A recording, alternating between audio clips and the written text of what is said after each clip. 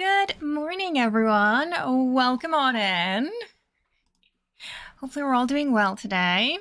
Hi, Monto. Hi, Sakura. Hi, Osman. I hope Kara. Gorbsby. How are we all doing this morning? It's a brand new week.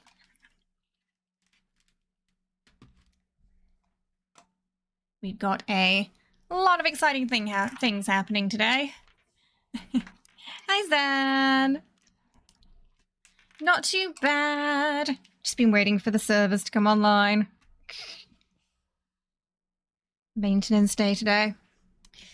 Oh, goodness me. I think I have a feeling we're getting closer to the version 6 update as well. So that might mean a live stream at some point, which we'll do a watch party of, if and when that happens. Osman, thank you so much for upgrading your membership to Aristocat there. Thank you so much. I appreciate it. Welcome. Yeah, do make sure you join our Discord as well for all those member benefits. Thank you so much. I appreciate it. Hi, Rennie. Hi, Ray. Welcome. Are the captions on? Oh, they're here, but they're not on. Thank you for letting me know. There we go. Okay, forgot to press start. Okay, forgot to press start. So while we're having a nap today, I'm just going to get everything Some people might ready appear on to be the awake. game side for us. So we're ready to pull and all that. There's a lot going on this morning. We've also got one of those like sort of mini rank purchase things where you can get some extra tickets from that we'll be going through as well. Yeah, it seems about, I'm thinking sort of towards the end of June, early July, most likely. Yeah, I'm thinking the same. Maybe after this multi? We'll have to wait and see, won't we?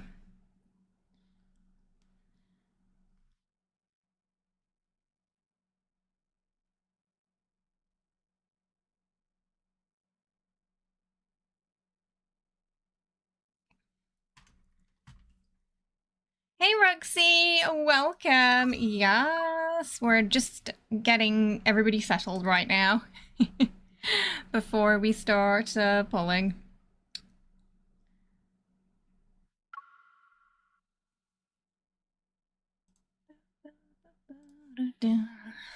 No, yes, one of them is definitely Titanic. I'm wondering if they're going to go... So most of them, I think most of the films have a depressing ending. Except maybe Pride and Prejudice.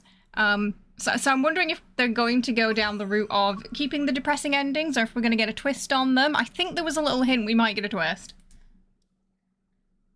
I'm scared, right? It's like, is it going to be happy and cute and fluffy, or are we getting depression? It's always hard to tell.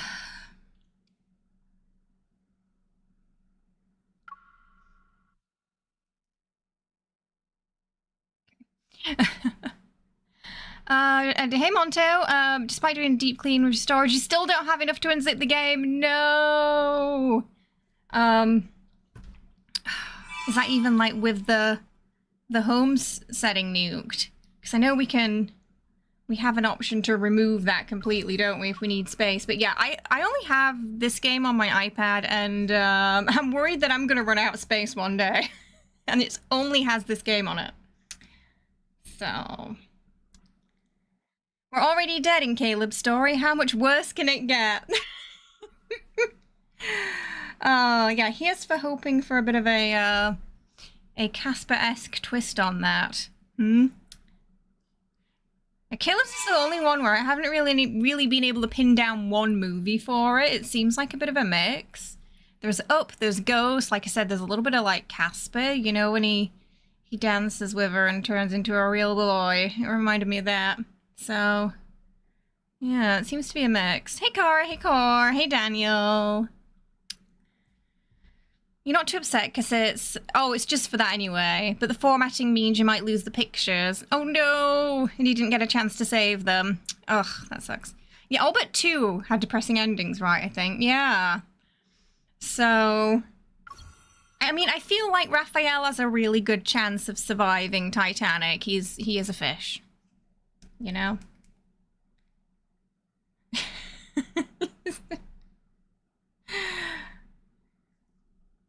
I'm sure he can withstand certain temperatures as well, so feeling a bit more confident about his, I think.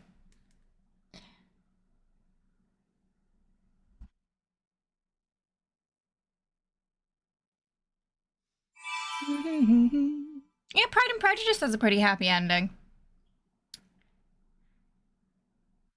I don't think anyone dies at the end of Casablanca. I mean, not the 2 lovers, at least. They do part ways. I think she goes back off to be with her husband. Yeah. She gets on the plane. Hey, Lana, welcome.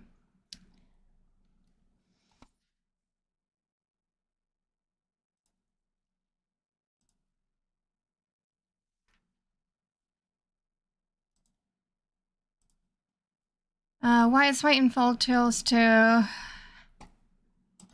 Wait, what? You're hoping to get Zayne's as well? Yeah, Zayne's looks really good. Yeah, Casablanca's just mostly heartache, isn't it? Yeah. And the end scene is its most famous, I would argue. I'd say most people haven't seen Casablanca, but they know the ending and the bar line.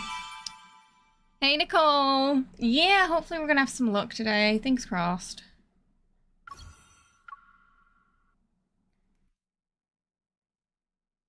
We shall see how it goes. I mean, Zayne's still in main story purgatory, isn't he? Hello, Clover. Welcome. Thank you for the raid. Hope you had a lovely stream today.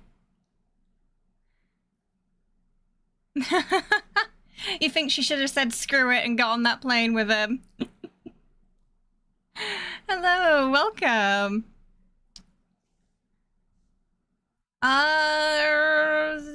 Probably just Sylus for the anything above R1.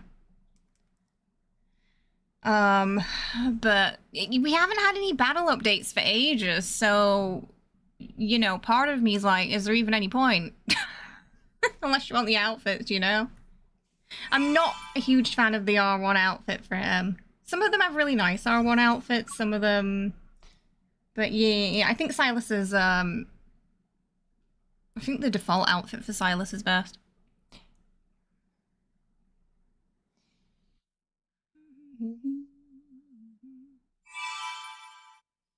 Okay. Hang on 1 second, chat.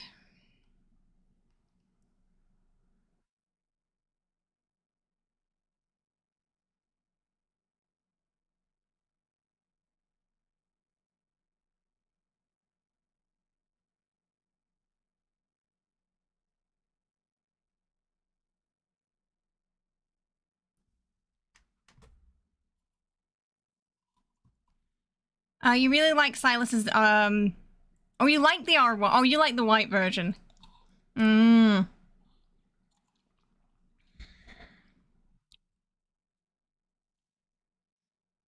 Oh, you want the crisp white.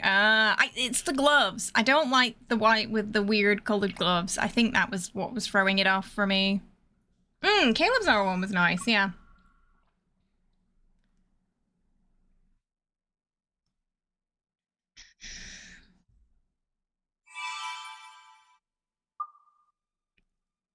Okay.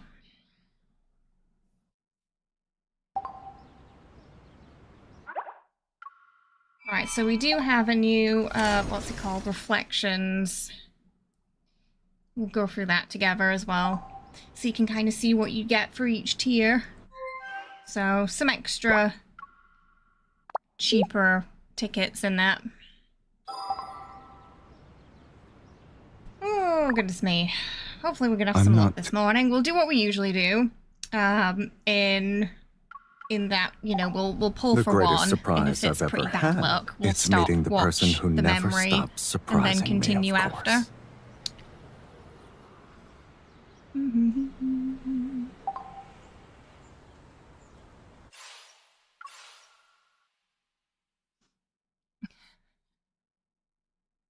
Xavier likes to R1 himself during multis a lot. For me, it's usually Caleb that ends up doing that. Even if we take him off the free picks, he'll still show up.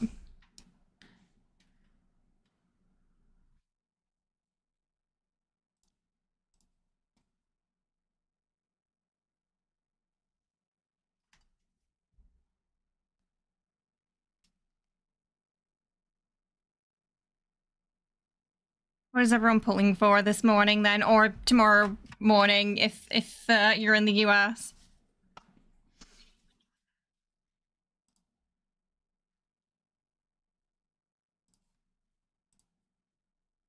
You know, it's very. I don't think have we had a Zayne? Have we even had Zayne pop up in the multi before? I don't think we have.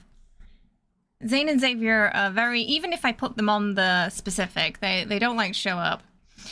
I don't know why. Last time we put Zayne on and we got Xavier.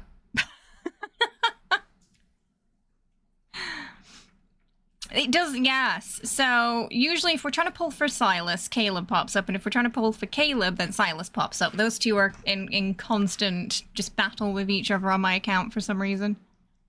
Hello, welcome. We do, they have British accents in this card. Yeah, Xavier and Zayne. So I think we're definitely gonna have to go for the Zayne one this morning. Yeah, they apparently. I think I hurt their feelings, Pink. Yeah, I think that's what it was.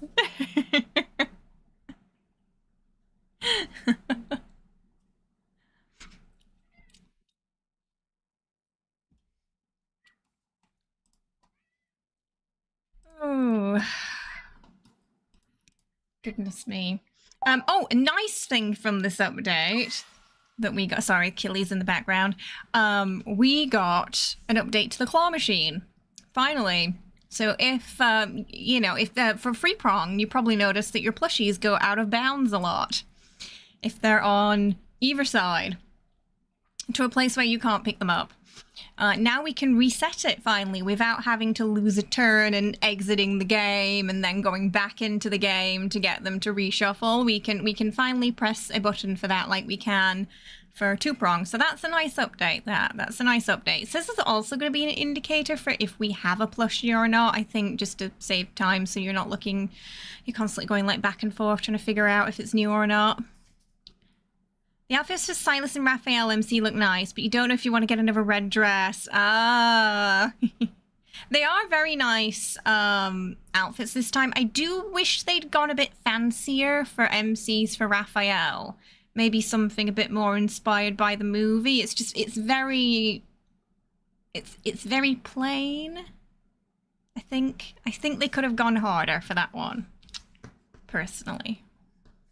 Because in the movie, she wears a lot of nice kind of outfits with a bit more frills on them as well. Yeah. You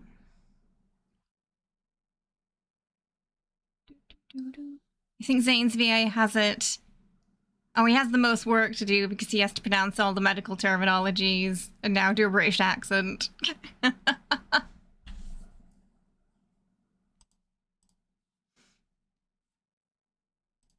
Yeah.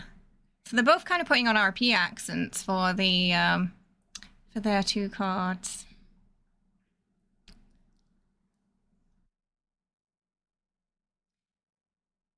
Yeah, Rose's outfits were way better. So I do wish they'd kind of taken a bit more inspiration from that era. It feels a bit more like 1920s because it's quite flat and plain. But yeah, not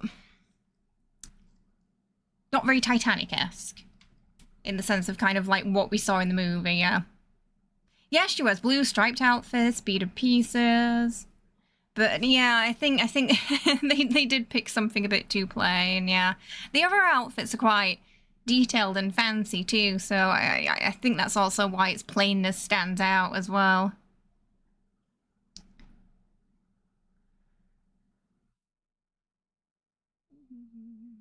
Xavier's getting a lot of ruffles though. Last year for the spring banner, we had like the ruffly romantic shirt, and he's getting another for the Romeo and Juliet card. It would have been really nice to have different hairstyles. Yeah, this would have been a great time to add some curly MC hairstyles. I don't know why they're allergic to curly hair. I don't know. Maybe there's some technicality there with the game engine, or just the size and physics of things. I don't know. But this would have been a really great time to have some nice curlier hairstyles. Yeah, even curly updos. I agree. Yeah. Fortunately, no new hair with this particular banner, sadly. Yeah. Oh, the promise. Yeah, the promise cards got announced very early.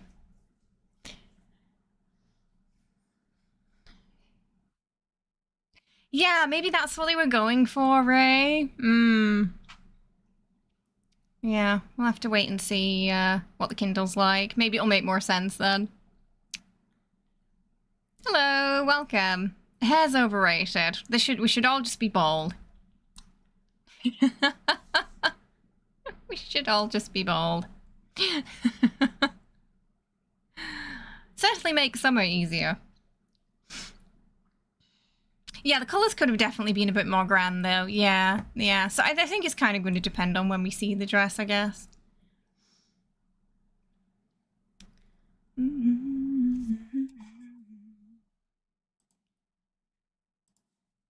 You're bald, but you'd rather have hair. You wanted Sylus with the slick. Oh, we are right. Oh, they could have gone hard with the lad's hairs as well. Yeah, we could have gotten slick back do's. Ugh. Maybe next time. Maybe next time. I do feel like multi should have different hairstyles. Especially if they're AU, you know? Like, go for it. It's liberating to have no hair. You just wish you were naturally bald. Oh, so you didn't have to keep shaving it. Hello, Fancy. How you doing? Welcome. Hello. You envy bald people when it comes to the washing? Like if you don't want to spend... So you can spend 5 minutes instead of 5 hours. Cheaper as well. Nice in the summer. Especially if you live somewhere humid, I guess. In Zayne Pride and Prejudice, they could have given him sideburns, says Pink. Yeah, giving him that full, like, the full look. Yeah. Yeah, that one definitely feels like it's more inspired by the Keira Knightley film than the Colin Firth adaptation, I think. But I would argue that that one's probably the most famous internationally anyway. Despite technically not being that old.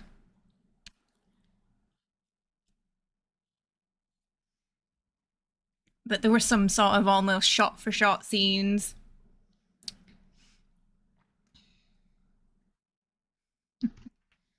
Summer's already very much here. Oh, goodness me. Alright, so we got the event to go through. We'll see if there's any messages. Oh, first we'll check out the, you know, extra goodies event first. Colin Firth is your Mr. Darcy. Hey, maybe after this it'll be Zayne. You never know. I am wondering if they're going to subvert it and kind of like switch the roles around, because they did a promo picture that was basically mirroring the promo for that movie, the Keira Knightley one, and they had them switch positions. It could just be because they wanted to focus on Zayne more, or it could be hinting at, you know, I don't know, maybe MC's going to be Mr. Darcy this time, you know? We'll see. Hello, welcome. Killy, go sit on your chair. Come on. Sit on your chair, Killy. Oh, good boy. You've not read or seen the movie? Wow, really? Not a single adaptation? Oh, then again, you grew up in Finland. In England, impossible. They will make you watch those adaptations in school. You can't avoid it growing up where I did. Killy! Go on, go sit on your chair. Go on, go sit on your chair. Good boy. He thinks if he goes there and comes back, it still counts. I think it might have been a series. Was it a series or a movie with Colin Firth? I forget. It might have been a series.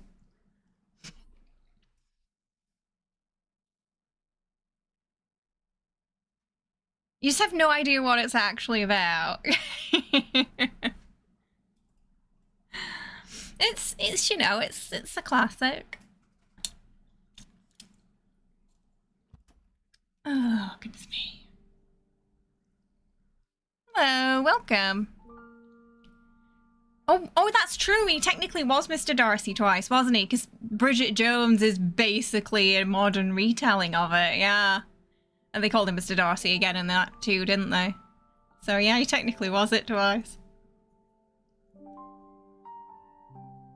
You've also, how have you not seen Titanic? That's another movie that I find very hard to avoid, even if you want to.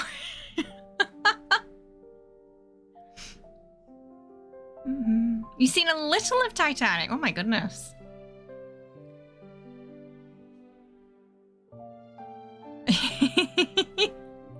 Killy's like, you rang.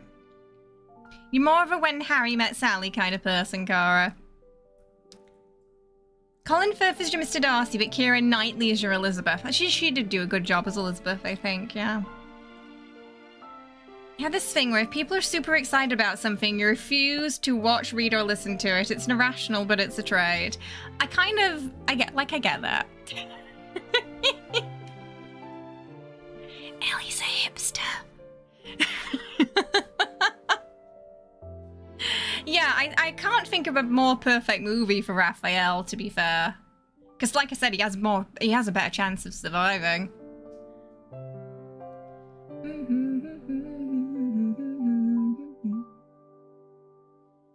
Base Slayer? Oh, hang on.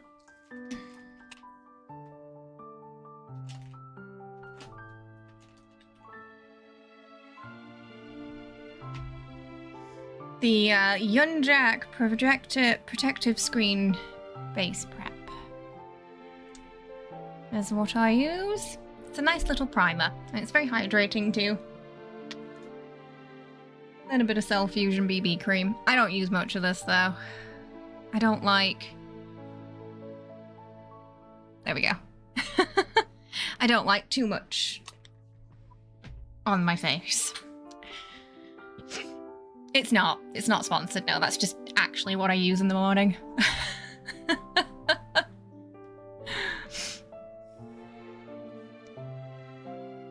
Yeah, I don't really like foundation much, so if I'm gonna wear any, it'll be a bit of BB cream.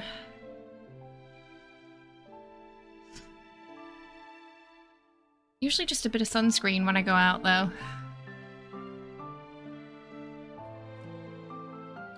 The primer again is called it's the Yunjak BB cream. Not primer. YUNJAC.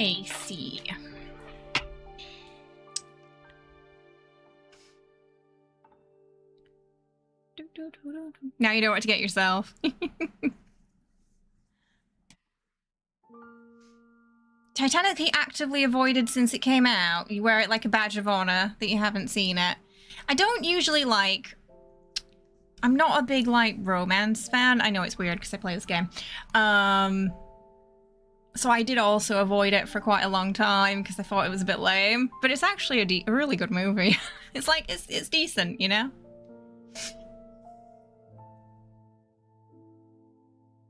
It's a bit of romance within a disaster movie.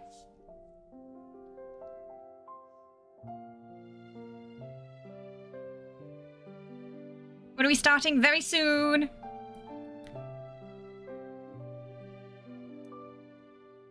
Yeah, that's it. Well, Ellie got it. Yeah, if you're... So... Yeah, especially if your skin doesn't react well to foundation, maybe try BB cream, because it's like skincare mixed in. Failing that, you know, just a nice base primer can glow up your skin, to be fair. Like, just if you just wear that primer, it'll give you a nice glowy base regardless. Hello, welcome. You only watch everything post-iceberg. Not sure what that says, but the effects were fantastic. Goodness me.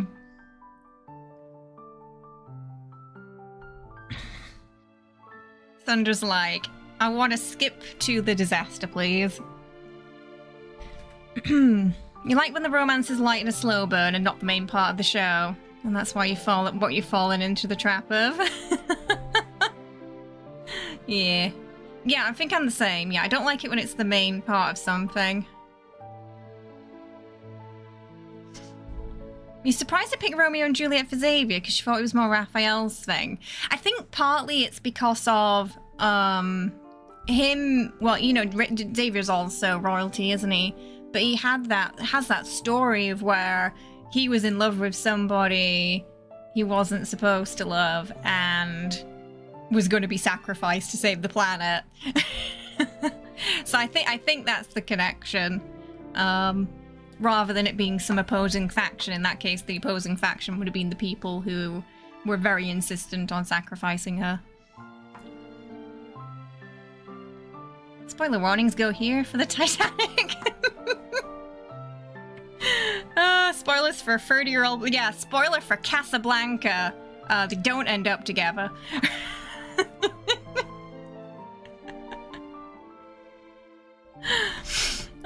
You've only had, like, what? How long? It's got to be over 60 years since that film came out, right? I did start Rebirth. I love it. I could pet the chocobos. I could ride the chocobos. There was Sephiroth at the beginning. I'm loving it. I'm loving it.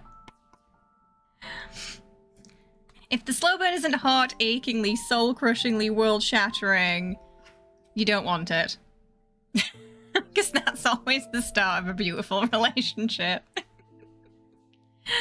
They're on sale right now. Yeah, Rebirth and Remake. It's a steal. You can get Crisis Core 2. It's like $20. I highly recommend.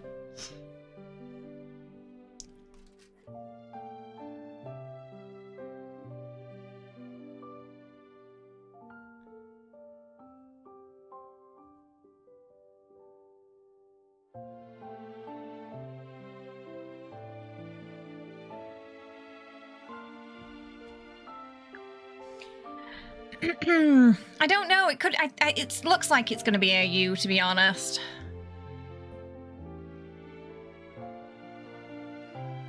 We'll have to wait and see, though. I mean, it's being advertised as sort of like they're making a film, but we'll see.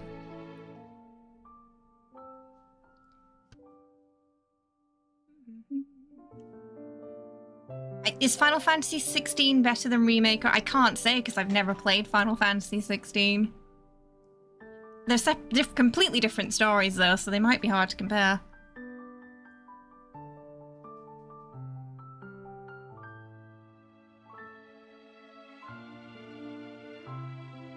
What the heck are you talking about?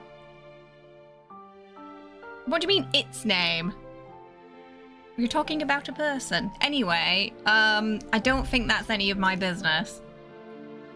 And it's got nothing to do with what we're doing today, so yeah, please keep, like, gossip about other streamers out of here. Like, it's not my business. Hello, welcome. Am I ready for Revelation? I will be soon when we finish. But yeah, no, I'm really excited for it. Final Fantasy 16 has a completely different story and combat style, so it's probably going to be hard to compare the two, to be fair. You've got boba chocolate milk. You're ready to see today's tragic story. I don't know. It's like, I'm hoping they're going to do a happy ending twist on some of these, but yeah, we'll have to wait and see. All right. Are we ready to start?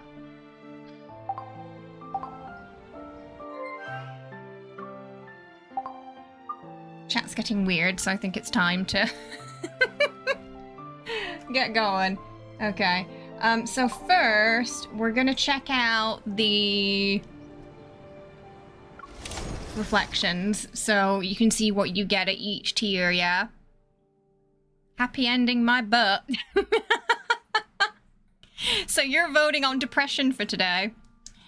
So they did bring out the packs again.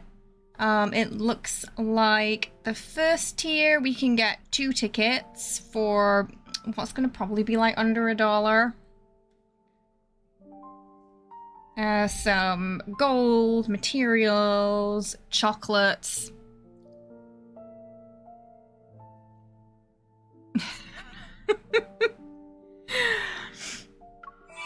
So we'll grab those first. I'm just going to move the camera while we're purchasing things. So first tier, probably under $1. Maybe like 50 cents.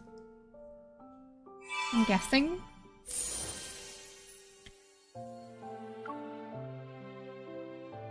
Oh. Helps to go in the right order. Alright, next tier.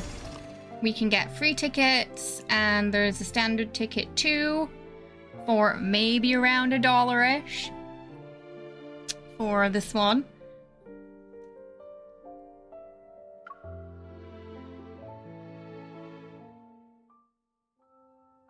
I'm guessing we'll get at least 10 tickets.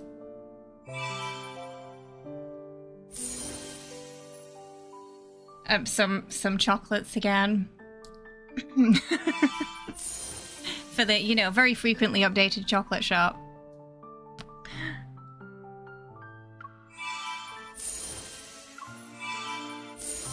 Yes. To be fair, the order's a bit wibbly wobbly. Okay, next tier. Probably around like $1.5 to $2, I think. I'm doing some quick maths on this. Yeah, usually it's a pretty good deal for these ones. So, like, you know, if you're not gonna get the normal packs, like, this is usually worth it at least. Six tickets for this spot. How many have we had so far? I've lost count. I think we're gonna get maybe you're gonna get 15 to 20. Got a gold magnet as well this time.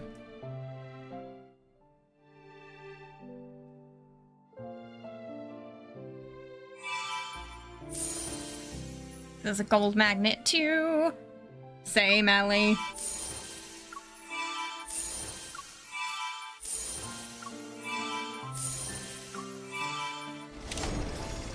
And for, I think this might be the last tier. 7 tickets. And a purple heart. Plus some gold material there as well. For like $3 to $4, I think. People said that this multi so far, with it coming out before... Yeah, so I'm also worried, Pink. So we've had this multi and all this stuff, and bear in mind there's a clothes pack as well that I think costs money, not diamonds. Then the MC outfit diamonds. And this isn't part of update 6.0.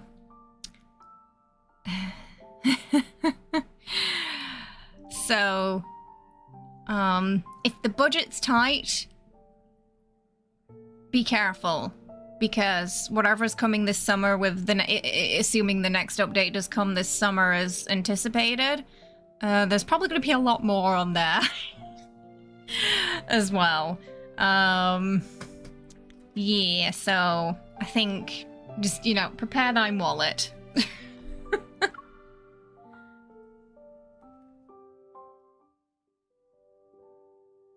Because this last time, I don't think we had so much before that, did we? So it was kind of a weird... It's kind of a weird year, and then we've likely got myths, a new set of myths coming at some point too. So God knows what they're planning right now.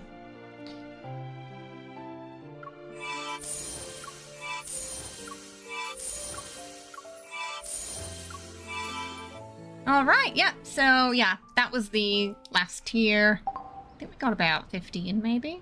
12 to 15.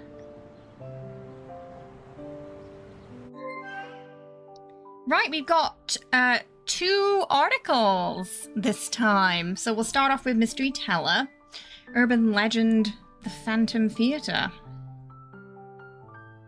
Submitted by an anonymous user. It's like a creepypasta. A while back, a friend of mine from my movie club told me that theatre was back. Hang on, let me get the mic a bit closer. I always sit a bit further away when we're on the iPad. Since high school, some said it appeared at hang on, sorry, I'll start again. A while back, a friend from my movie club told me that theatre was back. I'd heard legends about that theatre since high school. Some said it appeared at random locations around the city, seeking viewers it had a connection with. Others said its doors were like a monster's mouth that swallowed anyone who passed by. A few bold classmates went looking for it back then, but they all came back empty-handed.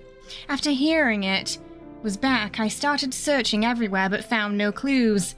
One night I was freezing and starving from my stakeout and feeling pretty discouraged. I gave up and went to a private theatre nearby I used to frequent. Maybe it had been too long since my last visit, but the decor looked nothing like what I remembered. The box office clerk gave me a unique paper ticket stub, and the ticket checker was distinctly dressed, very graceful and speaking like someone straight out of a film. I remember feeling pleased for them. Their business had always been lukewarm, but it was so nice to see that they were finally learning how to market themselves. I was the only one at the midnight screening that day.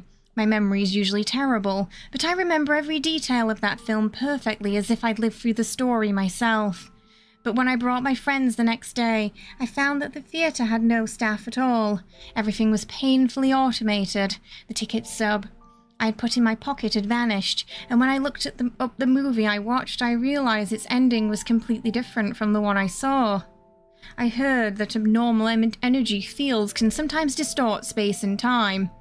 This is the most reasonable explanation I can come up with. Has anyone else encountered that theatre or heard anything about it? Ooh.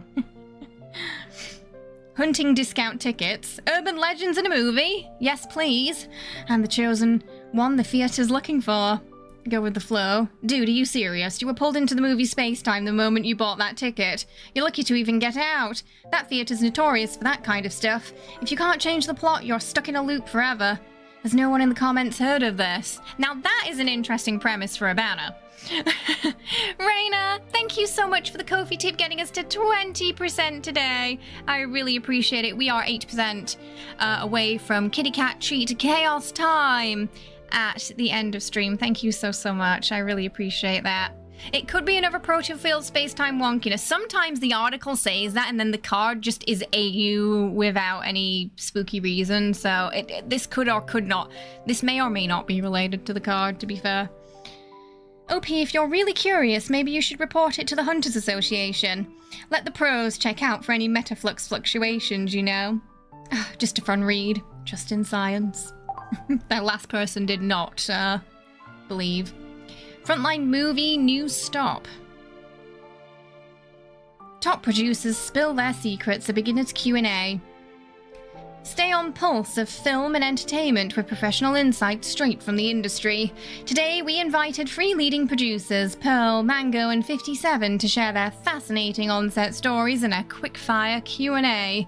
Don't miss out on these pro tips. To all aspiring producers out there, grab your notebooks and let's dive in. Question: why did you choose to become a producer?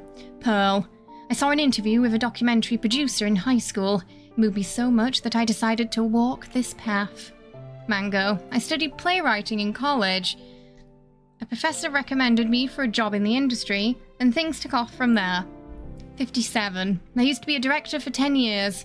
I wanted to challenge myself with a new role. Hey Lunar, welcome! Oh no, it's taking up too much storage on your phone. Oh goodness, I hope you can find a way to get it working again. Oh, but yeah, it's getting chunkier and chunkier. I think this was like a 3 GB update. Dread to think what 6.0 is going to be. Oh my goodness, Ellie as well. Thank you so much, Ellie, for the Ko-fi tip. Getting us to 40%. We are almost halfway to Kitty Cat Treat Chaos time at the end of stream today. Thank you so, so much. I really appreciate it. Thank you. Pink says they recommend an iPad. It works really good on the iPad Air. Yes, if it is within the budget, I highly recommend. I ended up getting an iPad for... It's just for this. When I heard rumors of a home system being added, and it ended up being a good decision in the end. Because before that, the emulator was having some trouble with it. But outside of that, emulator. There's an emulator called Moo that's pretty good. You could use that if you can get it on your PC maybe as a sort of last resort. What's the most important skill for a producer? Pearl, as someone who needs secure funding, build a team from scratch and mediate towards all parties, communication skills are absolutely crucial. Especially the ability to make others believe in you. It's kind of a charisma, I guess. Mango, I think it's the ability to think on your feet. After all, the producer is the one who makes the final call on everything. You decide what gets done and to what extent. Anyone else can hesitate, but the producer can't. Ah, the stressy job. 57. The ability to raise funds and coordinate resources. People often say producers are the ones who bring everyone together. So, how well can you pull that off is a real test of your skills. So, this is also a collaboration they're having with the Shanghai Film Institute as well. This entire banner. So it is they're having a festival right now, so this banner is overlapping the film festival at the moment. You needed a tablet too, yeah. It's fun to draw on the pen as well. Oh yeah, I bet the journal's good with the pen, right? Yeah. You have an old iPad and the pen and it's fun to doodle with Procreate. What personal quality has benefited you the most in your work? Pearl, confidence. If you don't believe in yourself, how do you convince investors to fund you? Get a director to shoot the film, or have a crew trust your decisions. Mango, vision and taste. The scripts I pick have always performed well. Investors back my projects long-term simply because they trust my eye. 57. I wouldn't call it a quality, but I built up a lot of connections back when I was a director, and that was the biggest help when I switched careers. Question. What's the most fulfilling moment of your career so far? Pearl. Going against the grain to hire a rookie screenwriter and a rookie director. The film ended up winning a major award, and I successfully helped those young talents get recognition they deserved. Mango, running into a former junior from school who told me I was the reason she committed to this career. I was incredibly moved and felt that all my perseverance finally meant something. 57. Having the first film I ever produced be well received and loved by everyone. And receiving encouraging messages from my longtime fans. Any words of wisdom for newcomers? Anyone with a dream is amazing. Less stressing, more sleeping. Get some sleep. Good luck if you're a producer. It's never too late to start as long as you want to do it. Very helpful. Looks like we can share these with the lads as well. So we'll read the comments and then do that and see what they say about these articles. Yeah, it's a pretty interesting collab, I think. Yeah, one thing this game often has is very interesting collaborations with like cultural heritage institutes and things like that. Like the birthday collabs have been fun too for Sylus, as they hosted a self-defense class, which I thought was great. I think, wasn't there some like, mental health advocacy thing for Caleb's as well. Ollie, thank you so much for the Ko-fi tip, getting us to 60% today and on our way to Kitty Cat Treat Chaos Time at the end of stream. Thank you so much. I really appreciate that. I hope you're doing well today. We've got a wild pineapple. Industry newbie here. Hope I can become an amazing producer like you one day. Just chillin'. I can relate. Every day is chasing resources, pitching projects, networking. Set hero. After becoming a producer, I've taken the blame for so many things that I've turned into a sturdy old turtle. Why is my cat so loud? Fellow film worker here. Huge shout out to all the producers out there and all my colleagues. You're incredible. And they got a cute little picture of a corgi. Right. We'll send it to everybody.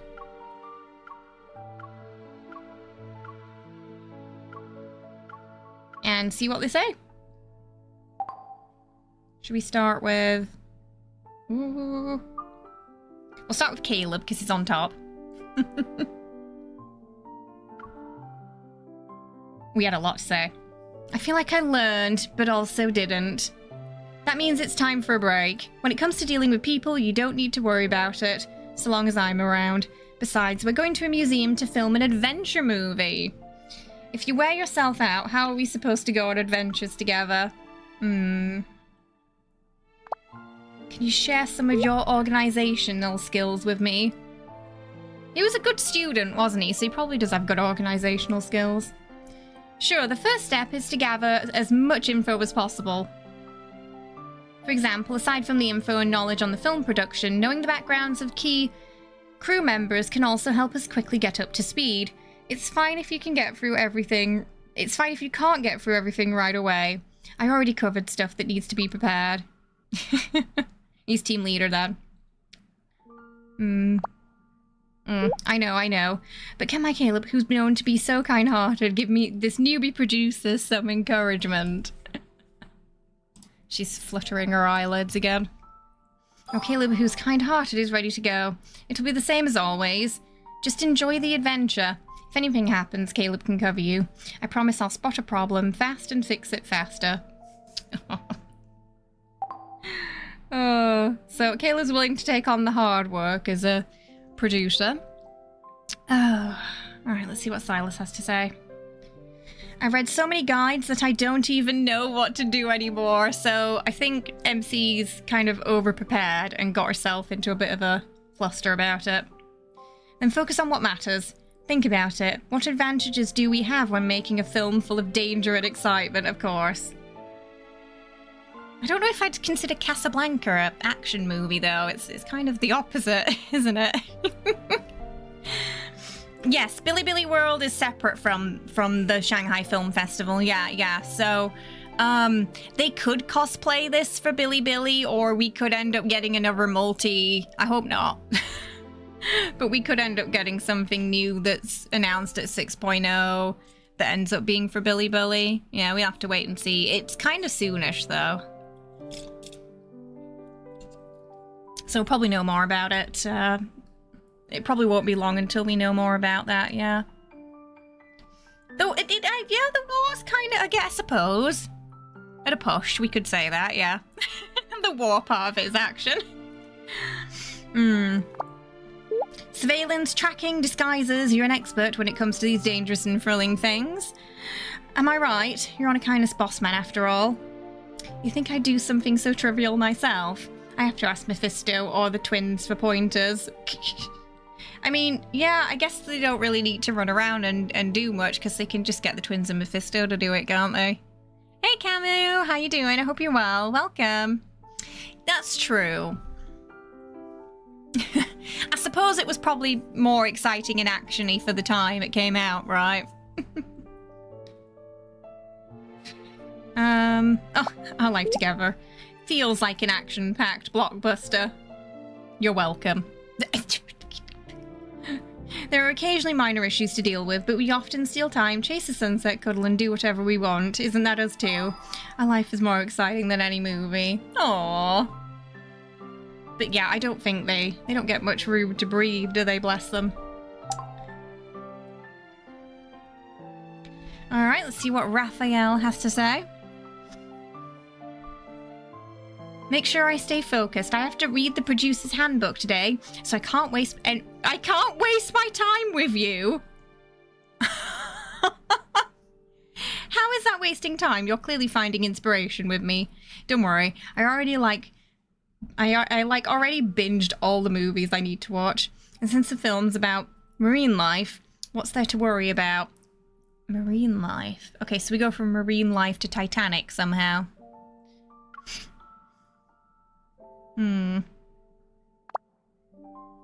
Oh, okay. Oh, then I have to ask. Rafayel, what kind of inspiration did you find? The highlight shots, content, movie poster, composition, colour palette, atmosphere. Rafayel, I'm begging you to use punctuation. He types like a teenager. I already had ideas when we were walking around. When it comes to art, I'm a pro. Okay, this will be our first movie we create together. You're going to love it regardless of the final cut, right? Just go for it, don't worry.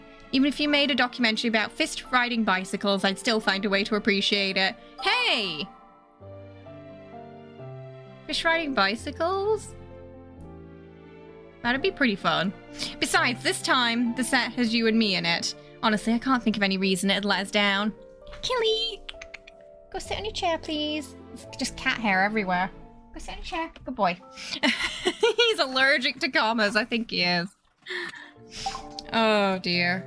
Right, okay, we got Zayne. Zayne, help me. I feel like she says that when, it's like, you know, it's like... Zany, oh buddy, oh pal, fluttering the eyelashes a little bit. Help me summarize the article's content. Deep learning in progress. Zany just finished reading the script while reviewing information. Zane AI now. While reviewing information related to forensic medicine. I'm also planning to skim through a few classic movie mystery novels later. Movie mystery novels? Okay, how do we get from there to Pride and Prejudice? Bonnie and Clyde could have totally worked for Sylus MC. Yeah, it could have. Production, forensic medicine, mystery. You are already covered all three. Your efficiency is terrifying. You can save that enthusiasm for later. When the director walks us through the scene, you can play it naturally and show me how it's done. Analyzing. That way, genuine acting is covered as well. Thankfully, our debut film is a mystery movie. When it comes to anything that requires logic, I'll just lean on my fellow producer. Fortunately, I'm strong enough to walk on to the set even if you're leaning on me. But are you sure you want that to be everyone's first impression of you? So I feel like the movie thing is good. I am feeling like the cards are going to be AU, and whatever they're doing in the event is going to be a slightly different movie, because I don't know. I would never have considered Pride and Prejudice a movie mystery. You know, and I do feel like Casablanca isn't really an action film, so... So I'm thinking they're gonna be separate. Oh, I would love a D&D banner set in like a fantasy world. That would be amazing. Yeah. Okay, Xavier. Took notes, so I hope we'll have a good start. I also found a beginner's guide for producers. 1. Name at least one reason why your partner is trustworthy. Sad face!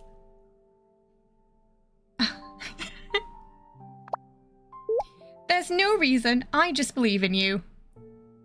Oh, he's happy now. I have received your faith. Your partner is ready. He also comes with many horror movies under his belt and plenty of monster fighting experience. He's prepared to eliminate any obstacle with you. Oh, a horror movie?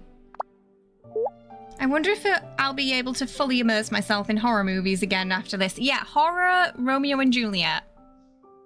Yeah, these have to be separate. Once you know how horror movies are made, I kind of wish they'd gone with the concepts in the text messages now. Like, imagine if we had, like, if they'd covered different genres. That would have been fun. Once you know how horror movies are made, they probably won't be scary anymore, but there's another possibility. If we actually capture something unexpected on camera this time, and if horror movies aren't entirely fiction, does thinking about it like that make you feel better? They did have a Pride, Prejudice and Zombies. So why not Romeo and Juliet and zombies? Yeah, so I'm curious if that's going to tie in at all, to be fair. I really am. Alright, time for the event! Let's see how it all ties together.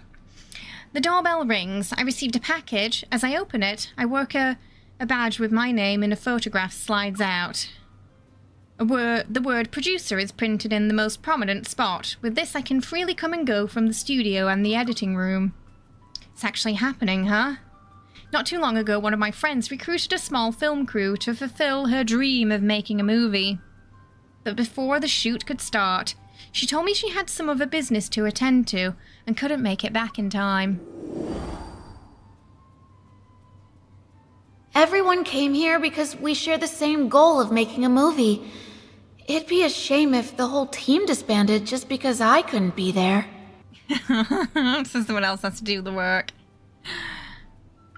The crew is professional. They just need someone who can call the shots when necessary. Please, I've thought long and hard about this, and you're the only one I trust. Emotional blackmail. You still need a horror Halloween banner. That would be great. Because I think there's also sort of a ghost festival, isn't there? Or something like that in China that's like happens over the summer. So I guess like their version of Halloween would be maybe next month or the month out. I can't remember if it was in July or August. Because they don't really do Halloween there. You're confused because MC's clearly in her apartment, but we have the house feature. It seems to be somewhat separate from the story. Yeah, maybe the house is something that happens after the main story. You won't have to worry about funding. And it doesn't matter how the final product turns out, I promise. What's important is enjoying the process of creating something together. It might be a once-in-a-lifetime experience. If you say so, friend. I'm pretty sure if we fudged it up, though, she'd be upset. Hey, Wriggle, welcome! As if afraid I'd back out, she rushed through all the paperwork and transferred the role to me before I could say another word. I'm not doing this alone, though. I accepted the request because he promised to be there with me. I glance at the package and pull out another finely crafted work badge. Okay, this is where we pick who's going with us. Let's bring Sylus.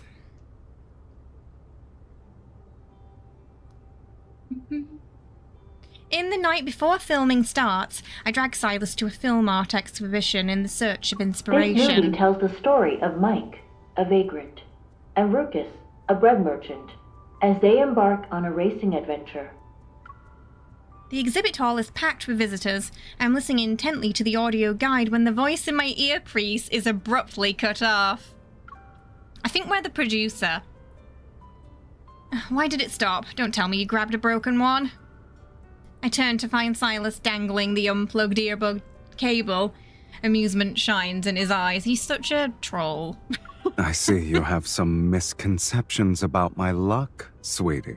You don't think listening to these is a waste of time? We need to find suitable references among these works. Wouldn't listening to the summaries be faster? By references, do you mean summarizing every film's plot using the same cookie-cutter template? This movie tells the story of Lucy and Jack, a married couple who reveal each other's secrets. Realizing his monotonous tone was killing my creative flow, I quickly interrupt him. Okay. When you put it that way, my desire to keep listening dies a little. In that case, we'll clear our minds. He's also a bit of a cat, isn't he? He's like, you were paying more attention to this thing than me, so let's put that thing down. Oh, goodness me. Maybe this is how we get the movie cards. Yeah, sometimes we have an event and like it doesn't quite directly tie into the memories, I've noticed, so it could be like that again, or we could get Casablanca name dropped. We'll see. The texts were really opposite to what the memories are. Like for Xavier, it was horror. So I wouldn't really consider Romeo and Juliet a horror. follow his gaze to the center of the exhibition hall, where the holographic device automatically generates films based on the viewer's characteristics. So we'll create our own template instead of relying on others. Using my quick reflexes, I push Sylus into the holographic device recognition area. Since we're making a dangerous and thrilling film, using you as a reference is perfect. I need you to make a small sacrifice and stand there for a bit. Don't forget that the film we're making has 2 main characters. Oh, I guess they're producing and acting then. Before I can move my arm pressed against his back, he grabs my wrist and pulls me into the circular recognition area In too. these sort of films, there's always a scene where someone drags another person down with them. I see. We don't need this device. You alone are an endless source of inspiration. However, after successfully recognizing the main characters, the display fails to load, just as I'm about to try This again. device can only be used after listening to the film commentary. So it's a package deal? Now what? Do we keep listening to the boring commentary? Or would you rather keep squeezing inspiration out of me? Was there any need to whisper that? I don't think so, sir. Without any hesitation, I toss the audio guide into the return box in the front of the device and link arms with him. Neither. When I stepped into the device, my head was filled with images. Gang shootouts. Life on the run. That just sound like Bonnie and Clyde. And I have a certain someone to thank for the chance to experience all of that firsthand. A small smile tugs at Sylus's lips, and he gently pats my head. Even the most thrilling things can get a little dull.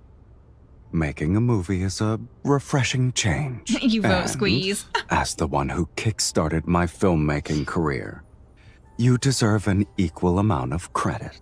You think if we're acting, then damn, that means Raf and MC got the budget to recreate the Titanic and sink a whole boat. I mean, to be fair, he has the funds for that, so... He's got the money. I think he would, yeah. He's got, yeah.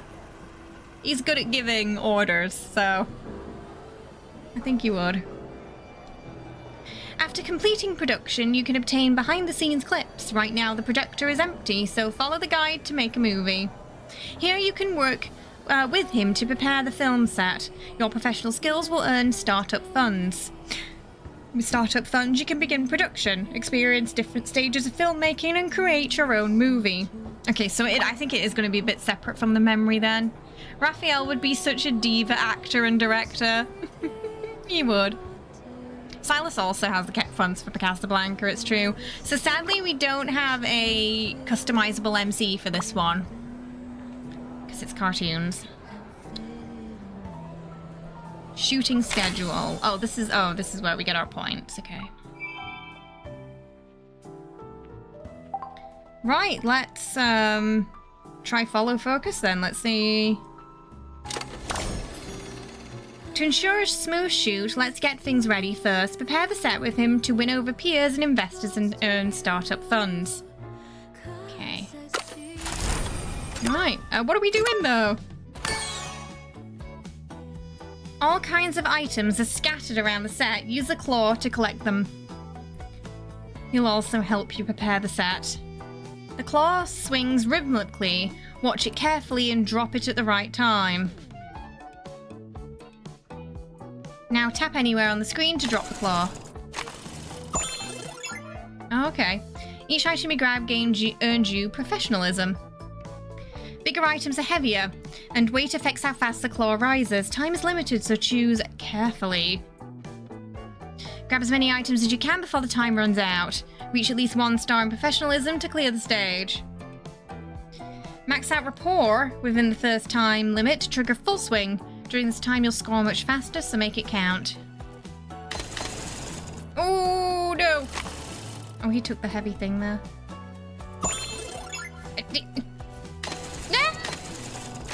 Okay. There's a rock. Nah! I can't grab this tiny thing.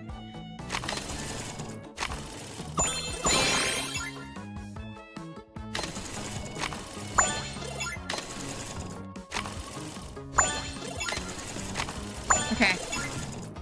are you picking up rocks, sir? Do we need the rocks?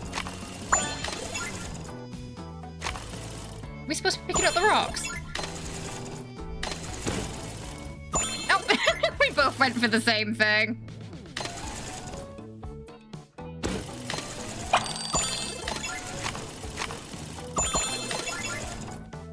Okay, I guess we need the rocks too, huh? No! Okay, we got 3 stars there. Okay, so... right. We can get 300k today. So let's check out the next stage. Ooh, okay, there's some...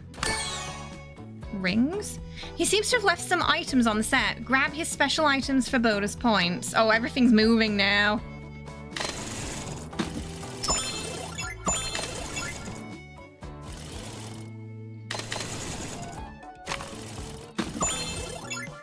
He's much better at this than I am.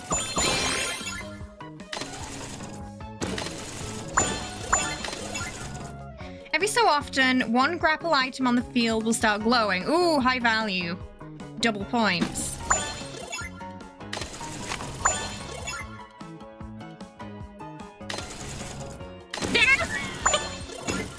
Picked up the box instead.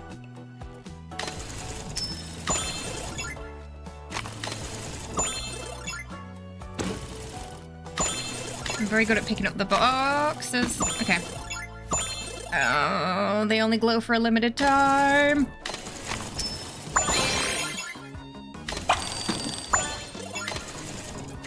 Well, it has 2 items on it, this one.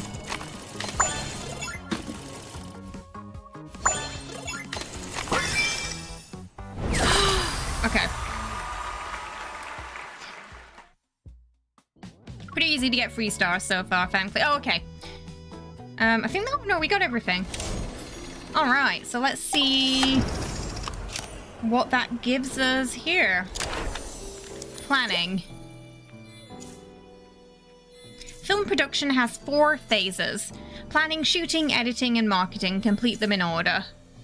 Your choices in each stage affect your production style stats. Build up specific styles to unlock the corresponding behind-the-scenes content. Okay.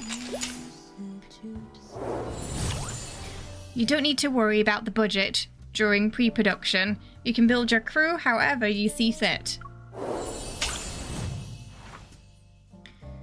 Okay, emergencies can happen on set. Swipe left or right to choose how you respond. Your choices will increase the stats in different production styles. Work to raise these stats and unlock behind-the-scene footage you want. Okay.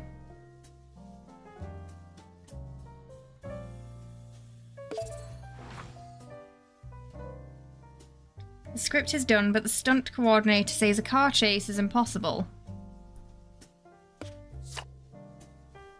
Easy. Don't tell me you decided to step in. Let's revise the script one more time. The set designer has always dreamed of acting and offers to be an unpaid extra. The crew gathers for the first meeting. How should I introduce myself? Be professional.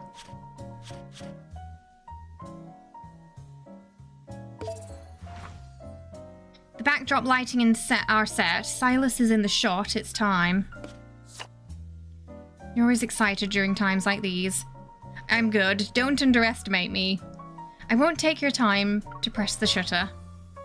A key selling point is unrealistic but changing. It would ruin the appeal. Edit it, keep it.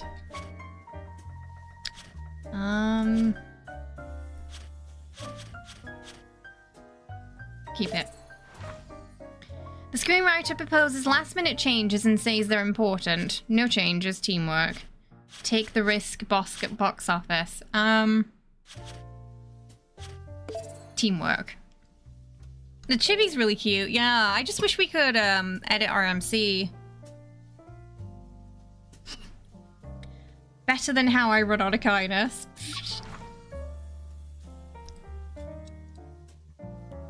The director and stunt coordinator need to see the fight scenes feasibly. You don't look like you're ready for a fight. Studying your muscles is how I'll prepare. I bet she does. Assessing my strength, take a good look. They say 20 other films like this are already in development. Now what? Release early? Be more creative. Be more creative. As a producer, which quality do I value the most in myself? Taste? Resilience. Let's go resilience. After 18 auditions, the weary director needs help escaping a clingy actor. Finally got rid of him. Was he even screened? Yeah. All these photos remind me of wanted posters. The posters tell you more truth than CVs. The makeup artist and photographer are blaming each other for the bad shots. Resolve the conflict or change it. Resolve the conflict. A social media platform wants their virtual idol to have a role in the movie. Virtual idol. Refuse. Realistic weapon props might be confiscated during transit. Ask on a kindness. Ask on a kindness. On a kindness can provide the people and cars. Deliveries will be on time no matter what. Somehow that makes me even more worried. Okay. Not bad, hopefully. You can tap a cleared stage to replay it, and your production style stats will be refreshed to reflect your latest choices, so you can change that later. If you want, you don't have to worry about it too much. So what do we get? I don't think we got anything yet.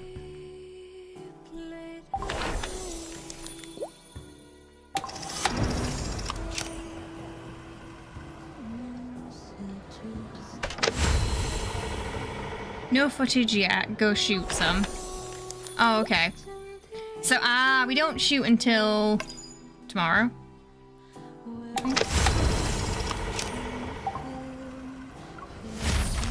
Oh, we can also watch chapter 1.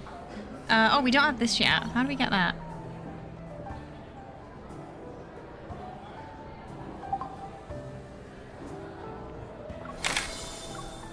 Okay. There we go. Let's watch chapter 1. And then we're pulling, I guess. In the robe already. Because of the pre-production tasks we've been juggling non-stop lately, Sylus and I have thrown our sleep schedules out of the window. To reclaim some quality sleep, I ordered a bunch of aids online. We don't have this outfit, right? I don't think they gave us this. Aromatherapy, candles, and this. Leaning against the headboard, Sylus gives the bowl-shaped object in my hand a sidelong glance before drawing. If you're looking for kindness, shouldn't you be seeking out the charitable? I'm afraid you've come to the wrong place. Sylus chest supremacy, oh my goodness. It did. Oh, that was really fast, game. Seeing him unmoved, I scoot closer and press the mallet into his palm, and then I guide his hand to strike the singing bowl. Doesn't it sound nice? Maybe you should consider expanding your musical repertoire and picking up a new instrument. It's more convenient than a pipe organ, and it's not picky about where you play it, so whenever you get the urge... You mean when you can't sleep? Not bad. You catch on quick. An amused smile tugs at the corner of his lips as he leisurely twirls the mallet between his fingers. Are you sure you want me to do the striking? Let's be clear about one thing. I can't always control my strength. This is going to be like a one-use thing. Recalling how he knocked someone out with a cold with a single punch in the ring, I immediately abandoned that idea. Never mind. I'd rather my eardrums stay where they are. This probably doesn't suit you anyway. Oh, what did she say? Let's try something else. Just as my hand reaches for the diffuser, an unstoppable force intercepts and pulls me under the blanket. That's enough experimenting for the day. Lulling you to sleep doesn't require all this preparation. A sense of foreboding flickers through my mind. I raise my hand to cover his mouth before taking the chance to bury my face in the crook of his neck. I'm sleepy. Too bad your lullaby has to be used for another time. That's what NyQuil's for. Oh, goodness me. I'm just about to pull the blanket over my head. My phone lights up, and with actor profiles the director sent. They have, haven't they, Ping? They've been very busy. One of them, the supporting actors, has a scheduling conflict. We found a last-minute replacement, so please look over the resumes. Problems are still popping up before we start filming. I really can't let my guard down for a moment. Too lazy to get up and move elsewhere. I prop my phone up against Sylus's chin and start reviewing the documents. Like how she's just using him as a phone stand. This actor might actually be a good Lulling fit. you to sleep and doubling as a phone stand. I didn't know I had so many household-related features. A few more are still in development. Please wait for the updates. That won't be necessary. A new feature is ready to be tested right now. Oh dear. Swirling black-red energy takes the phone from my hand and tosses it onto the sofa. You call this a new feature? A forced shutdown? It's not just for a phone. You too. A cool palm promptly covers my eye while the arm cushioning my neck draws me in closer into an Unless embrace. you want to show up at the shoot tomorrow with dark circles under your eyes. Behave. She is on her phone a lot. Drowsiness quietly creeps in and I can't help but yawn. Maybe it's because this familiar warmth has dispelled my restless thoughts. If I knew this would happen, I wouldn't have wasted my time trying those sleep aids. It turns out you're the most effective one. Oh, okay, so he's basically in charge of looking after the producer at this point and making sure she sleeps. They've not even started it yet and she's already losing sleep. Okay, right, so we'll just get the activity points real quick like.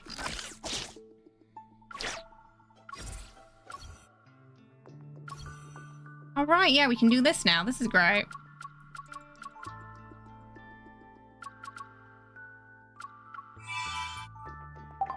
That's really nice.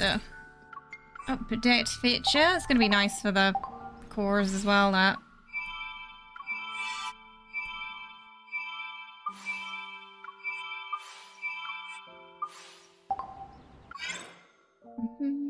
I think my cores are full, actually.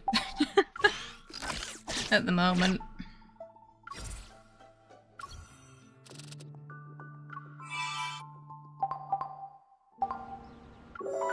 Just...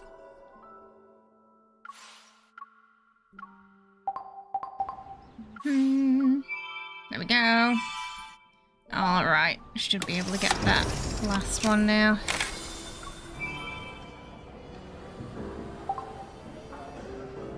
Okay. Right. Let's get these. Ding ding. Oh no! Okay, oh, we should be able to get more soon. Or is one of them like share it?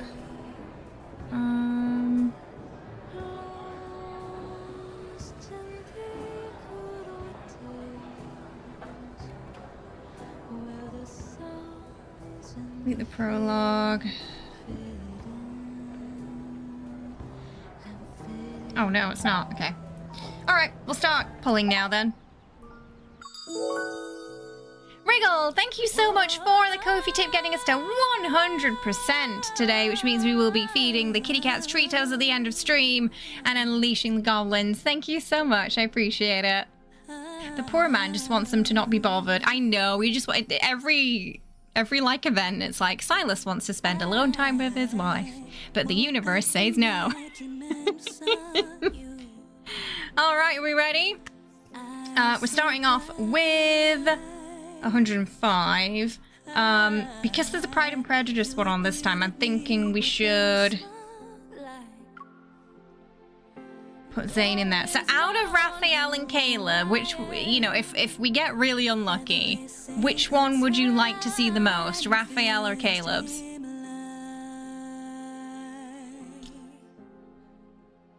Out of those two, just if we get a worst case scenario. We got one vote for Raph already. Caleb. Can't decide. Caleb. Raph. Also can't decide. Fishy. Got 3 votes for both right now. You don't know what Caleb's it. Right. You're curious about it, so it might change. You might change your mind. Ooh, okay. Raph. Oh, it's a hard choice. Okay, Fishy's winning so far. I'm hoping we can get both, but this is just, you know, just in case. Xavier.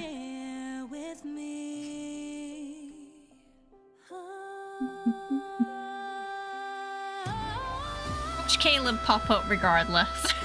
Raph? Okay. Alright, we're gonna start off with these then. Put a precise on Sylus.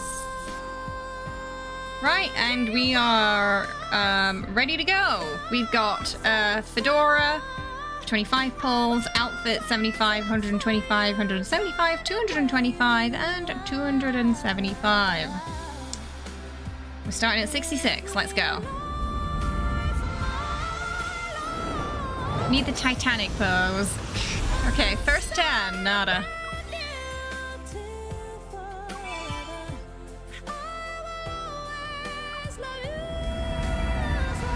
Oh. Oh, okay. 20. Is it gonna be an event? Is it gonna be an event card?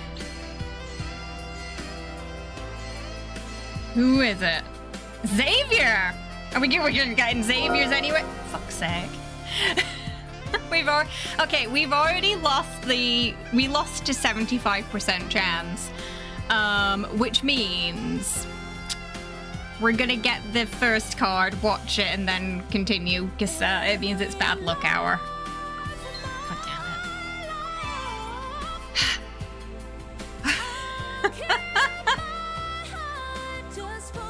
If it was an event card, it wouldn't be that bad.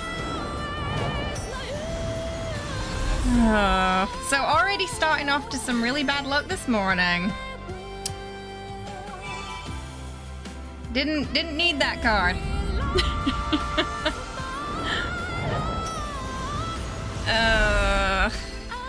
To the dungeon with him. Oh, damn it. We're gonna go straight through the diamonds today. The reruns are coming too.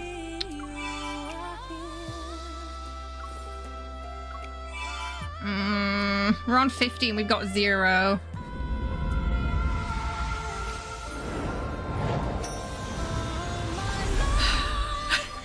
It's bad. Oh, I'm getting Silver Wing Fiend flashbacks. I think it might be okay, this is gonna be Sylus's. Am I gonna punish him for it? Absolutely. Not even a double. Alright. Well, there's the precise one. Okay.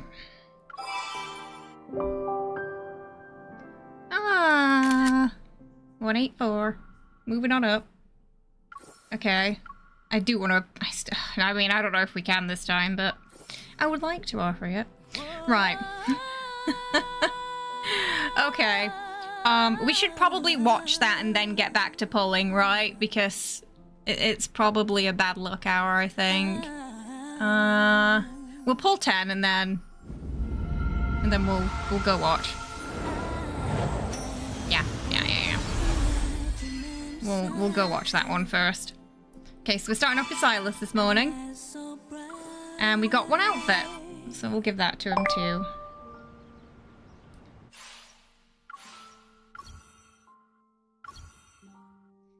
Bum, bum, bum. Now, I think we've got to pair this with the fedora, right? I'm not too busy, right?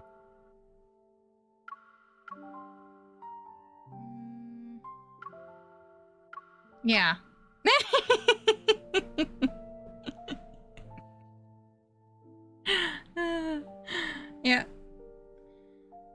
Oh, there's also that. Kind of. It's a bit too bedazzled. That's the one they put in the promo picture, and it really should have been this one. I'm in a good mood today. Maybe it's because the brim of this hat is blocking that annoying sunlight.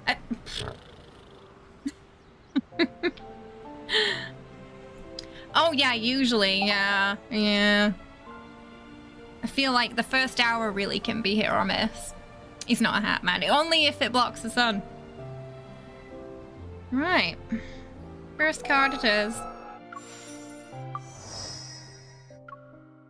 Of all the doors in all this city, you chose the one that leads to me.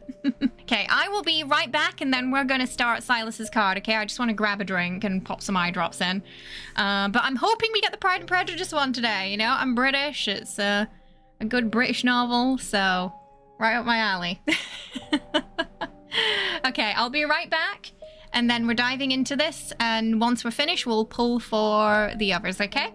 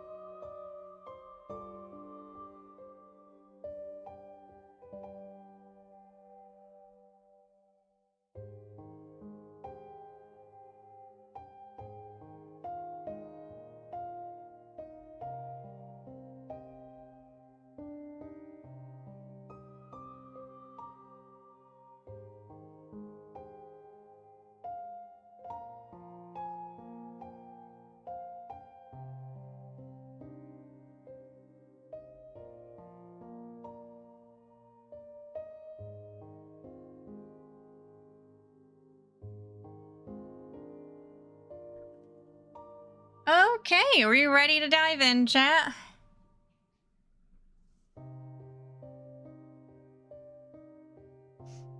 First card of the day.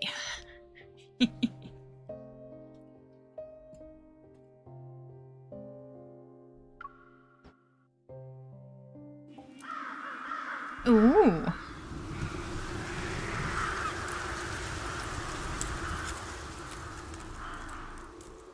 am I? The blood-red sunset pierces my eyes. I look down to find the ground covered with withered plants. Hey, Gilby, welcome. I lift my long skirt, freeing the hem from the sharp thorns.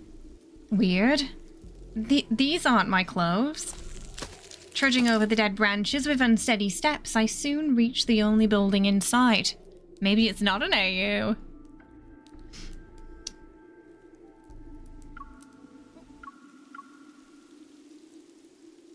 Oh no.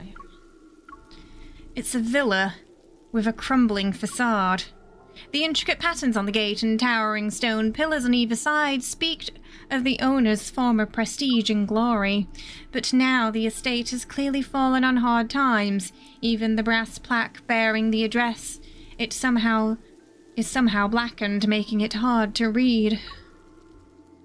I feel like I've seen this place before. Suddenly an image identical to this scene flashes through my mind. Isn't this a scene from the movie? Did they go to the weird, movie theater? Miss! I turn around to see a young girl running towards me excitedly. You're back! Oh, this is wonderful. There may still be hope for Casa Winery yet. Before I can say anything, she opens a gate and pulls me inside. I listen to her tearful, fragmented explanation while taking in the damaged leather sofas and velvet curtains. The situation becomes clear. I've been pulled into the world of the movie that Sylus and I were just watching. Yeah, they must have gone to that weird theater. Miss, are you truly going to sell these wines? Casablanca. If we don't, we'll be living off the grapes in the backyard for the rest of our lives. But your great-grandmother spent her life collecting these precious vintages. Right now, our priority is keeping the winery afloat. Besides, selling these is the only way we can afford to keep the winemakers on. I place 2 bottles of wine into a crate and have it loaded onto the carriage before climbing in without hesitation. As the villa's silhouette fades into the distance, I silently give myself a pep talk. I hope I haven't made the wrong bet. A week ago, Sylus and I visited a newly opened, immersive, private theatre. We chose this film because every other option was something one of us had already seen. Never have I thought that when the movie barely began, its opening shot panning across a city crumbling in the flames of war, I'd find myself transported into the world within. Oh, it's been a whole week. I haven't found Sylus. I haven't even found a way out of here, and I'm running out of money. If I'd have known this was what immersive meant, I would have insisted on a rom-com. Miss, this is the bar you mentioned. The carriage comes to a stop. Violetta turns to look at me, her eyes filled with hesitation. Are you sure you want to go in? This bar only opened a year ago, and it's already the most popular place in town. But I've heard the owner is not a man to be crossed. I guess she's betting on Sylus owning it. This is exactly why I need to be here. This is the only place that can buy all our wine in one go. If you want to do business, you have to find someone who can afford to pay. If Sylus were here, he'd make the same call. Ah, okay, so she doesn't know. She has no idea who he might be in this. I still have no leads on Sylus's whereabouts, but just the thought of him fills me with a little more resolve and courage. I smooth down my skirt and make sure the pistol at my waist is hidden and push open the door. I don't think she had a pistol in the movie, did she? Or did she? That might be an MC thing. Night has barely fallen, yet the bar is already buzzing with life. I weave through the crowd, only to find the very person I've been dreaming of standing right there at the bar. Sylus. Sylus, dressed in a velvet suit, leans against the bar. Hearing my voice, he slowly raises his head. You looking for something? His accent's different. You looking for something? It's different. I've been looking for you ever since I got here, for a whole week. Oh, and here you are, relaxing with a drink this whole time. I reach out to grab his arm. But before I can even reach his sleeve, he seizes my wrist and effortlessly pins it behind my back. Does he not know he's in a movie? Why do we only have the consciousness that we're in a movie? What's happening? It's a whole new multi-banner. Huh? I don't care to be manhandled, least of all by drunks. Sir. Sylus lifts his chin, and two men in black coats standing in the corner immediately approach with deference. Get her out of here before she causes a scene. I'm not drunk. No? You sound as though you are. Is it? I stare at Sylus in disbelief, struggling to break free, but I can't budge him an inch. The cloak draped over my shoulders slips during the struggle. As he reaches for it, his gaze suddenly falls to my neck. I'm still wearing the heirloom necklace I dug out before leaving, hoping it would help me make an impression. Casa Winery? Yes, I'm staying there now. Before I can finish, Sylus pulls the cloak tightly around me, covering me completely. Oh, dear. So that would explain, though, why he hasn't found her yet, if he doesn't even know he's in a movie. Never heard of it. Send her back. Well, that went well. Hi, Bob. Hi, Bob. I hope you're okay. After much struggle, I finally managed to convince Sylus that I actually have business to attend to, narrowly avoiding being shipped back to the winery, along with the wine. In the VIP room on the second floor of the bar, Sylus lowers his gaze to the wine case laid open before me. Quite a scene earlier. Was all that just to sell wine? Under Sylus's piercing gaze, I steel myself and nod. Yes, I know you have no shortage of suppliers, Mr. Sylus, so I had to come up with a way to get your attention. Well, I'm not completely lying. I'm not sure what went wrong, but after that ordeal, I'm certain of one thing. He's lost all memory of Lincoln City. Not wanting to actually be treated as a troublemaker, I push down my swirling emotions and bring up a topic that might pique Sylus's interest. Aha! Now she's gonna know what he felt like, huh? Yeah, I think so, Pink. I think so. But whether it's in Lincoln City or this world, getting close to Sylus and earning his trust won't be easy. You can try the wine I bought, but consider it my apology for being reckless earlier. Afraid that talking might give me away, I awkwardly change the subject and bend down to retrieve the most expensive bottle from the case. Anyway, let's see if this can help turn Sylus's impression of me around. She did call him drunk until... Yeah, now he's calling her drunk, yeah. Hey, Monto! This is the card, Sylus's card. We've only pulled Sylus so far. It's not gone well. It's not gone well.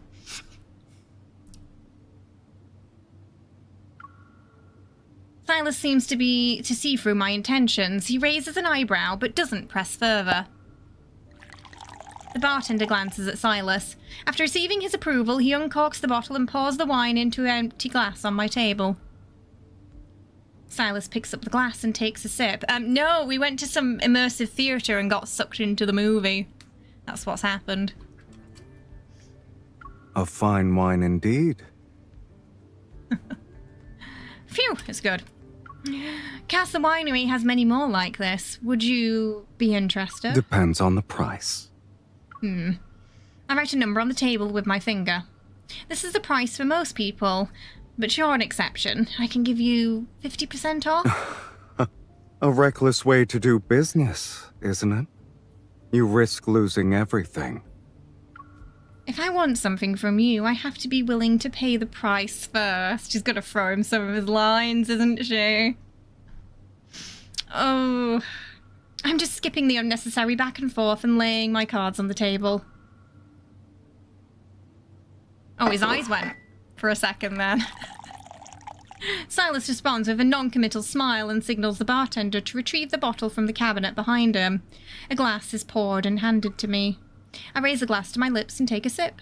It's every bit as good as what I bought. You have it all planned out, I see. Then I'm sure you know a small discount is hardly an incentive for me. So this is just kind of tying into the winery they went to recently as well, isn't it? I have a better idea. Care to guess what it is? Yeah, it was not an event card either that Xavier spooked us with. It was Lightseeker. His slender fingers brush across the leather case on the table. They linger a few seconds longer on the Casa Winery engraving. This reminds me of why I chose this bar in the first place. Besides selling wine, I have another deal to make. Though I didn't get to finish the movie, I remember the synopsis mentioning the bar owner secretly deals in intelligence. My original plan was to use this intel to strike a deal with the owner, have them keep an ear out for any news related to Sylus. I never expected the owners to be Sylus himself. However, it seems he's thinking the exact same thing. The vineyard may have been destroyed, but the transport channels Casa Winery established are still intact. I can guarantee these channels are discreet and secure enough for you to safely relay any messages you want delivered. This way I can also learn more about Sylus in this world. And maybe I can find some excuses to drop by the bar and see him more often. The amusement in Sylus's eyes deepens, yet he stays silent, his gaze fixed on me as if contemplating something. Everything around us seems to fall silent, leaving only the sound of his fingers tapping against the tabletop, each one echoing in my heart. Fine wine deserves to be in the hands of someone who truly appreciates it. Wouldn't you agree? His fingers come to a stop. A faint, almost imperceptible smile tugs at the corner of his lips as he gently raises a glass. Lady from Casa Winery, I find you far more interesting than the wine you brought. I think it's going well. I pick up my glass as well. Here's to a fruitful partnership. Yeah, I think we saved that well, from being perceived as a drunk to a business partner. Sylus purchases every last bottle from Casa Winery just as promised, and the winery finally resumes operations. I even have some extra money now, enough to continue attending the parties hosted by the city's elite. I heard Sylus accepted the invitation too, but I haven't spotted him anywhere. Never mind, I'll just hide out here for a bit before the banquet starts. I close the lounge door behind me and glance around the room.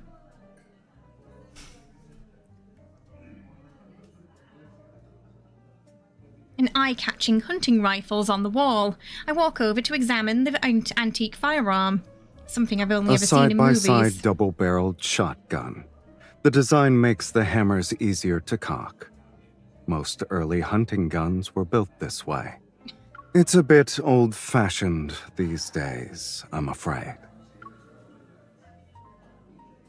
I turn to see Sylus in an elegant suit leaning against the doorframe and watching me with obvious interest. Sylus, you're here too. It's been a while. Thought I'd stop by to see my new friend. There wasn't really any mention of an anomaly in the car, just a weird theater with an immersive experience. So it could be part of the immersive experience. There could be an anomaly. We don't know yet. What a coincidence. I came because I was thinking of you too. We exchange our greetings, but I have a feeling that Sylus has other reasons for showing up at an event like this. Oh, he's off. Sylus closes the door and walks over to me, a hint of amusement flickering in his eyes. Well fed, well dressed. No longer looking like a stray, I say. Rude. Homeless? I'm the owner of Casa Winery. And more confident, too.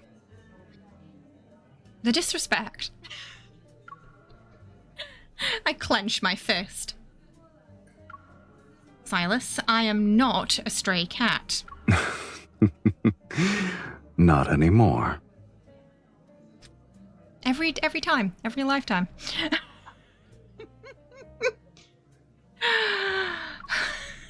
Oh, you're impossible.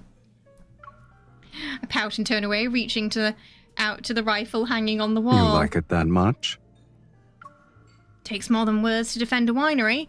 I need to have some skills. You'd need something a little lighter, easier to carry. Oh, is he gonna give her a little, pistol like he does in the main story? Sylus pulls my hand down and draws me towards him. Before I can react, he lifts the hem of his suit jacket, revealing a pistol holstered at his waist. We're so close, the familiar warmth radiating from Sylus makes me lose myself for a second. If he was still in Lincoln City, I'd snatch his gun without hesitation and use it as an excuse to hug him. Interested? You seem rather taken with it. Yes, it's the gun we're talking about. She knows she's in the movie, but he doesn't seem to know, or he's trolling aggressively.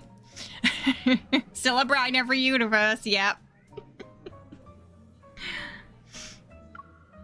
I have to try it first to know if it suits me. Sylus raises an eyebrow and places the gun in my hand. I examine its slender barrel and the delicate engravings on the grip. Simple and antique, yet exquisitely crafted. I grip it with practiced ease, aim, then lower it. Relaxing my grip, I spin the gun around and my finger twice. Now I'm curious what you do in your spare time. It reminds you of a transmitigation / regression manhwa as well. And there's a lot of Chinese dramas with that kind of like trope, that like sort of reborn trope, isn't there? But yeah, it's very similar, like getting pulled into a story, for sure. So I think it's probably, this banner might be a popular one there. Nothing like what you're imagining, I can assure you. He doesn't know, or he's trolling. If he's trolling, he's very good at it. I lift my chin, ready to demonstrate my professional hunter skills to Sylus. However, when I try to eject the magazine, I realize I'm only holding the grip. The bullets are stored in front of the trigger. My hand waits for a magazine that never comes. I awkwardly adjust my cuff to cover the fumble. What? Why stop the little show? I was just about to check the condition of the bullets. Several bullets appear in Silas's palm. Please do help me load the rest of them, Miss Expert.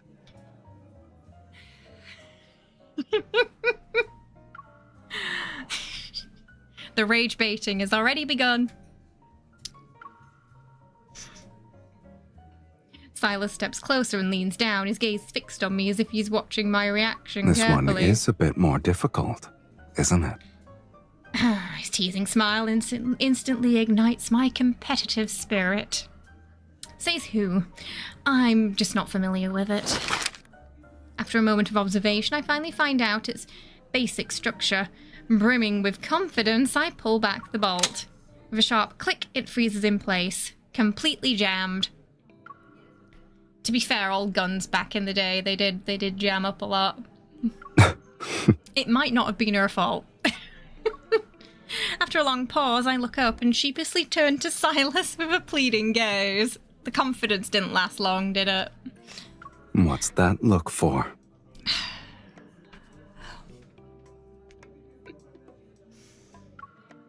You know what I mean. Sylus folds his arms, watching me with unhurried amusement. I've made my point as well. I'm sure you catch my drift, don't you? I pressed the gun back into his palm, but I don't let go of his hand. Sylus, teach me. Is that a request or a command? Sylus flicks aside a small metal piece and smoothly pulls back the bolt, revealing the bullet hidden You inside. had the right idea. You do need to pull back the bolt and load the rounds from the top with this one. One more step at the start, and you'd have had it. Realizing I was just one step away from success, I can't help but grumble under my breath. Just loading it takes so many steps. What an antique. The lady's got high standards, I see. This actually is the latest model. In this world, maybe. Aside from me, you're the second person ever to touch it. Don't tell me you've modified it already. Silas's smile says it all. And you still let me try to load it. You did that on purpose. You seem to be enjoying yourself. I didn't want to spoil it. Mm-hmm. Just as I'm about to retort, a sudden knock at the door interrupts me. The banquet is about to begin. You may come downstairs now. I turn to look at Sylus, only to find him sunk deep into the the nearby armchair. That guy just told us to head down. I heard, but I don't want to. Seeing that I have no intention of leaving, Sylus sits up silently, slightly slightly and rubs between his eyebrows. It's too noisy down there. I'd like a moment to myself. Alone. This is like when she got kicked out in the Bond story. When she was looking for the pin. Says he needs to rest, yet he makes no move to close his eyes. We were just chatting moments ago, and now he's suddenly trying to get rid of me. Thinking back to that conveniently timed knock, it all makes sense. So that's why Sylus is here. He must be meeting someone. Alright, once you're done resting, make sure to come find me downstairs. Let me at him, I'll teach him a lesson or two. Oh. Inside the banquet hall, men debate over the war, adding a layer of tedium to the already noisy atmosphere. I noticed they're reusing some backgrounds from the main story as well, you know, when they go to the protocol auction. I feel like it's probably intentional in this case. As we're in almost like a reverse roles for their first meeting. He doesn't remember her, but she remembers him this time.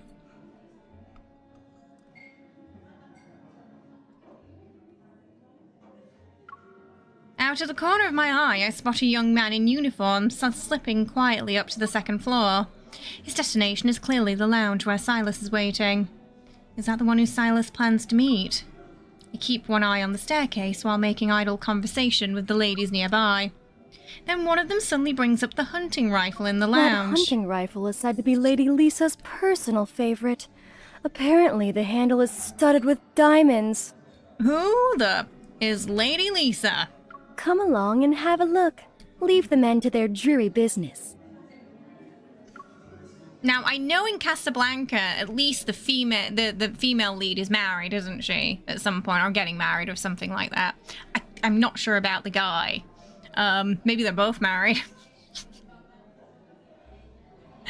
Yeah, so that's what I'm thinking. Yeah. There's an in-between. Remembering that Sylus is likely still discussing business in the very room they mentioned, I steel myself and loosen my grip on the wine glass. In an instant, dark liquid trails down my dress. Oh, look at your dress. Here, use my shawl to cover the stain. Maybe she came to the same realization there too. I'm fine, I just got a little distracted. Seeing their attention has been successfully diverted, I fidget with the hem of my skirt and deliberately put on a sorrowful expression. But you do look pale, my dear. Is something the matter? Actually, stealing my resolve, I improvise a tale of unrequited love for a certain bar owner. By the time I finish my scattered, disjointed tale, everyone's completely forgotten about the hunting rifle and is now looking at me with complicated expressions. Oh, how unfortunate. I heard he associates with all sorts of unsavory characters. He has a rather complicated background.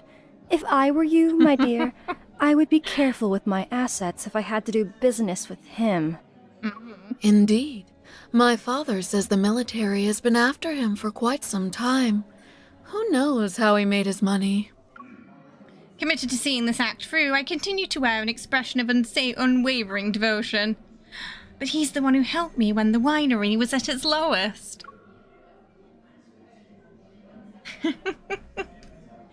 Oh, though that was the result of my persuasion. He's shrewd and capable in business, and he never takes advantage of anyone. Though he never lets me get the upper hand either. Anyway, to me, Sylus is truly better than anyone else.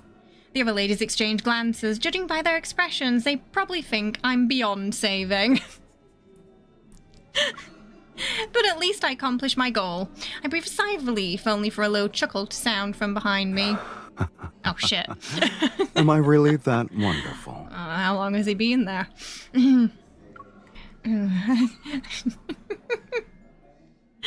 Probably since she started talking about him, I bet. I turn out to find that Sylus has somehow slipped out of the lounge and is standing right behind me. Seeing me frozen in place, Sylus graciously extends an arm to me. Shame I only caught the epilogue. Why don't you fill me in on what I missed?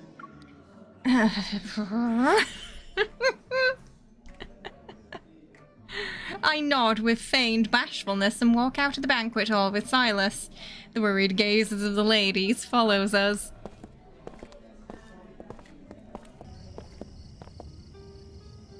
Moonlight carves out a secluded corner of the courtyard. I let go of Silas's arm and take a few deep breaths of fresh air. How did things go?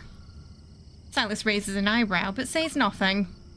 You sent me away. Don't tell me you actually wanted to take a nap on someone's couch. Quick on the uptake, aren't you? If you really wanted to keep it from me, you wouldn't have used such a flimsy excuse. The negotiations fell through. They're even more calculating than a businessman like me. Right, Key? It's a good soup. They only care to drag out the war for as long as it profits them. Silas walks over to a meticulously maintained car parked in the courtyard. He opens the passenger door and holds out his hand to me. Isn't it impolite to leave early without notice? Not everyone deserves courtesy. Some deserve to be ignored. Humphrey Bogart's character is not married. He's just an expat who established a bar. Ingrid's is. The old flame. Ah, and she's there with her. Oh, okay, so they knew each other before. And then they meet again. And then... But she's married the second time. Wait, so does that mean he does recognize her then? If they're going on the same plot? How much is he trolling us? If at all? Unless you'd rather stay and listen to them drone on until midnight. Remembering the people at the table who treated the war like a wager, I get in without hesitation. I still feel like that Lady Lisa's got to be mentioned again at some point, though, right? Like, that feels like a smoking gun in a room, you know? Oh, she was married the whole time, but she thought he was dead because of the... Ah, okay, gotcha. Oh, yeah, the war is on now, so maybe... okay. Yeah, because I know at the end, like, he tells her to go back off with her husband, doesn't he, in the film? And she gets on the plane. Yeah. Remembering the people at the table who treated the war like a way... Oh, yeah, I get him without hesitation. Fine by me. I don't want to come back to a place like this anyway. The car starts and Silas floors the gas pedal. The engine's roar shatter the courtyard's silence. The brightly lit villa quickly fades from sight. In the pitch-black night, only the headlights cast a warm When Casa glow. Winery's latest batch is ready, I'll place my order. Yeah, so you're thinking he knows. Okay. Surprised, I look at Silas. I really didn't expect you to offer help like this. So, all those praises earlier were merely for show. How could it be? I meant every single word. See, you're lending me a hand again, and that proves I wasn't lying. The channels you provide are useful. I see no reason not to continue this arrangement. The car slows down. Silas turns to look at me, a hint of curiosity in his eyes. You, on the other hand, you know exactly what I do, yet you've never asked where my information goes or to whom. You sure you want to place that much trust in me? Yeah, I mean, you know, he's got a point. She knows Silas, but she doesn't know the character because she's not seen this movie. Because I know how good but she's like, you know, I trust in him. That even if this character's a complete arsehole, he'll have fixed it somehow. Yeah, so I feel like is Lady Lisa the Chekhov's gun. Yeah, because they wouldn't, why give her a name, you know? Why is her shotgun in there? But then again, I don't think it was his lounge, was it? So, I don't know, but he seems to have some connection there. Anyway, we'll see. We'll see if anything comes of that. Silas smiles and looks away, his expression clearly showing he doesn't believe a word I said. I let out a sigh. It seems like in this world I have to give Silas reasonable explanation every time before he'll let his guard down. Kara's like, oh dear, he's handsome. Oh, I know the suit, right? Times are turbulent. Sooner or later, the flames of war will reach everyone, no matter how much wealth or status they once had. But tonight, not a single person in that banquet banquet hall wanted to face reality, except you. You never let yourself fall into a disadvantage. Being with you is the best option I have. You should think this through.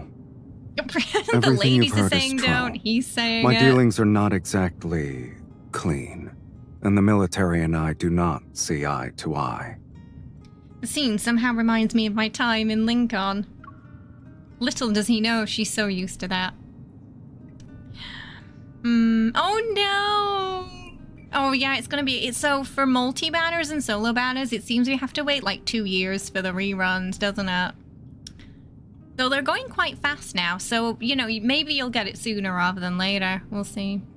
She might not know the movie, but it seems like she's using her experiences with him in the beginning. Yeah, so there's definitely some parallels between the movie and their first meeting, it seems. Yeah.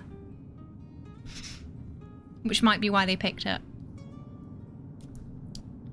Identity and allegiance have never stood between me and Sylus. It's the same here. If I were afraid of danger, I would have never walked into your bar that day. Sylus, we're the same. True kindred spirit. I like how she keeps throwing his lines at him. I think she's trying to get him to clock on a little bit as well, maybe, like hoping it might trigger something. And how's that?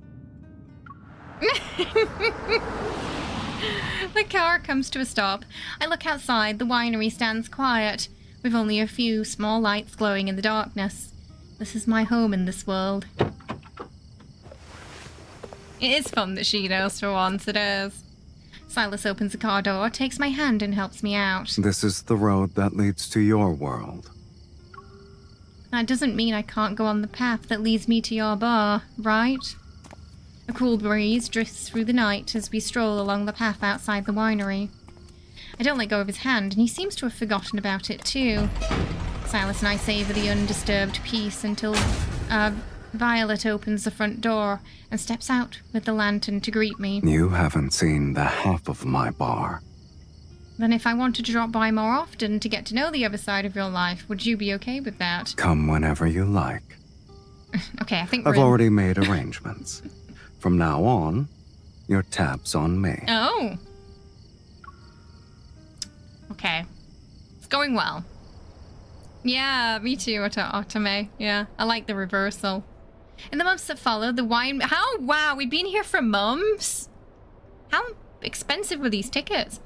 In the months that follow, the winemaking goes smoothly. I even hire people to restore an undamaged section of the vineyard for a new batch of grapes.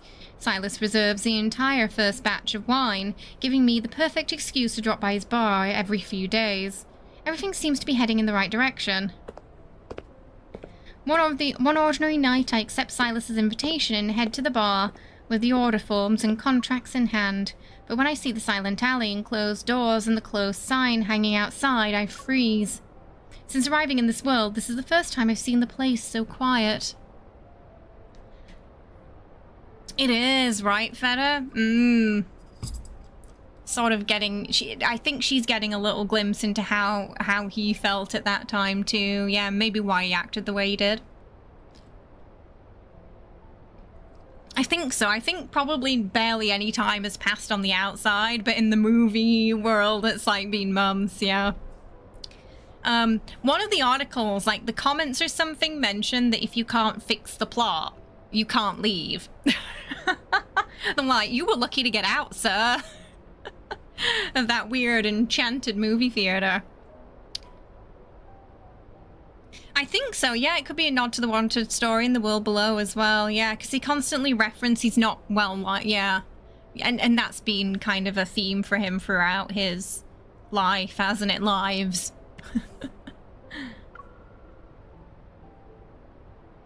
Didn't we agree to meet tonight? That doesn't mean the bar has to be open.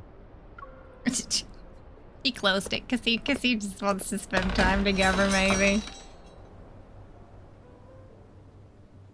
The door swings open, and Sylus takes my hand.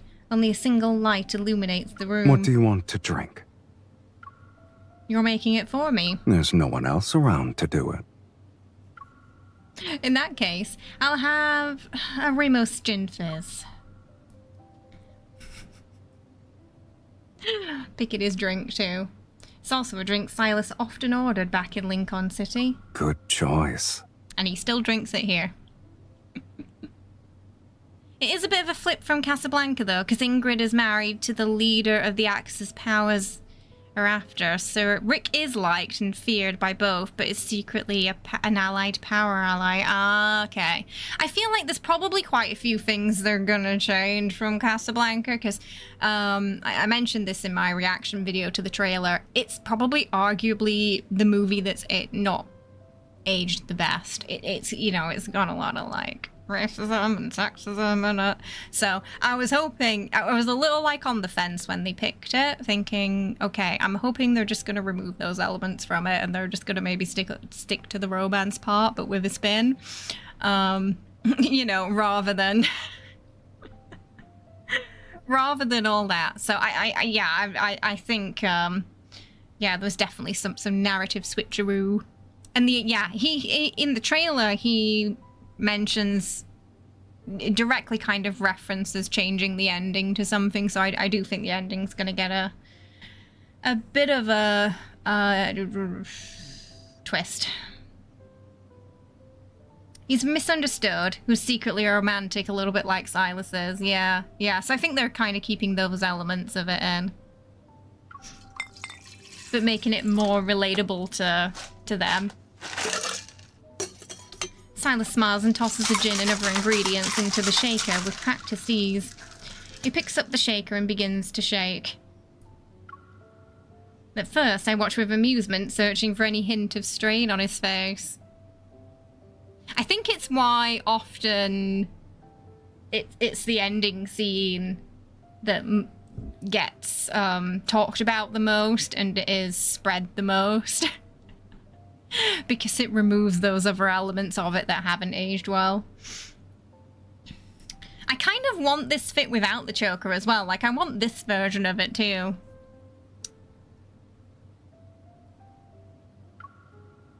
But even after 12 full minutes of shaking, he doesn't so much as furrow his brow.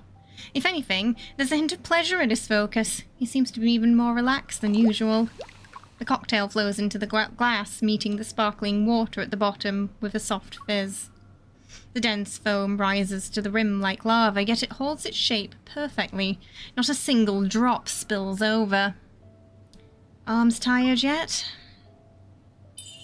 I teasingly poke his arm and then give him his firm muscles a squeeze.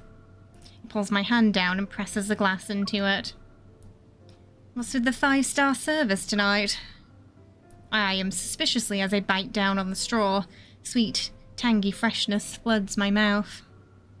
At the same time, a compact pistol slides across the counter towards me. Latest model. Compact and lightweight. Perfect for you.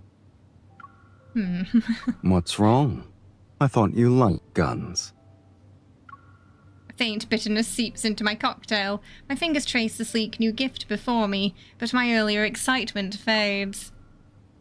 Where are you going? You caught on quickly. Things haven't exactly been peaceful lately. And besides, you smell like gunpowder. A nose as sharp as a kitten's. The bar will be closed for 5 days, but it won't affect your next batch of orders. I don't think that's what she's asking about. He raises his glass, offering no further explanation. So, that's what the cocktail and the gun were for. You're planning to leave me here all by myself? Just handling some business out of town. Kind of business need you to shut down the bar and take everyone with you? Exactly the kind you've heard about and guessed at. I'm coming with you. This is no place for you. Sylus, I'm not some helpless little winery heiress. I never said you were. You don't trust me, then? He doesn't answer. He steps out from behind the bar and tucks the compact gun beneath the hem of my skirt. Keep it handy. Beneath the hem. You might need it while I'm gone. And stay away from the bar. I take the gun, letting out a heavy sigh in my heart. I can't deny that I'm still completely in the dark. Only Sylus makes up his mind. No one can change it. What do you think she's gonna do, chat? 5 days later, the bar reopens, but Sylus is nowhere to be seen. My glass has long been empty. Condensation trails down its surface, pooling on the bar counter before slowly evaporating with the passing hours. The last customer settles their tab and leaves. The 2 bartenders nod at me before heading to the warehouse to tidy up. When is he coming back?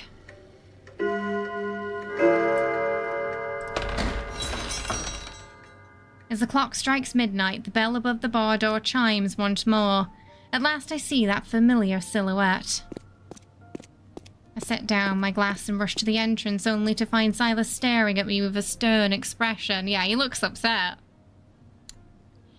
It's past closing time. You shouldn't be here. Who's coming? I'm about to argue when the sharp metallic scent of blood fills my nostrils. My head buzzes. I grab Sylus by the arm and pull him towards the now empty bar counter. He probably doesn't have his healing powers in this world, right? Oh yeah, he did do that in Razor's Dance as well, didn't he? Yeah, putting the gun under the... Yeah, he did. So a lot of very early relationship card throwbacks.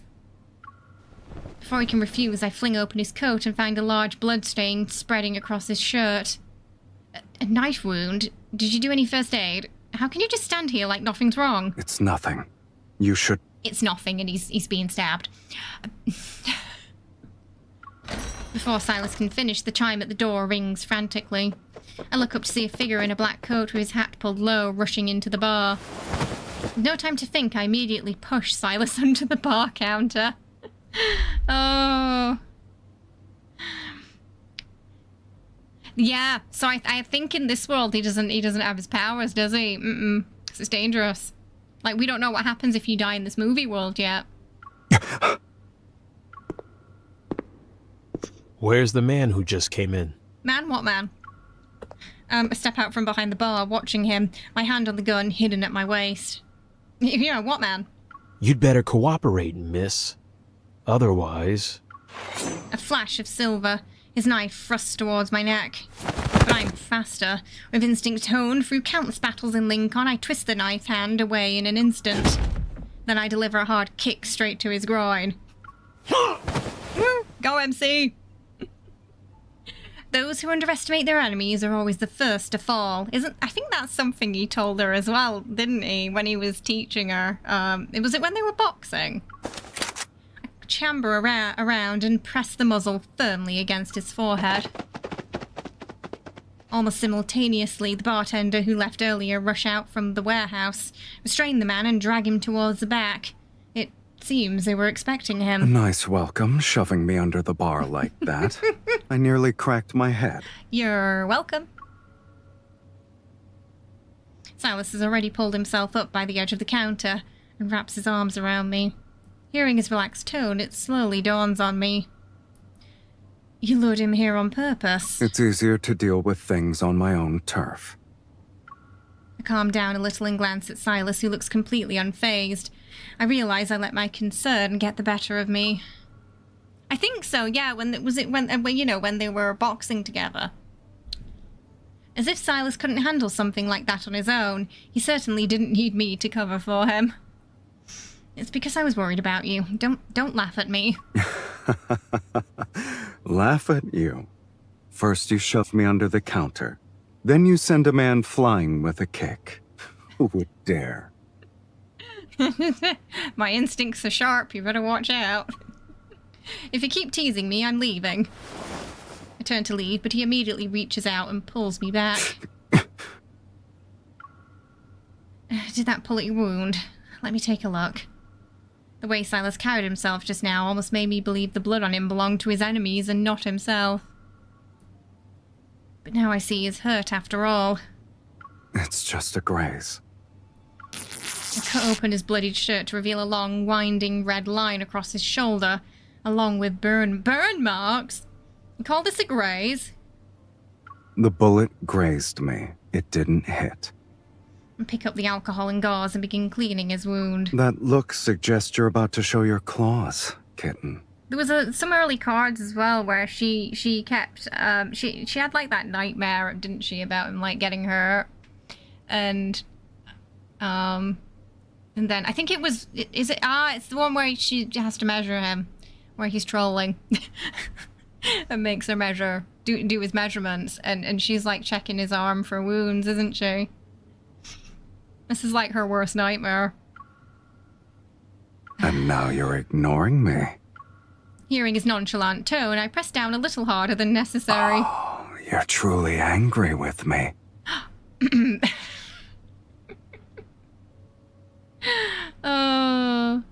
Yeah, there's one it's a promise card I don't have where it also looks like a card where he's injured and she's sort of helping him out. Yeah.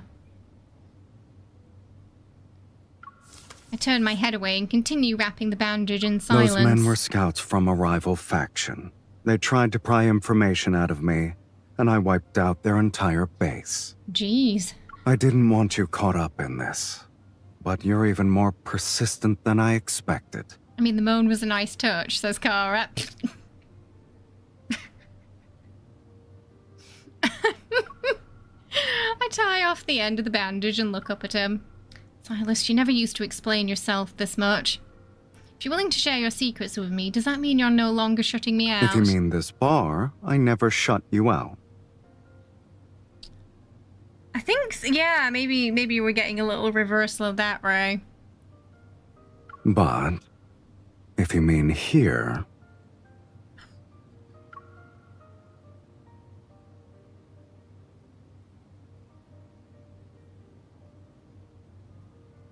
Sylus takes my hand and presses it against his chest. This part of him remains unstained by blood. Beneath the soft fabric, his heart beats steady and strong. I'll admit, it does want you to come closer. Don't answer yet. Ooh. His cool finger presses against my lips. If you want to stand by my side, you must be prepared to step into a different world. The mirroring. It won't be like the times you've covered for me before. You can still walk away now. I take his hand and press it against my own. Maybe you're the one who hasn't made up your mind. It's like, oh yeah. Yeah, wait until he finds out they're practically married. Yeah. No way out, yeah. Whatever dangers lie ahead, I want to face them with you. No! Very,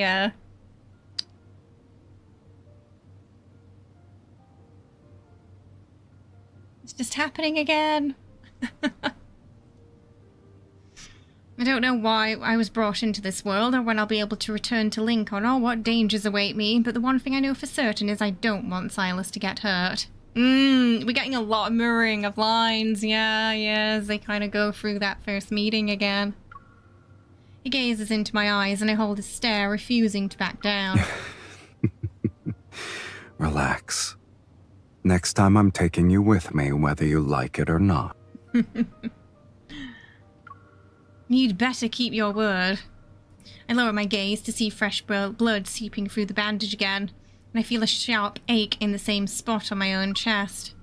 A wound like this, if it was Sylus from Lincoln City, it would have nearly healed by now. So yeah, but now she's even more worried because he's not, he doesn't heal.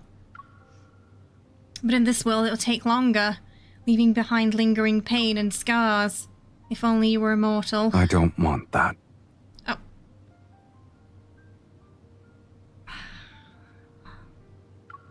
Why? If you cling too tightly to something, you'll lose it. If I really did have that kind of power, I'd have to pay an even greater price for it. And that version of me wouldn't necessarily be happier than I am now. Oh, don't say that. He ruffles my hair with his uninjured hand. I mean, yeah, he kind of does though, doesn't he? Because they're always getting, like he always finds her, but they always get pulled apart, don't they? Maybe that's the price of the immortality. Ugh.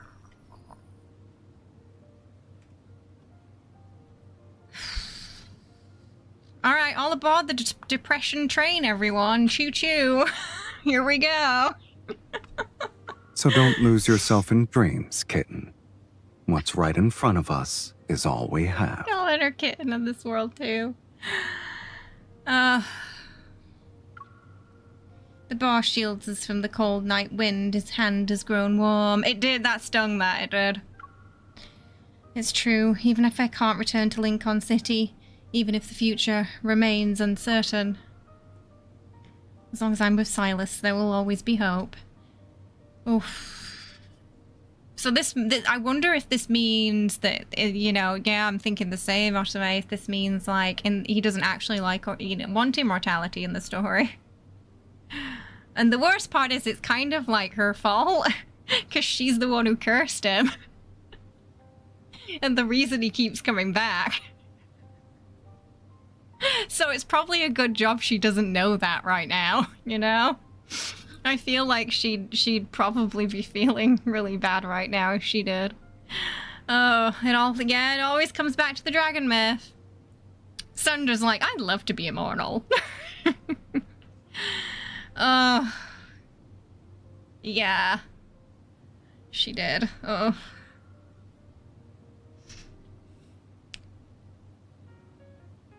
A few days later, Sylus asked me to meet him at a photo studio, saying he wanted to take pictures together. True. He wouldn't get to see her otherwise. Yeah, so it's like a double-edged sword, I think, his immortality, isn't it?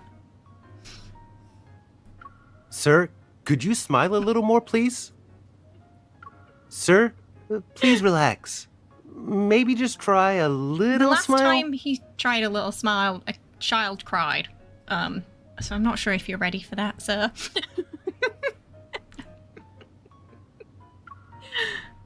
The loop can only end with her. You know what? Let's try something else.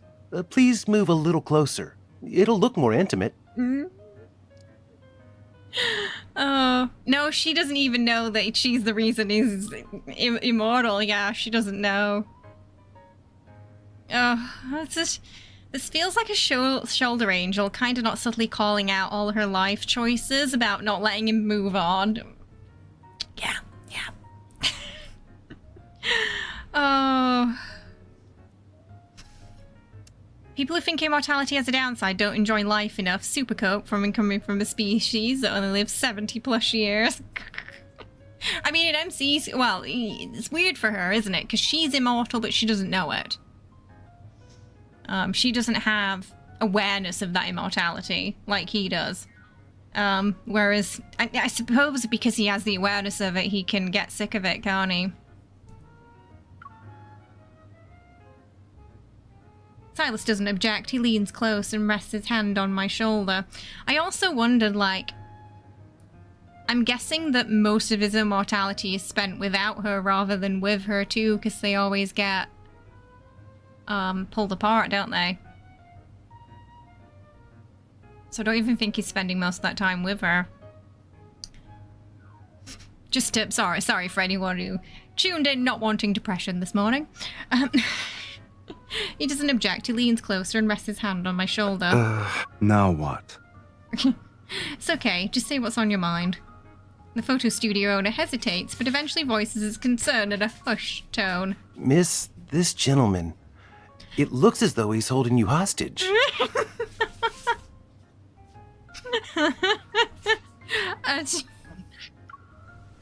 I rest my forehead against Sylus's shoulder, my body trembling with laughter. The man beside me takes a deep breath, holding it for... He's like, Missy, you okay? Blink twice. Before slowly letting Is it out. truly so amusing? Yes. Yes, it is. I look up to wipe the tears of laughter from the corners of my eye. Don't worry about his expression, sir. Just count to 3 and then hit the shutter. All right. 1, 2... This reminds me of, what was the drama called? It was about a hotel. It had Una in it and that guy from 2 PM. And anyway, there's a bit where they're doing a photo shoot together and this guy just can't smile at all. And the photographer's getting like increasingly more frustrated with him. And when he does smile, it ends up coming out really creepy. They had to Photoshop him in the end and it's reminding me of that. Oh. I lean in close to Sylus and plant a quick kiss on his cheek. He looks at me in surprise, his gaze meeting my beaming 3. smile. Oh, she got him to smile. In this day and age, getting photos developed is quite an ordeal.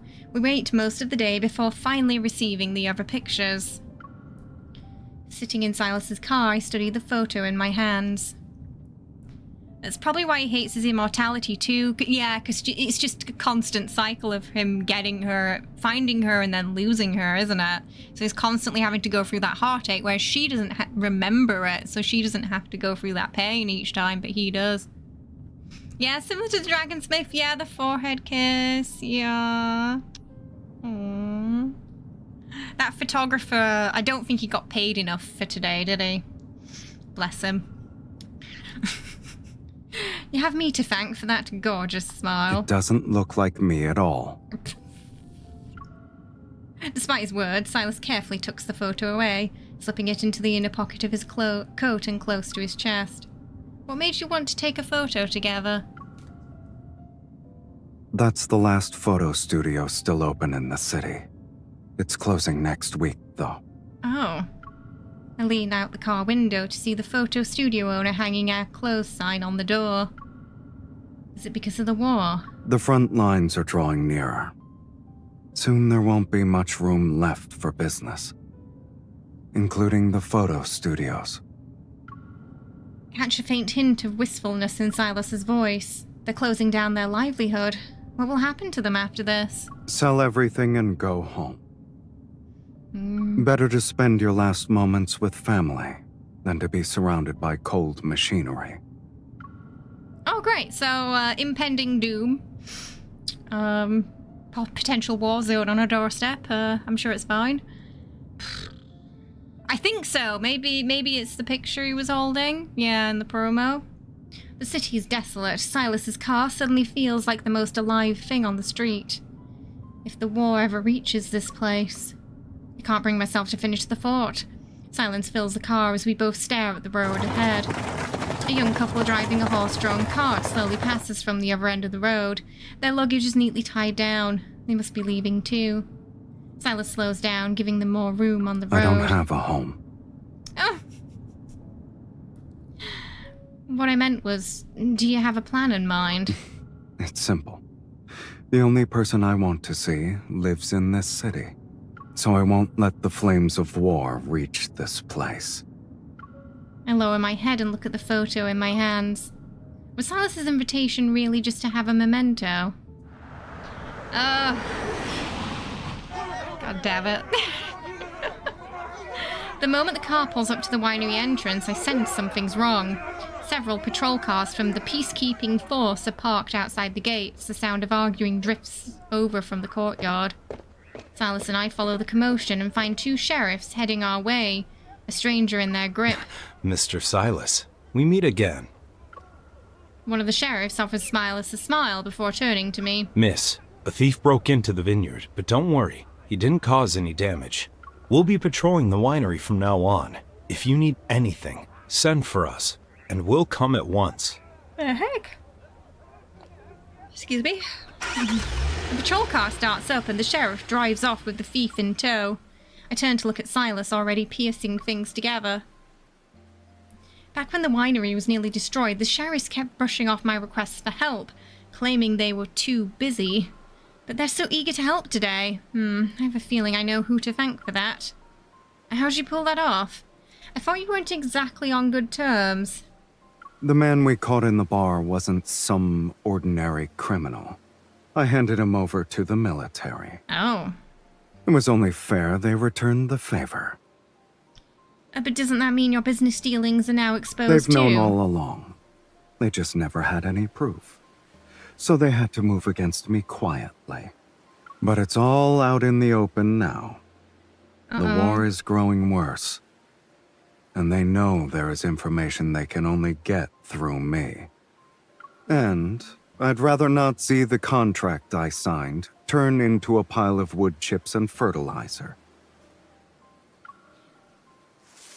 Sylus smiles and reaches out, casually running his fingers along the lush vines and broad green leaves on the wooden trellis. Clusters of tiny flower spikes peek out from between the green branches. The delicate white blossoms sway with the breeze, looking as if they might scatter at any moment. This is your home. It shouldn't be destroyed by war. I look at Sylus, thinking about the photo invitation and all the safeguards he's put in place. It all feels like a replay of that farewell at the bar. Unease lingers in my heart. Perhaps before long he'll leave again. The happiness I now feel is small and fragile as these flowers blooming in the vineyard. The vineyard wouldn't be what it is today without you. If you ever want it to be, this place can be your home too. If someone had said that to me before, I'd have told them not to trouble themselves over something so unnecessary. Now what? Sylus wraps his arm around my waist and pulls me into his embrace. I like the idea of having a place to call home. Doesn't he like say something similar in the home feature as well?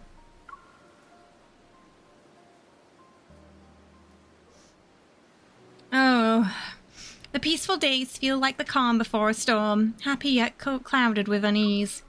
After spending a tranquil stretch of time with Sylus at the vineyard, a larger war finally breaks out. The town hasn't been affected yet, but many soldiers arrive. The patrols now circle the vineyard.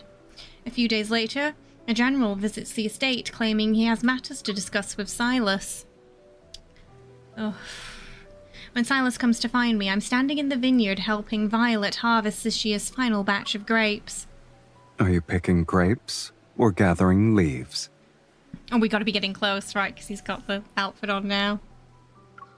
Only then do I realize I'm clutching a withered yellow leaf in my hand. Mr. Sylus, the lady has been worried about you the whole time. I've already picked out dozens of leaves she tossed into the basket. Give it to me.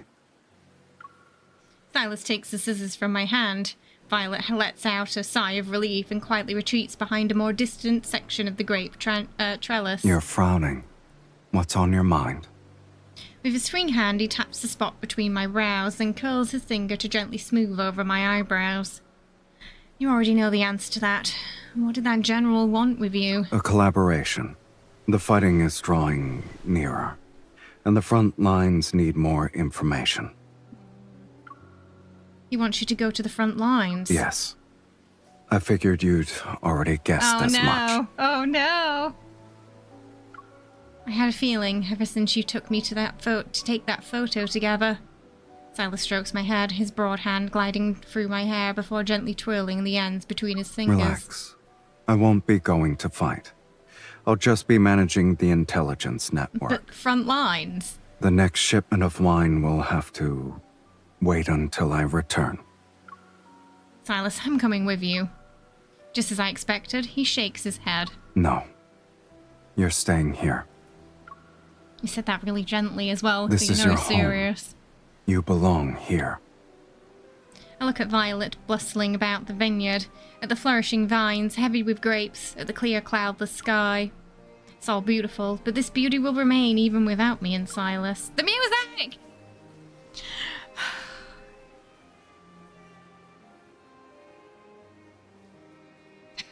I don't belong here, Sylus. This business was just an excuse. You're the only one I've ever cared about. I'll just sit here and do nothing while you're out there, risking your life. Get the tissues, chat, get the tissues. Sylus raises a hand and gently brushes my cheek. I don't hesitate. I don't even realize tears have been streaming down my face until I see the dampness on his When fingers. did I ever ask you to stand aside and do nothing? Last time you said a bunch of vague things, vanished for days, and then came back covered in wounds. It's not nice to hold a grudge, kitten. That's not going to stop her. Just when you started to recover after the myth, they make you panic when they play the music again. I know. Oh, it just gives us visceral panic now, doesn't it? Seeing that I'm still glaring at him, Sylus leans down, rests both hands on my shoulders, and looks at me earnestly. It's different this time. I need you to stay here. I've secured the transport routes for Casa Winery, and I need you to keep an eye on them. The military knows nothing about these routes. You're the only one I can trust with this. Sylus pulls a letter from inside his coat and presses it into my hands. My life is in your hands now. Oh god, don't say that. I unfold the letter. It's covered in dense writing, nodes of intelligence network, contact nodes, and methods to verify whether the intel is authentic. The more information I have from the battlefield, the better my odds. Oh, so we don't have a choice. We're gonna stay here. I need you. Oh.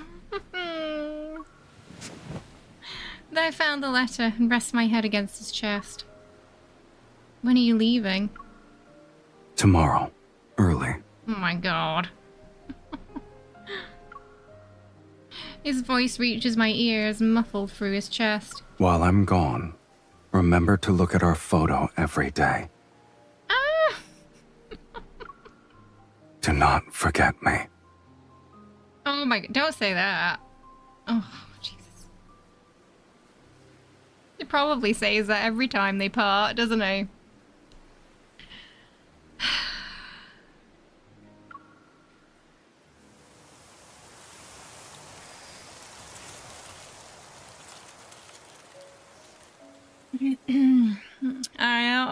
I know. It's like been a month? For the rest of that day, we never let go of each other's hands. From the vineyard to the sofa and to the villa, we savor every second before saying goodbye. Words of farewell linger in my heart, but even as I return to the bedroom and bury myself in the covers, I can't bring myself to say them. It's as if, by never saying a proper goodbye, we'll never have to face a true parting.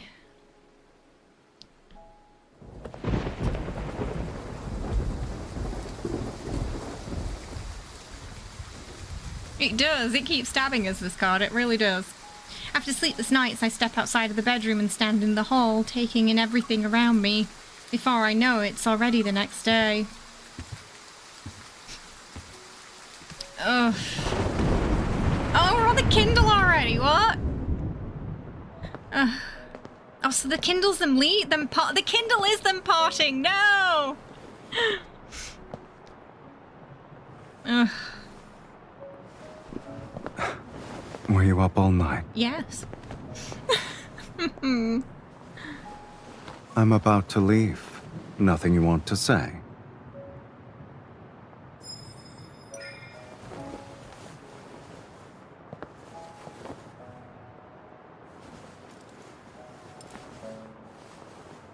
Oh wow, the little physics on the tie there, though.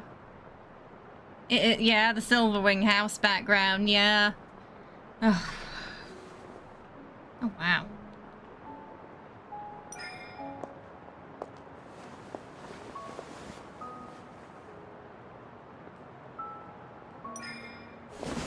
Oh. You're making me miss my only train, kitten.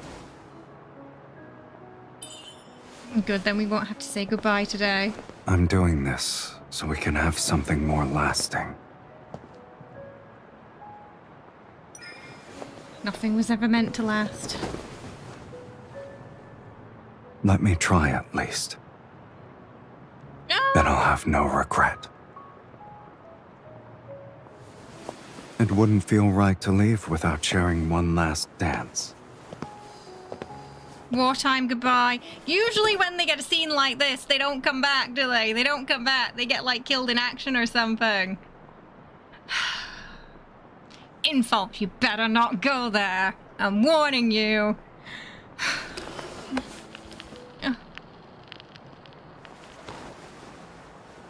The vintage record player as well. It's another motif with them, isn't it? The song from when we first met at the bar, you still remember Some it? people. The moment they appear in your life, you know you'll remember them and miss them.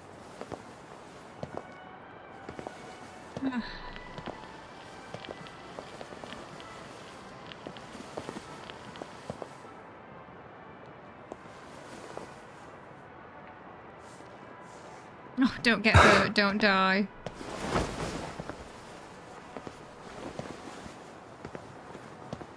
You once said you wished I were immortal. Now believe I am. Oh. I'll take a rain check on that kiss. No, because... For when we meet again. That's not we're gonna meet again. Oh, no. Oh, this is new. Potential hope or new menace. Secret mastermind. A target for assassinations.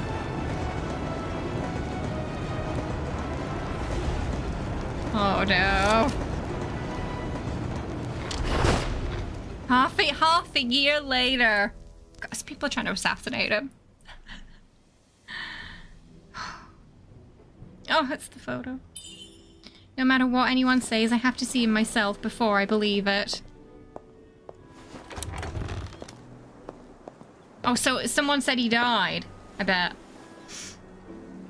Oh, thank God he's there with flowers. Ah, you know, he always said he'd show up with flowers. As a joke. Now he has. Oh. Miss. Surprised to see me?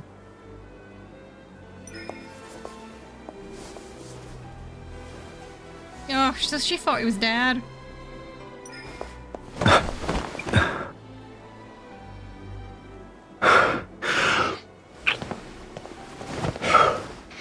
Thank goodness they did. Oh, they did get that kiss after all then. I know, son of a biscuit. The moment the door opens, time froze. By a promise begins to flow once more. No matter how our story is rewritten, for all the twists and turns, you'll always find a way back into my life.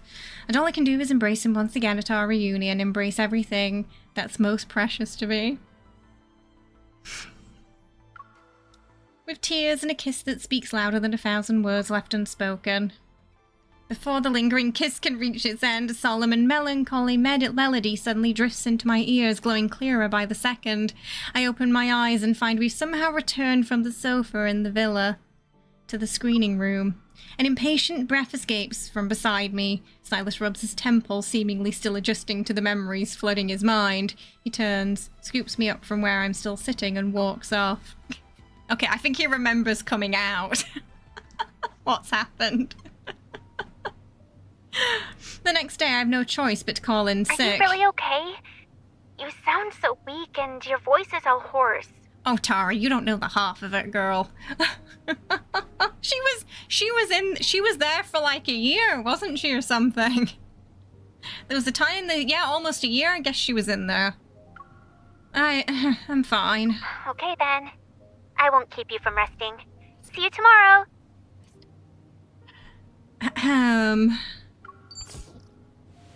A hand reaches out from under the covers and pulls me back into its warmth. Yes, keep resting. If your voice is hoarse, you should be making fewer calls. I'm nestling to Silas's embrace, but I can't help giving a poke to his chest. And whose fault is that? The movie? For being too immersive? Yeah, I think it did take immersion a bit too far. That Zan's like, woo! I think they did take immersion a little too far. That was a movie you picked out. I'm trying to make it up to you. She's saying it was his fault. She blames him. If you really want to make it up to me, take me to a comedy next time. Then you'll be waiting a while. After you told Luke about this yesterday, he dragged Kieran and Mephisto there, saying they'd put on an even better show. They probably broke it. When they got there, the place was already deserted. They couldn't find so much as a kernel of popcorn. Mm-hmm. Yes, it was the special theater from the article. He takes out his phone. In the chat history, Kieran had sent a photo earlier this morning. The streets look exactly the same. How did it just... A large hand reaches over and ruffles my hair. Is that so bad? Whoever arranged it, at least it was a private screening just for us. That sounds suspicious. I feel like I still have an unfulfilled wish. My gaze drifts to a table in the distance. On it sits an antique record player. one of Sylus's collectibles. Of course, its design slightly differs from the one at Casa Winery, and the sound quality is better too. Back then, I thought that if you came back safe, we'd be able to dance together again. I still remember the melody from that day.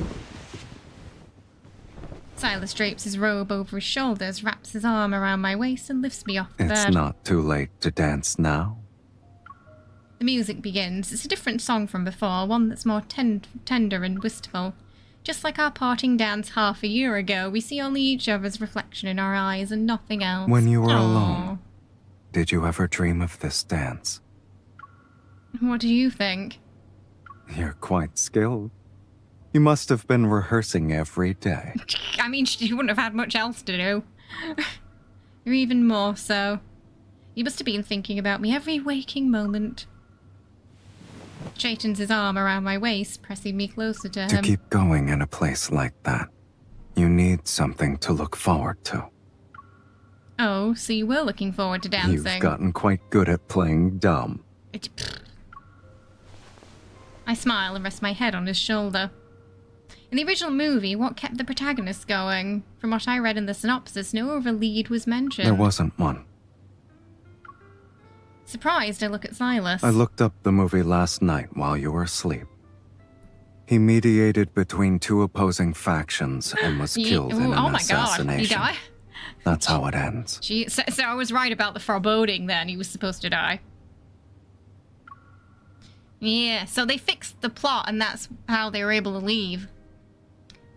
I think back to last night's somber melody that played at the movie's end. So the melody wasn't out of place after all. It was our ending that diverged vastly from Casablanca. Yeah. If you didn't come back half a year later... That won't happen, sweetie. I mean, we don't know, like, what would have happened if he died. Would they have just gotten stuck in the movie? Because that's what someone in the article alluded to, that if you did not fix the movie, you would be stuck. Sylus holds me in his arms, a low chuckle, and the strong beat of his heart reverberates against my ear. Of all the bars in all the towns in all the world, you walk into mine. From that moment on, our story was already headed for a different ending. Oh. Goodness me. So, in that world, they were able to defy fate. The story was fated for them to be parted and for him to die again, but they were able to break it. They broke the curse in that world. So there's hope in the real world. Right? Right? Or I like to think so. Well, that was nice. So they're kind of going to be loosely based on the movies they're mirroring, with a few changes. And it is still... It's not an AU, so it's a present day card. It was nice, yeah. So it's probably going to be different for every guy, I think so. But maybe with the immersive... I would assume they're all going to the immersive theater because of the article. But that was beautiful. I love that. Oh, right, are we ready to see if we can get any more cards then? Here we go. Oh, you wanted to hear him say, "Here's looking at you, Ken." Oh, they should have ended it like that. Whoa! Immediately. Okay, what are we getting? I saw it went red. Okay. Oh, did we get Pride? Come on, Zayne. Come on. Give me... Yes, we got Pride and Prejudice. Yes. Let's go. Finally, Zayne and a multi. Okay, I need to take Zayne off the thingy. Put Caleb there now. Nice. Okay, so that means it's going to be my R1 Sylus next. Oh, okay, we got Mr. Zarcy. So that's going to be the next one we're going to watch. Oh, thank goodness for that. I thought he was going to be really tricky. He is hastened to grace our presence. See, that's why we wait if we're having bad luck. It was like the first 10 when we came back, yeah. So, you know, not too shabby. Diamonds now. No. Only 2 though at 120 is not the best look, is it?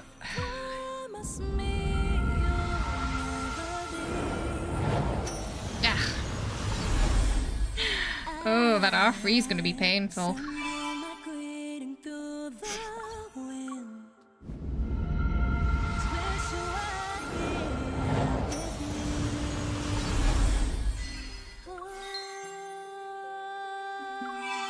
Alright, hang on a second.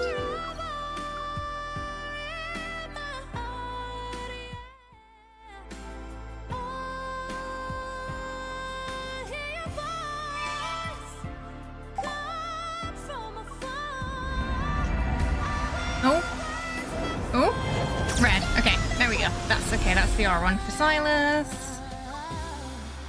Nice. We're not having much luck in between though, are we, today? No doubles.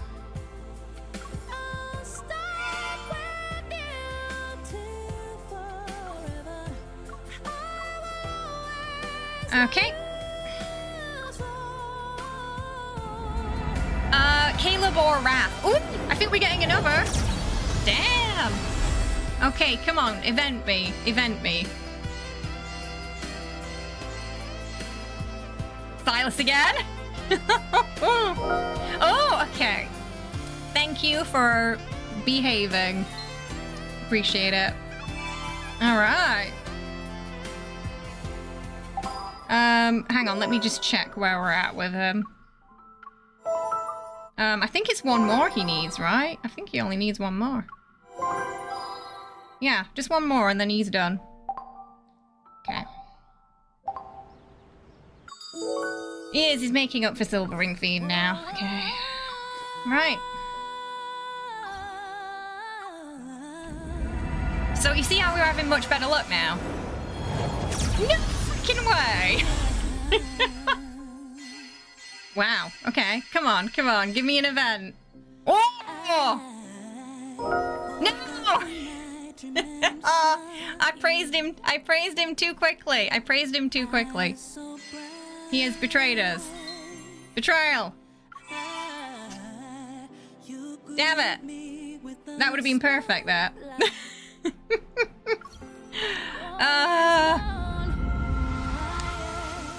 No. I know what the sound is now. Damn, we got spooked twice today. It's streamer luck. That's what jinxed it.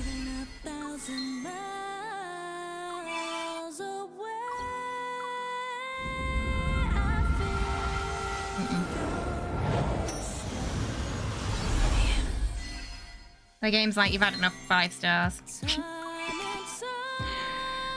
Okay, well, we got... Oh, I got the crate. I'm gonna use... Ah, shit. Okay, no. Oh, it's fine. We can use the crate for whatever, so... We can use the crate for Raph or Caleb. Yeah? Because Sylus is guaranteed next.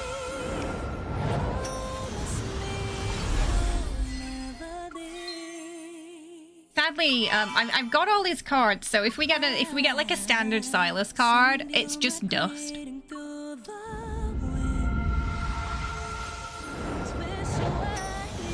Damn, making me go all the way down now. So after this, we'll watch Mr. Darcy.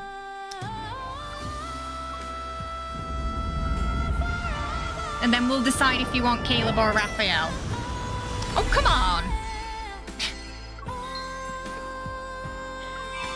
Come on, we pulled out all the luck from this hour, I think. Okay, so this is gonna be Sylus's. Yeah, we're gonna call him Mr. Darcy. Okay, that's Sylus are done. So, we can put Raph or Caleb on. Okay. Okay, well, we haven't done 275 yet. I feel like if we get to 275 and we haven't got what we want, that's when it's like a really bad day. you know? So, the music for this band is great, isn't it? Okay, so while we're watching Mr. Zarcy, think about if you want to see Rafayel or Caleb next. We've got a box, so we can use a box for them. And then we can try and pull the last one.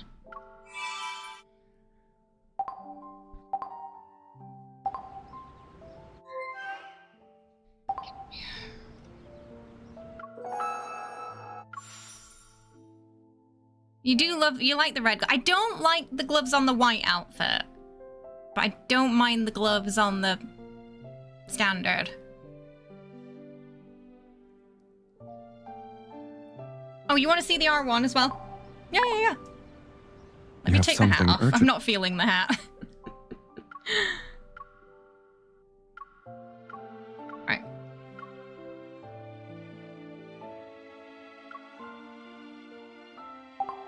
Even if war rages around us, I'll save a vineyard just for you. Aww. Oh, that's cute. And for the Mr. Zarcy card, I will put on my best Southern accent, my Southern British accent for it. What does he say for this one? Is it the same? Fine wine needs no advertisements. Besides, someone already brought the wine out just to see me. Ooh. All right. There's one outfit we don't have yet. Two.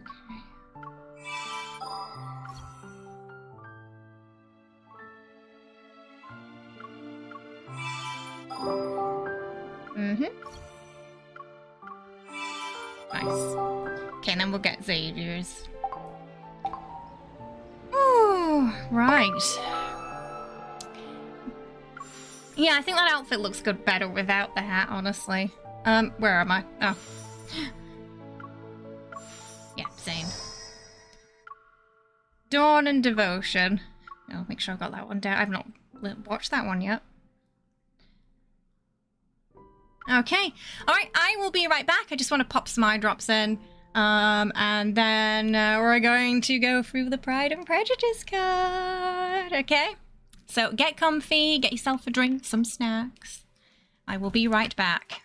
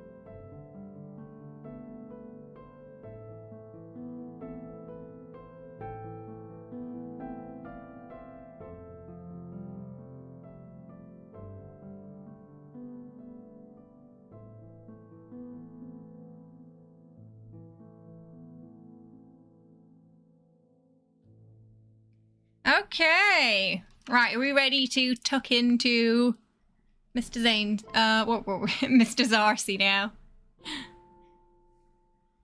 I think this one's gonna be good. Can't believe it's taken so long for us to get a Zayne card and a multi, though. Ugh. Because I heard his multi cards are really well written as well. The bridge. Right, I'm still waiting for you to come through the morning mist.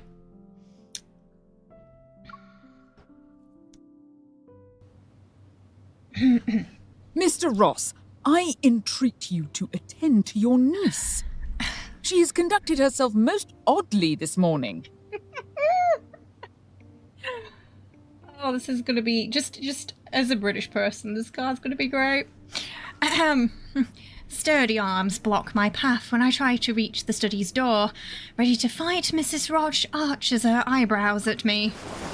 I find an opening and duck into the space beside her, and I slam the door shut with a bang. Why are you suddenly in such a bad temper? Your fiancé's carriage will be arriving shortly. He has travelled all the way from the capital. Will you not grant him, at the very least, a brief audience? You are being most unreasonable. I press my back against the door with all my strength. Ma'am, I've told you already, you're mistaken. I'm not engaged to anyone, and I have no intention of meeting any fiancé. The knocking turns from the hurried to urgent to frantic. The thick oak door shudders, the impact reverberates on my spine.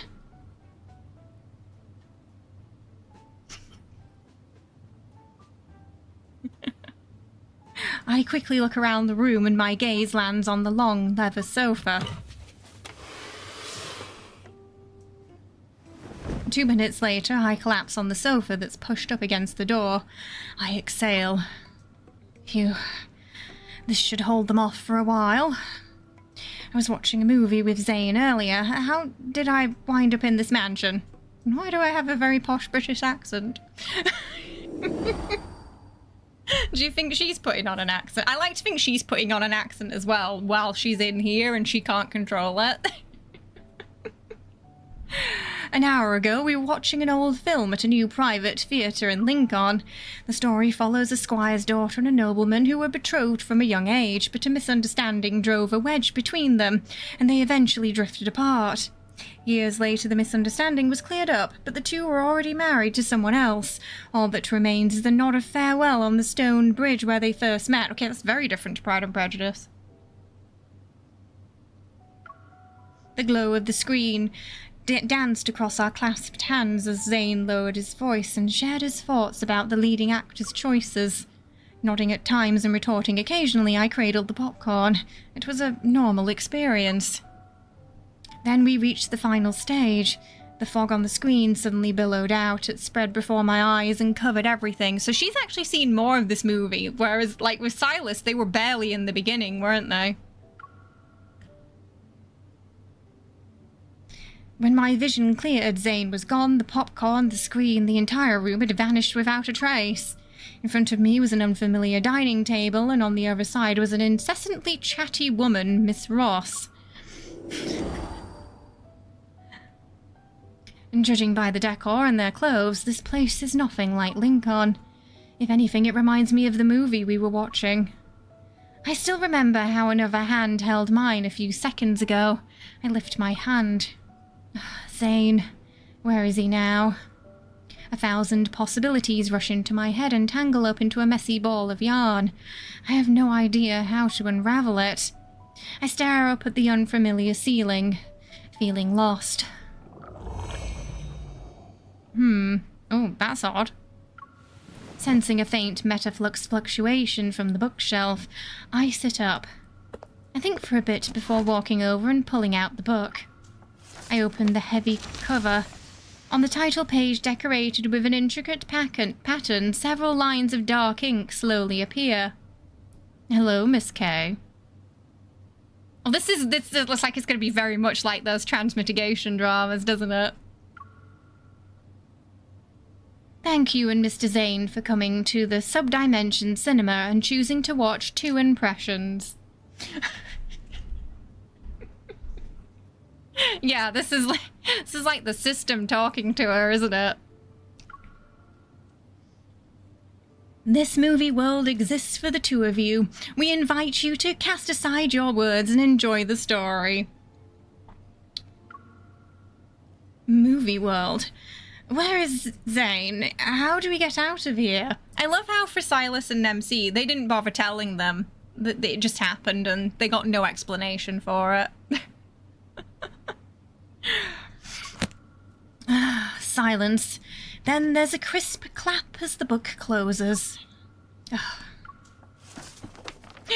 P.S. Try not to die. Yeah, usually there's some caveat, like if you can't finish the story or if you go against the plot, you are stuck here in those dramas, right? When I open it again, the words on the title page are gone. Refusing to give up, I flip through the dozen more pages, but all of them are blank. I have no choice but to set it aside for now.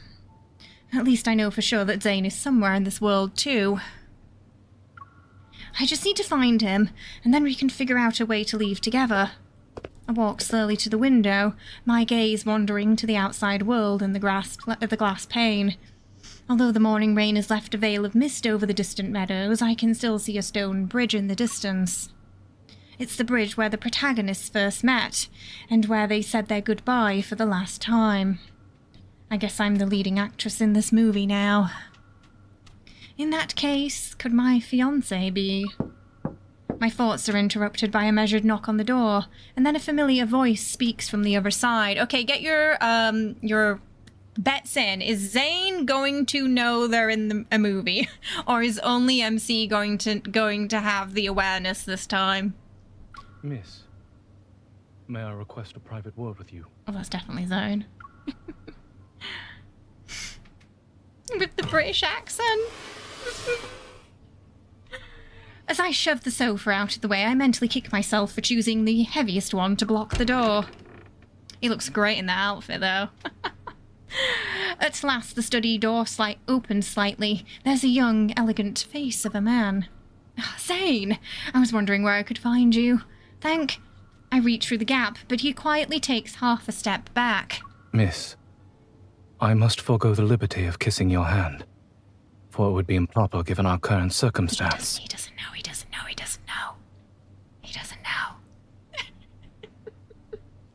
From the previews, out of Zayne and Xavier, I would say Zayne's British accent is the best.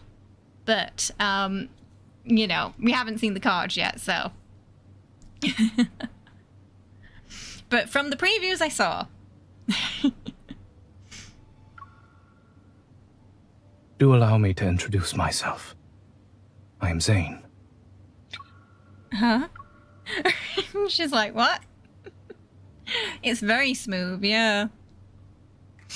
Oh, goodness me. In the parlour, I sit at the opposite end of a long table from Zayne, trying to make sense of the situation. Okay. Let me go through everything again. Your name is Zayne. He seems slightly bewildered, but he nods. You live in an Imperial Ring district. You're a cardiac surgeon at Axo Hospital in Lincoln City. A flicker of confusion crosses his face, but I'm not going to stop just yet. I love how in this one she's trying to remind him of who he is, but in the card with Sylus, she just kind of went with it. She'd already, she was like, shit, okay, this is how things are. But in this one, she's like, Zayne, wake up. Macarons are your favourite dessert, and you hate carrots. Miss. You think she's gotten hit over the head or something, right? Or maybe she's somehow drunk. We share the same desire. I am here to annul our engagement. You need not affect displays of disorderly conduct in hopes of giving me a negative impression.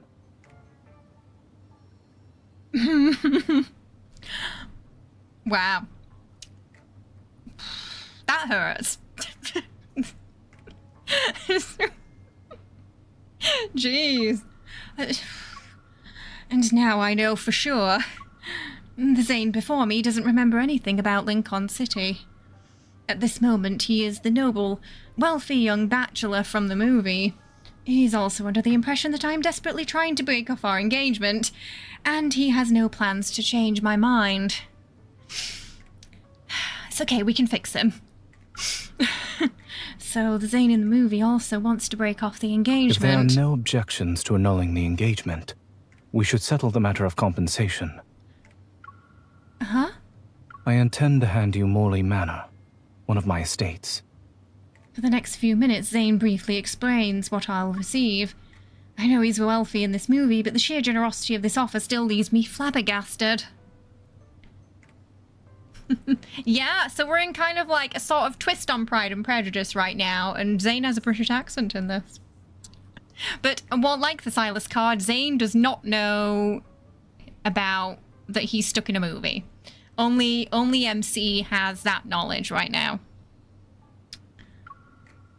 Hold on, wasn't I the one trying to break our engagement? Why are you giving me all of this?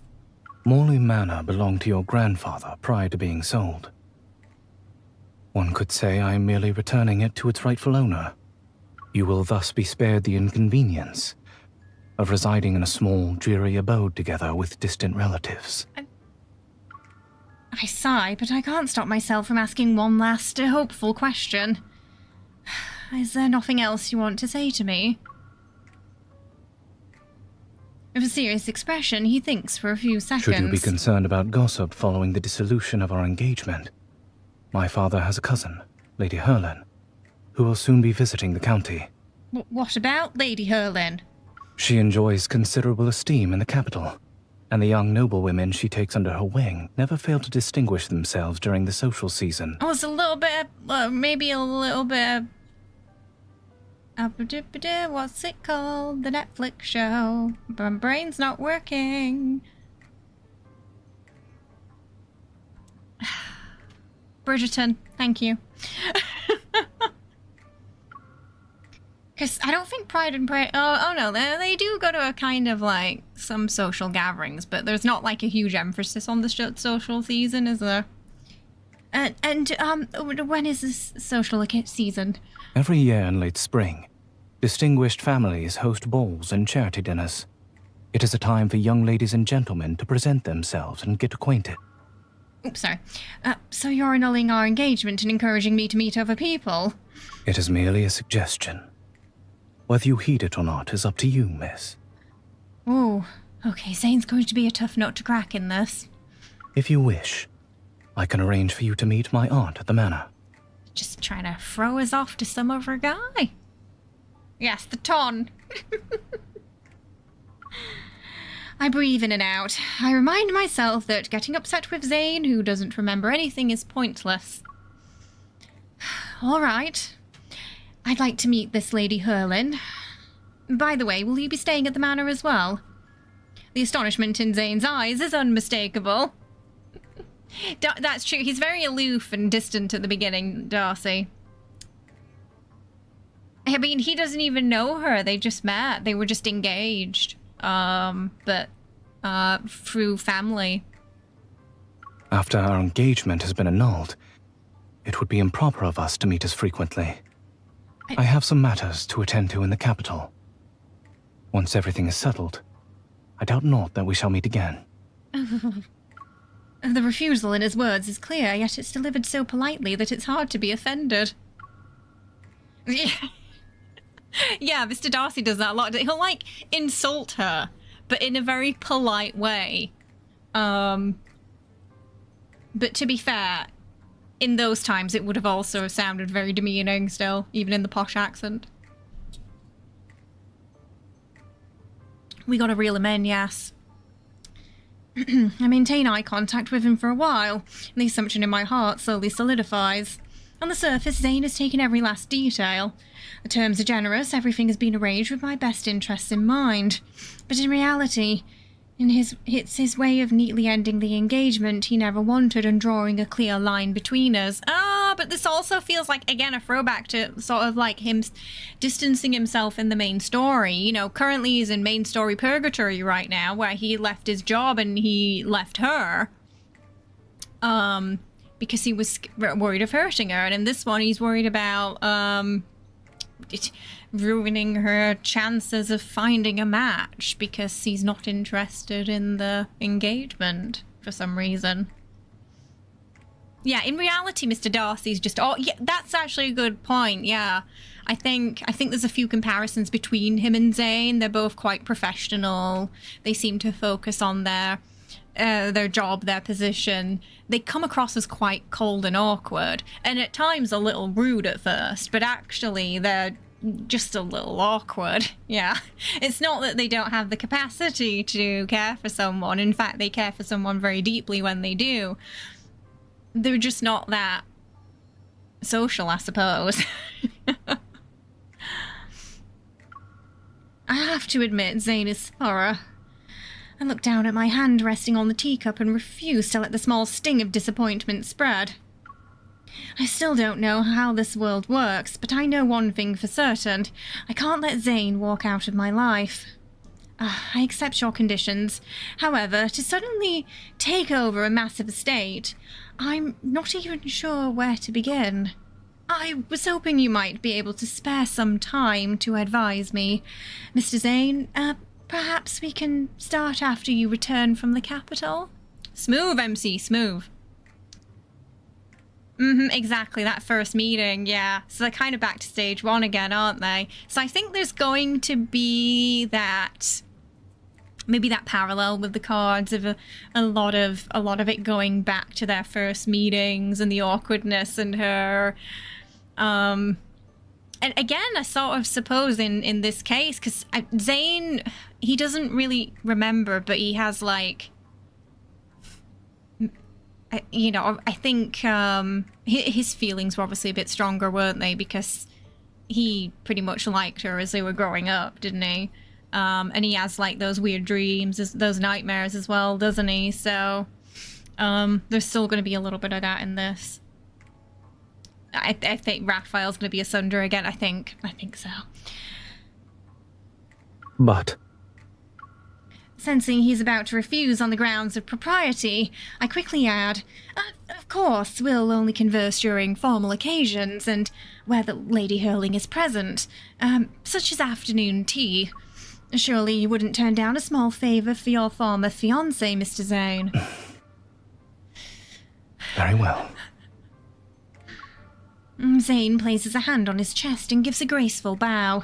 A carriage for Morley Manor shall be waiting for you in 3 days' time. I trust our discussion will bring about a satisfactory resolution for the two of us. We've managed to stop him disappearing completely. It's been too... Okay, that's a modern racetrack. A racetrack back then would not have looked like this. It's been 2 weeks since I arrived at Morley Manor. Following Zayne's arrangements, Lady Hurling and I have several pleasant meetings at the manor, and things are going well. The only catch is that Zayne hasn't shown his face again after he introduced us on the first day. If I knew he'd vanish like this, I would have made up some excuse to join him in the capital. A lady must be graceful at all times, even upon horseback. To properly ride side saddle is to display... She sounds like the lady who announces the train in the London Underground. Concerned the pony might buck the noble woman out off her saddle, I carefully maintain a tight grip on the reins. My lady, please do get down. It'll be easy to fall from that position. Mind the gap. Yes, she sounds a bit like that. Lady Hurling gives me a gentle smile. How curious. You are the second person to advise me so. The first was... Zayne. What a coincidence. Indeed. You should talk to each other some more over the coming days. You might find you have much in common. Is Zayne back? I thought he was still in the capital. He returned just the day before yesterday. Though he may not be found too often at the manor, you are bound to see him sooner or later. He returned, but hasn't notified me. I haven't even seen him during the meal times. Looks like Zayne is trying to avoid me. As the woman who rides horses, side saddle, you're not a fan. It's definitely, yeah, I've heard it's harder to ride side saddle, right? Not easy. Sensing my dejection, Lady Hurlin leans in and pats my back, the back of my hand reassuredly. Miss, the young are apt to let first impressions cloud their judgment, and fail to inquire further. For my part, I believe you will see each other differently after spending some more time together. Yeah, right, exactly, Pink. And I have always noticed how the hand that first grabs the reins determines the course. Okay, so she's feeling hopeful. Speaking of which, yesterday I heard the butler complain that Zayne's boots are perpetually muddied. I suspect he's been frequenting the neighbouring farm. Taking her hint, I grin and get on a grey pony. Thank you, my lady. He only regained it once they got out of the movie, yeah. Oh, that hat is not it. That hat is not it, Mr. Zayne. Why did they put that hat on him? Oh, following Lady Hurling's suggestion, I see a familiar figure at the edge of the farm. I pull my pony to a stop, lead it by the reins, and quietly creep up to him. I tap Zayne on the left shoulder while standing to his right. He looks like he's trying to go fishing. It doesn't... No, it's because it's got, like, modern drapery on it. That's the problem. He turns, shifting his briefcase further behind his back. If you hadn't tried to hide that briefcase, I wouldn't have wondered what was inside. Do you often pry into the affairs of others? Yes. We were engaged for half a day. Isn't it cold to use the phrase others? Is your briefcase heavy? My pony can carry it for you, and I certainly won't be looking inside later. I'm obliged to you for the offer. Yet I fear your pony would not bear us both. Oh, you want to ride with me? I feel like her modern mind is going to break this poor man. She's gonna say something that's completely inappropriate for the time period, and he's going to have a minor heart attack, I'm sure. Before he can say no, I grab the briefcase and hoist it onto the pony. It's heavier than I thought. Let's walk the rest of the way together. The manor isn't far away. Miss. Or love it. You ought not to be here. And you should still be in the capital. You took care of everything? Because actually, yeah, in this time, if you were meeting up with a man and you did not have a chaperone, gossip would spread. So he might be alluding to that, like her just coming to see him alone itself is rather inappropriate at the time. The degeneracy of this time period is going to drive this man crazy. It really is. Like, could you imagine showing someone from this time period, I don't know, Love Island? They'd faint. Without missing a beat, Zayne steps out of the field. I quicken my pace to keep up. Your curiosity regarding me knows no bounds. And that's because you've been acting mysterious. I was almost going to talk to your portrait and ask... Zayne on the wall. Why have you returned only to watch other people's vegetables instead of seeing me at all? If portraits were able to talk, I fear I would have more troubling matters to worry about. Okay, I see you can still jest, sir. Sadly, Ottomy, yeah. Oh, or just America. To be fair. This farm forms part of my property in Keratin County. I have neither the time nor the inclination to manage someone else's estate. I look across the field. Bright splashes of orange-red peek out from under the lush green leaves. Your property is a field of carrots. It is only proper that I patronize our local produce. Why did he say it like that? Local produce. Almost like it were a bit sarcastic. Field of carrots, though. Zayne is in his worst nightmare. That is suspicious. Zayne is clearly hiding something, but it'll be extremely difficult to get an answer out of him. Does the person who owns this movie theatre, do they know him? I feel like they know him. Using those long legs to his advantage, Zayne walks faster. He's trying to get away. Sensing his intent to leave me behind, I get on the pony and follow him. What's wrong, Zayne? Are you scared I'll catch up? I do not generally contend on foot with one mounted on horseback. But, however, his pace slows. It slows down a lot. The exaggerated accent's driving you crazy. He's doing all right, I think. It's still a little funny for me, but it's not bad. Like, it's not... Bad would be Keanu Reeves in Dracula, you know, like where he was, bless him, he was trying really hard. He was trying really, really hard, bless him. But his accent became a very distracting point in that, because he was focusing on it too much that it became a little too exaggerated. Not even God of Annihilation Zayne was okay with carrots, right? He's got a whole field of them now. After that day, Zayne regularly heads out with his briefcase, but he's still more careful about cleaning off his boots. And whenever he returns, a few dishes with the local produce will appear on the dining table. Carrot wine, roasted chicken with carrots, carrot pie. Even if you own a carrot field, it doesn't mean we need to eat carrots at every meal. Zayne keeps his eyes on his plate and calmly cuts a slice of honey carrot pie. Okay, so this is too many carrots. Who is they? Like, who are you? What have you done with Zayne? What do you mean carrot pie? What do you mean he's eating it? He's gonna wake up in the cinema just sweating from this carrot nightmare. The villagers harvested them and offered them to me. To refuse would have been uncivil. Doesn't mean you need to eat them. If this does not suit your taste, we may dine apart. You know, I'd forgotten how frustrating Mr. Darcy was at the beginning. That's not the point I was trying to ask.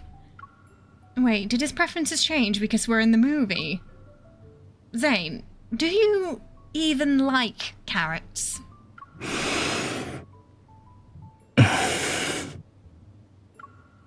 His silence tells me everything. It's a no. Strangely relieved, I toss table manners aside and snatch the carrot pie from him. Carrots are in season for months. You'll get sick of them at this rate. If you're really going to eat all of them, at least let me share the burden. Zayne, still holding the knife, pauses. There was a subtle hint of a smile there. Yeah, they're both really stubborn characters, yeah. I think the stubborn to the point of eating all the carrots, though, my goodness. To my surprise, his face, which has been expressionless since we arrived in this world, now reveals the faintest hint of a smile. He slides an untouched plate of carrot stew towards me. If it pleases you, you may have mine. Why did you buy a huge carrot field if you don't even like carrots? I do not presume to dictate what others sow in their fields.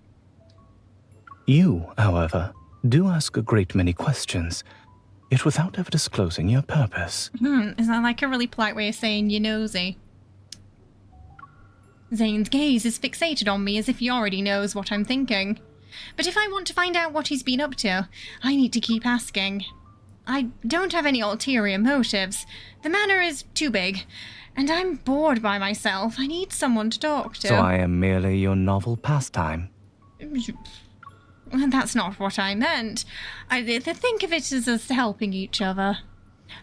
take me with you when you go out, and I'll help you a great most deal with the generous carrots. offer. I am to take you sightseeing, and in exchange, you are to unburden me of my harvest. If there were a course on how to say no without being rude, Zayne could teach it. Just as I'm racking my brain for an emotional appeal, I feel something cool brush against the back of my hand. A glass of carrot juice appeared at my side. You offered to give a helping hand. Did you know? We're really going to make us regret offering to help, isn't he?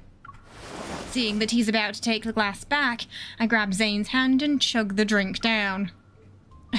Deal. I had not intended that you should drink it all at once. She downed it like a shot glass. Think of it as proof of my resolve. Zayne, stop trying to push me away with your icy facade. It won't work on me. He looks surprised for a moment, and then his hand covers mine. As I'm holding his wrist, I can feel the warmth. But he quickly regains his composure and gently pries my hand from his. Very well. I accept your offer. Oh dear. Zayne kept his word. For the past few days, he has brought me along to all the places he visits. He hasn't gone back to the farm, though. Instead, he does what nobles typically do, horseback riding, archery, and drinking tea. The only routine activity he never misses is visiting the library. The monocle. Sunlight glides over the gilded crests on the book's spines. Trying to look nonchalant, I tiptoe past the shelves and pick out a book. Through the gap between the books, I can see Zayne at the desk, wearing a monocle. He writes with utter concentration. He looks really handsome while wearing that. She's just admiring him. He sounds quite normal at times, and then suddenly you hear the accent again. I think it is fluctuating up and down a little bit, yeah. My admiring gaze lingers for too long. Suddenly the eye behind the lens looks at me. If you would avoid attracting notice, I advise picking a slimmer volume. This one I want to read. And clutching the book, I sheepishly shuffle over to his desk. Seeing me sit opposite him, Zayne puts down his pen, removes the monocle, and places it on the desk. Should curiosity prompt you, you may try it on. What? No, I wasn't... Pray excuse me. He thinks she's interested in the monocle, not him.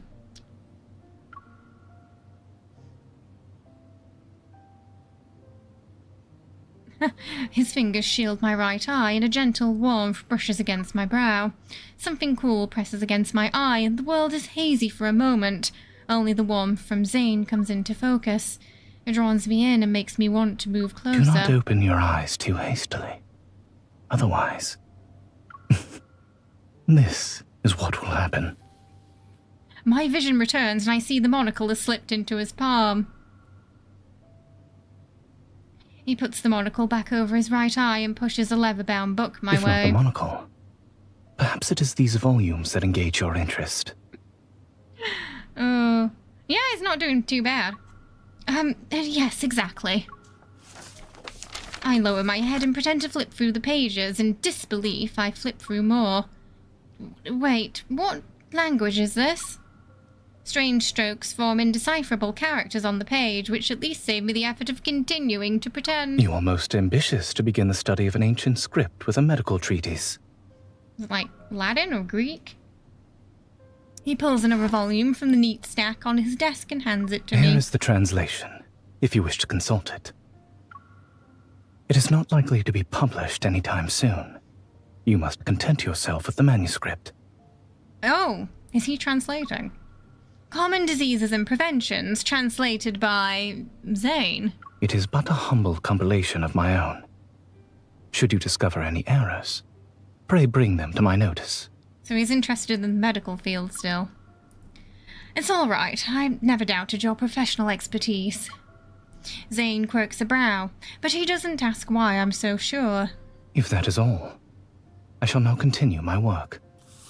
The pen resumes its steady rhythm.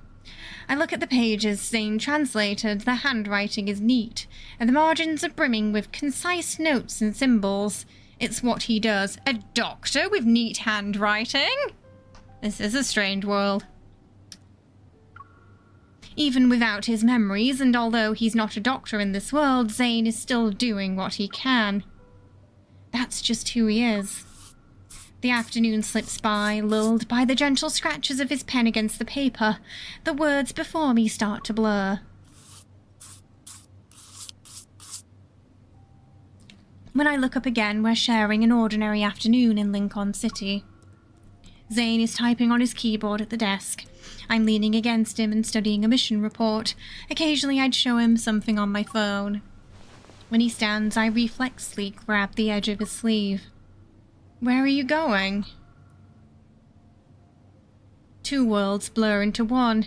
Zayne adjusts his monocle, and a small smile plays on his lips. I had not expected my translation to prove so very soporific. What did you dream of?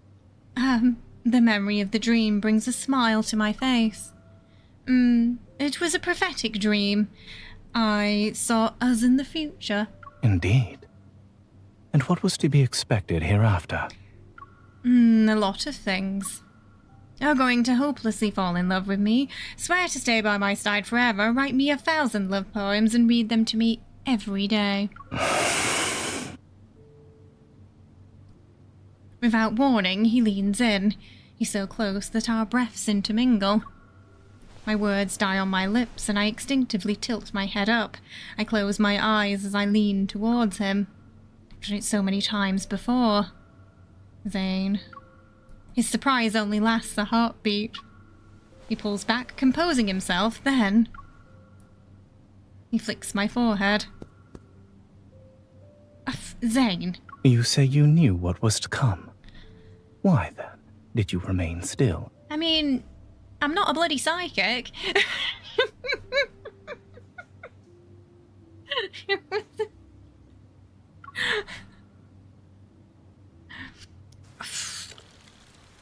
But he didn't freak out. He didn't freak out this time. Life settles into a peaceful rhythm. The quiet undercurrents between Zayne and me continue unspoken. We set out together again today, and I notice Zayne has his briefcase in hand. What is in the briefcase? Under the bright midday sun, the small cottage by the field smells like fresh grass. Inside, Zayne packs away bandages and scissors, and then he places a bottle of medicinal powder on the table.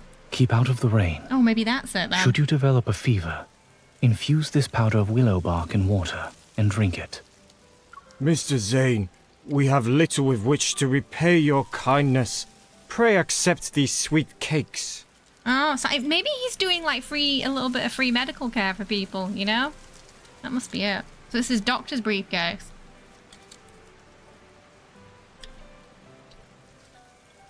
Very well. But do take greater care with that sickle. I shall not attend you a second time. We spent the afternoon visiting houses.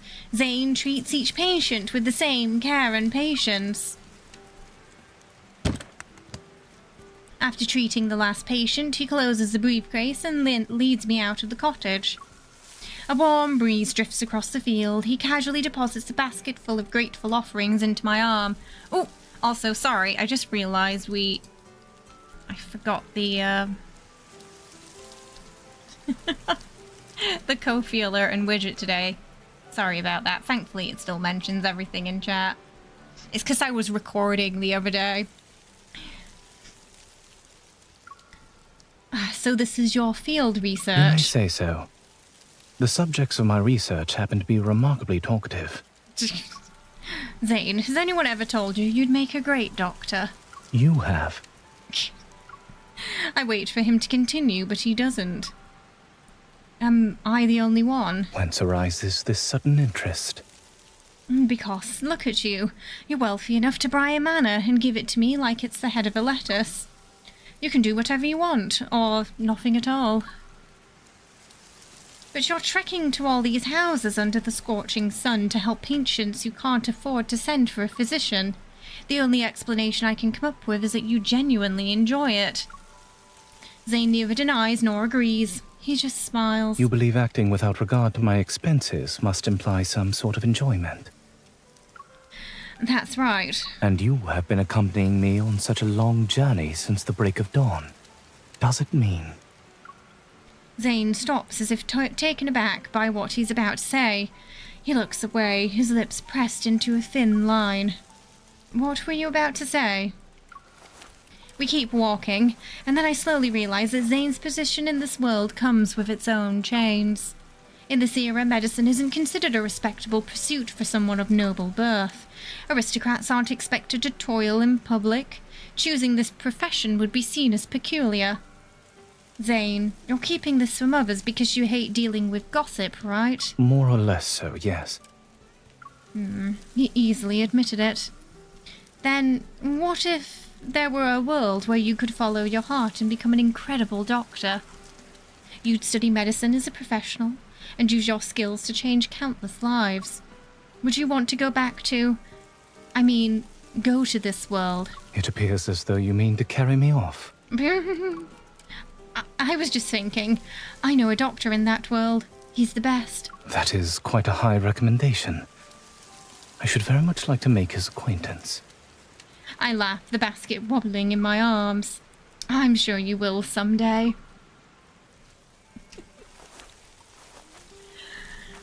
The trail through the field narrows. We're walking shoulder to shoulder. Every now and again his arm brushes against mine. The brief warmth disappears as quickly as it appears, but it lingers in my mind. The quiet stretches on, and the rustling of clothes and grass as Zayne breaks the silence. Perhaps I merely wish to be certain that the choices I make are indeed my own, and not just the consequences of a perceived duty. Whether it be in tending the sick, in translating old volumes, or even in the matter of our engagement at first. What? I have reflected upon it for some time, and I believe you ought to know. He slows his pace and turns to me, his expression solemn. I will speak plainly. I now see you in a different light. Yet, I do not regret annulling our engagement. Well, okay, you know, you might as well just stab us now. Jeez. Gossiping was pretty bad back then. I would say it's worse. It was worse back then because, you know, if your reputation got ruined, then that was it. There was no going back, really. And it could not just ruin you, but your whole family, and then their job, status in society, etc. There was no such thing as like profiting from negative infamy, whereas I feel like nowadays people do profit from negative infamy. No, back then it would just be like the end of the family, basically, if they couldn't find a way to make it work. You are clever, witty, and exceedingly fair. Such qualities as these might win a heart with uncommon expedition. It would depend on the rumors, Monto. Like an affair, probably not. Just, like if there was a rumor that someone had been getting around before marriage on, you know, a woman, it'd be difficult to marry. They'd probably end up with some old bachelor because of it. Yeah, I know, he keeps trying to save face, doesn't he? You possess a vision and a path manifestly different from those who see marriage as the main purpose of this earthly life. It is meet that you choose the right person for yourself, rather than letting another determine what is best for you. Oh no. His words sound like compliments, but I can sense the distance he's creating. Feeling uneasy, I blurt out a rebuttal. He's like he doesn't want to constrain her with marriage because she seems like a free spirit. How would you know what's right for me? The words are barely out before I wish I could take them back. I know it's not the right way of asking that question if I truly want an answer. I lower my gaze and see Zayne has clenched his hand as if he's holding himself back. I know because I saw how your eyes lit up when you spoke of that physician. Oh shit, he thinks we're in love with a doctor. But he doesn't know it's... Oh, okay. Okay. By mentioning Zayne in the other world, we've accidentally given him the impression that we are in love with someone else.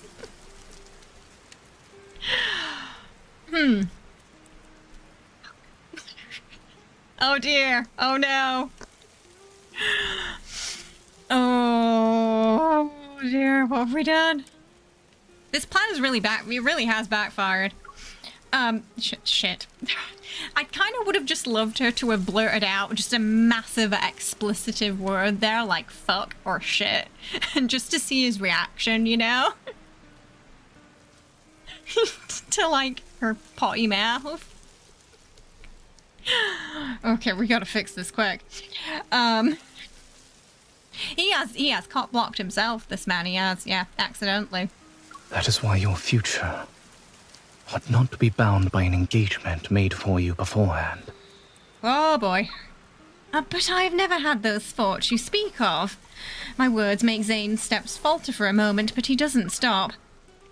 All these things you say seem to be for my own sake, the same as to how you broke off my engagement. But do you know what I want now? A breeze rolls through the field, rippling grass between us. I cannot answer that with certainty, miss. Yet I do attempt to use my discernment.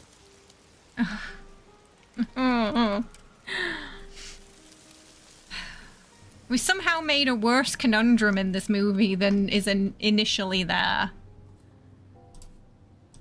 Well done, us. Zayne and I see each other often, but ever since that day the relationship between us has become delicate and strained. When Lady Hurlin visits Morley Manor again, she notices the tension. I haven't seen you in a while. I thought everything would be going swimmingly between you two, yet it seems not to be the case. Under her kind yet piercing gaze, I can't hide my feelings anymore.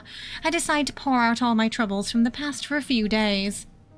I thought I made it obvious, but he still acts as if I need to explore my options and choose what's best for myself. I'm not picking cabbages in a field. A thoughtful look crosses her face as she taps my arm with her fan. Pray leave this matter to me, miss. Okay. The social season is drawing near in the capital. If you are to make your debut at the ball, you must have a partner with whom to practice.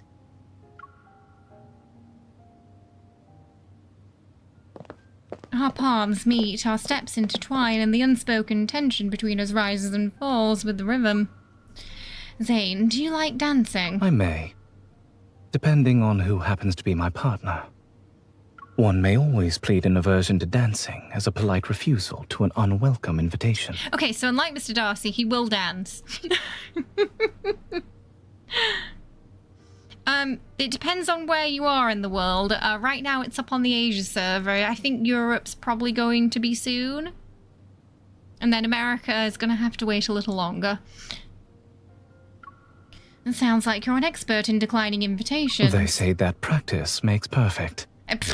To refuse demands practice as well. Come, try declining my invitation to dance. I don't think that's necessary. If you do not practice beforehand, then at the ball. The ball? Lady Hurlin informed me that you are looking forward to the ball that will be held in the capital, and that you've been preparing rather earnestly.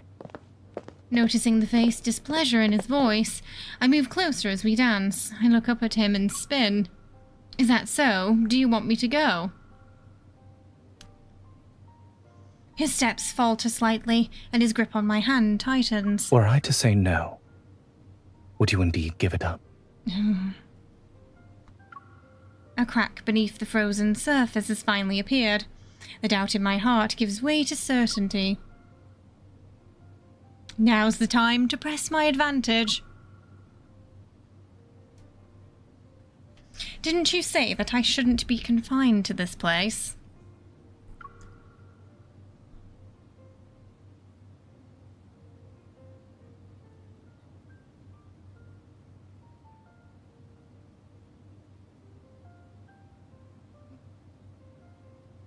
So I thought about it. If I go to the capital, I see a bigger world and meet a more promising young gentleman. Oh, is she going to try and, like, make him jealous now, then? To see how he really feels? Maybe one of them will gift me an even grander estate. Maybe someone will buy me a Carroton County in its entirety. Pulls me even closer, and his hand resting firmly on my waist. Okay, I think it's working. I think it's working. Is that all you seek in a lifetime companion? Well, he should at least be better than my ex-fiancé. Otherwise, what's the point of ending that engagement? The music fills the sudden silence. We continue to turn around, each of us slowly. Neither of us speaks. Just as I think we'll dance like this is the until this is the end. As soon as you had received my portrait, you expressed a wish to break off our engagement. May I ask why? Wait, what? She did? He acted like this before too in another banner. Oh, yes. Do you remember which one it was? I'm at a loss for words. The truth is, I had no idea back then that my fiancé was Zayne. I'm still scrambling for an excuse when Zayne asks another question. Maybe that's why he did it. He overheard her, yeah. Did you find my appearance disagreeable? I stare at his face. He's so close that I can count his eyelashes. I take a deep breath. Zayne, I swear you're going to drive me insane. So I think it's technically her fault that he blew it off, right? I step down from the carriage and look back at Zayne. He doesn't move. I was in Runaway when she asked him to help it. He got jealous. Translation, was I chopped? I step down from the carriage and look back at Zayne. He doesn't move. Aren't you coming with us? They picked a very modern-looking suit there. I must return several volumes to the public library. We must part here. What if I find a better dance partner tonight? Maybe there will be some Mr. Zayne. Or Sir Zayne. Then he must secure a carriage of his own. Lady Hurling calls to me. I hesitate for a moment before walking into the banquet hall. Oh, yeah, the cat butler. The cat butler outfit. Banquets in the capital are nothing like the ones in Carroton County. They're dazzling, boisterous, and lavish to the extreme. Lady Hurling lives up to her reputation as a darling of high society. The moment she appears, a crowd of young ladies flocks to her side. I slip away to a quieter corner and find my mind wandering back to Zayne. Why can't we can't keep tiptoeing around each other forever? May I have the honor of standing up with you for the first dance this evening, miss? My thoughts are interrupted. I stare at the hand extended towards me, but all I can think is the one who practiced with me. I shake my head firmly. I'm sorry, but I don't like dancing. I turn to leave, only to see Zayne standing behind me. He's holding out his hand. Were another gentleman to ask you, would your answer be any different? Do you think that other guy's gonna see her take Zayne's hand and be like, what the fuck? I thought she didn't like dancing. Weren't you going to return the books to the library? A matter of greater consequence detained me. It's as soon as she mentioned dancing with other men, you know he changed his plan. Miss, this evening is more than a mere occasion for merriment. It marks your entrance into high society. A polite smile or a courteous nod may be misconstrued as eagerness to accept a gentleman's advances. Don't smile at anyone but me. So we get a couple of parallels to the General Zayne in Throne of Eros. I appreciate the advice, Mr. Zayne, but I know how to socialize. I'm not doubting the acuity of your discernment. However, accepting a stranger's hand during the ball is often enough to kindle idle tongues. I suspect even Lady Hurling neglected to caution you on this point. I hadn't thought of that. Maybe it's because Zayne is really the only person I've spent time with here. I also got how different the customs and social norms are in this world compared to Lincoln. I wish for you to feel entirely at liberty to follow your own heart. Yet, I would also hope not to see you in trouble. Oh. Why didn't you just tell me not to attend the ball? To forbid your attendance would itself be but another restraint upon your liberty. So you really aren't worried about me choosing someone else, are you? Oh. A new melody fills the air. Zayne hasn't let go of my hand. Have you another gentleman in view for the next dance? Oh.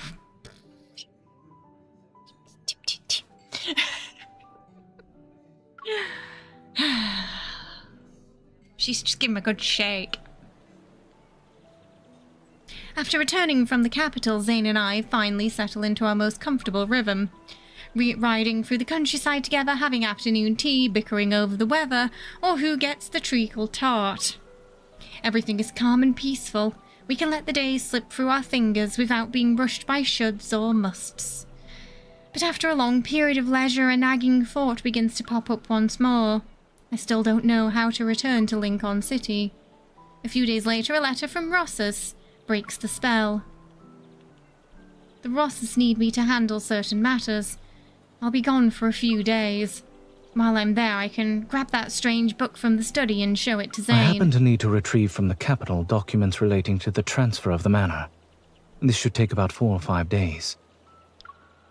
I suppose we'll be saying goodbye again. It will be but a brief separation.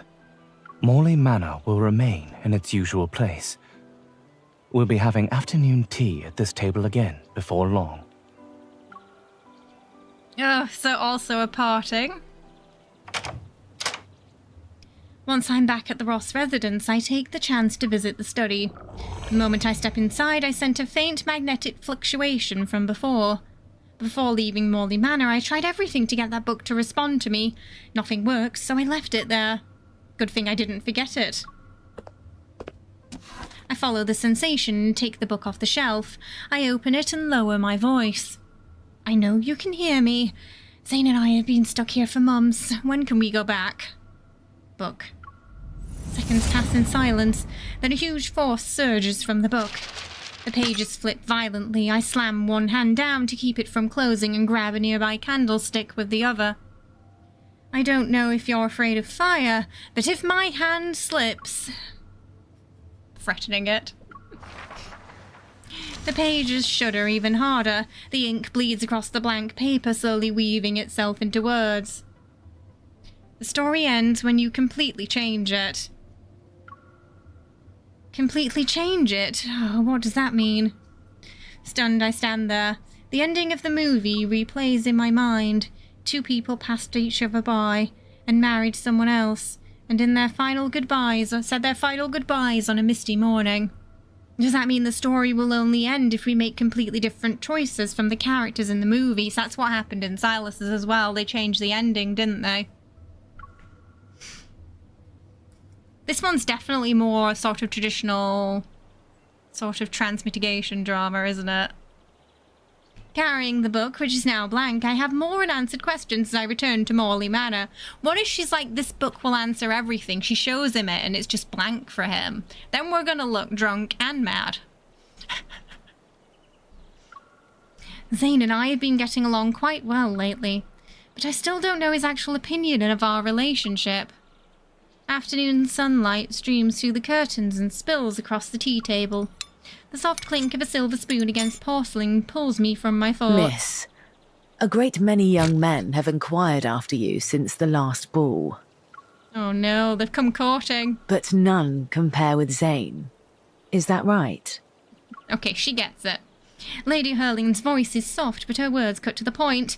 I find myself looking away. After the engagement was annulled, he was worried you might be treated unfairly upon entering high society. So he pulled quite a few strings to smooth things over for you. Did you do? I had not planned to vacation in Carrollton County. He had to insist thrice before I at last consented. He never told me any of that. Actions, my dear, are often more eloquent than words. but he has been holding his tongue for a good while now.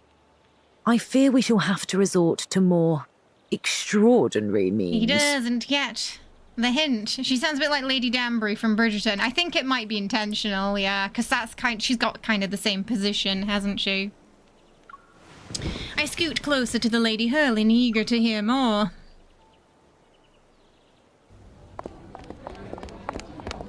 The next day, the manor is already bustling at dawn. The loud neighing of the horses outside wakes me. After quickly freshening up, I hurry downstairs and run towards the portico. Mist has condensed into streaks on the hallway's windows. The air is carrying the damp chill of early autumn. The lit candlesticks in the wall sconces cast flickering shadows. I turn the corner and almost bump into Zayne. When we lock eyes, I can almost see a soft light bloom across his shoulders. He's cloaked in glimmering golden mist. Zayne. Good morning, miss. How was the weather in the capital? Mostly nice. The sky was occasionally overcast. The Britishness is taking over her now. She's making small talk about the weather. All that paperwork is being completed? Yes. There were no issues at all. My gaze falls onto the familiar briefcase at his feet, and it all makes sense. You were busy with other things. It was my intention to return early. The air around us feels warmer. I wait in silence. But Zayne stays composed as ever. He's the epitome of a reserved, polite nobleman. Even the amusement in his eyes is carefully kept in check. You tend to stop yourself when you're halfway through the sentence. That is because you have always managed to discern the rest for yourself. Maybe I'll stop guessing from now on. If that is the case, I shall endeavor to be a tad more loquacious moving forward. He does look very dapper. He effortlessly deflected my comment again. I clenched my and unclenched my hand on the fabric of my dress. I'm not letting him go so easily. I'm tired of waiting for your next time. I want you to say it now. Mr. Zayne, you're almost perfect, but unfortunately you have one flaw that's impossible to ignore. Oh, the wedding theme song in the background. Do enlighten me. Wait, is she going to confess? I look up and my gaze meets Zayne's. You never say the words I want to hear the most. Oh? You keep saying you want me to have choices, that you want me to give me a way out. But sometimes if the path you offer seems endless, the person you care for might just run and never look back. Before I can respond, I hitch up my skirt and sprint towards the manor gates. She's just hoping he follows.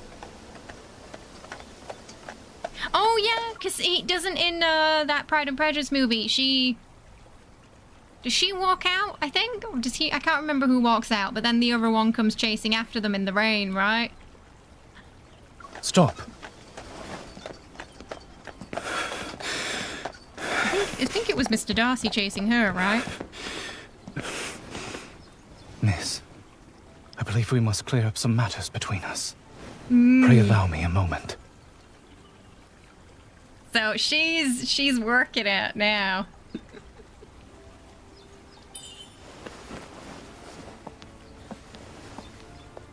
This would have been very awkward if he didn't chase after her, though. Mr. Zayne, you can let go now. I beg your pardon. I have been too hasty. No. I always thought I ought to be more prudent in discussing such matters with you. Go on, touch her hand. Just do it. Oh.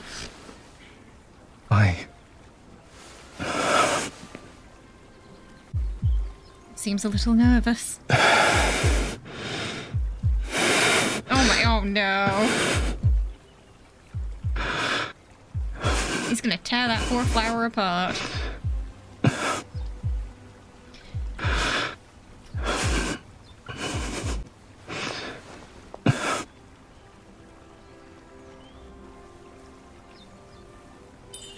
If you have nothing else to say, I'll take that.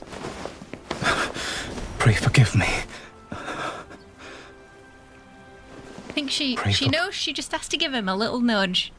A little nudge to take the initiative. Forgive me for coming here. I do do not mean to press you for an answer. Yet if I were not to speak up now, I would risk losing the most precious opportunity of my life. I hastened to conclude my business and returned earlier than I had intended because... because I...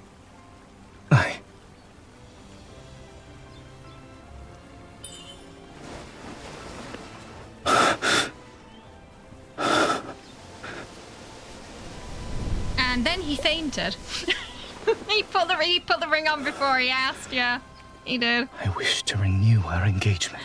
Oh, dear. Cute. They fixed it! They fixed the ending! Yay!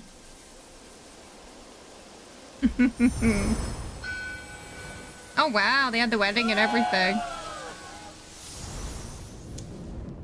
They really should have animated that scene. That would have been a great scene to animate, but could have been a copyright issue, maybe. If they, like, directly pulled from it. But it would have been great to see. They was there for 5 months. You love that she kissed his hand instead. Yeah. Oh. Good thing the rain cleared up in time. The weather has been very favorable on our first outing. Wait, so they got married, they changed the ending, they're still stuck in the movie.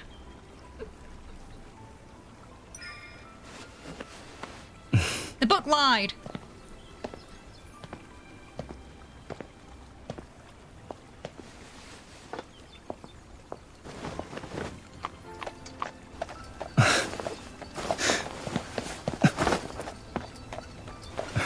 I would rather sit beside you today.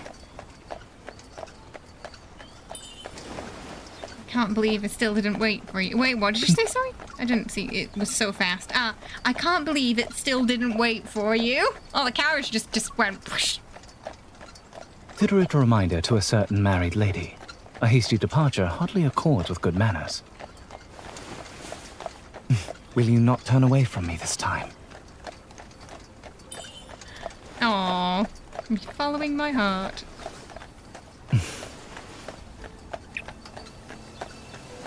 I am honored, my lady. There's a oh wow, look at the house. Goodness.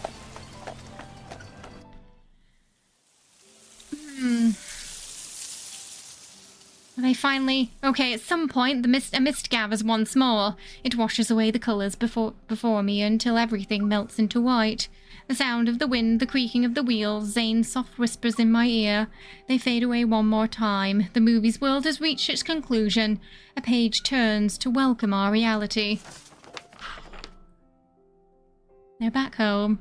Some stories end here, while others are just beginning, and I know for a fact that even if destiny pulls 2 souls apart, a determined heart will chart a course that circles back, guiding them to each other time and time again.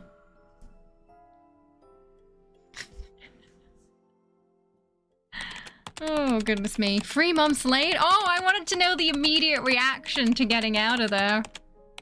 Gentle light flickers into the study. It's so quiet that only the tapping of the keyboard can be heard.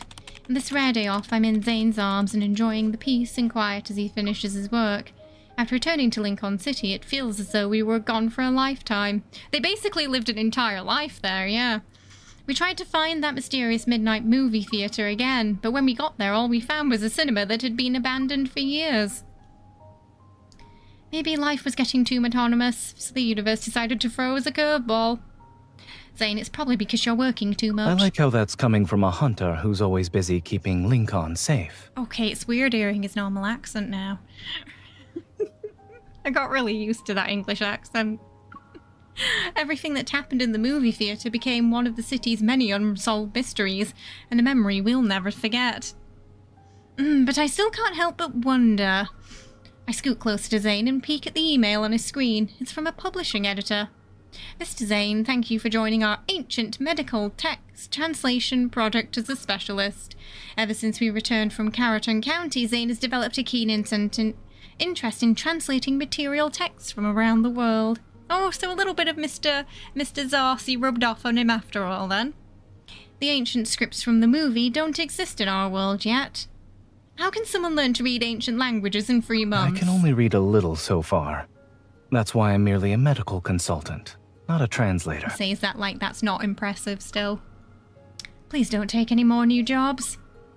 If you come to think of it, staying in Carrollton County wasn't too bad, was it? At least a certain workaholic got to see what it was like to have nothing to do. Oh? I seem to recall someone being desperate to leave at first. Do you think he wakes up at night just like sweating, thinking of all the carrot stuff he had to eat? That reminds me, I'd been meaning to ask him something. I always assumed I was the one who changed the course of our story. Yet Zayne, even without his memory, still made a choice the movie's protagonist would have never made when he met me. Why were you so determined to call off the engagement when we first met? Did I leave a terrible first impression? It was the opposite, actually. Strong arms hold me as he leans in. His gaze holds the warmest hint of happiness I haven't seen in a while. When I first saw you at the Ross's estate, I thought how happy it would be if we could cast aside rank, fortune, and every other distinction. And if this young lady might choose me entirely of her own accord. Aww. So it wasn't that he didn't want to get married to her, he just wanted it to be her choice, rather than being forced with him. Aww. So, mentally, he was already smitten. Honestly, I'm surprised he didn't ask her straight after they, as soon as they got out, to be fair, Zayne. Well, that was nice. So in this one, they had some instructions on how to leave. In Sylus's, they were given nothing. They were just thrown in there, and and they had to figure it out. But it was the same premise where they had to change the ending, basically. Sylus almost died. So in this one, they could have been parted forever, and in Sylus's, he almost died. Oh wait, did we get a text? Maybe we did get a text after. Okay, we'll look at those later. Right, so we've got one box. And hang on. We need to take Sylus off that. Okay. So let's see how it goes. We can get like Caleb or Rafayel.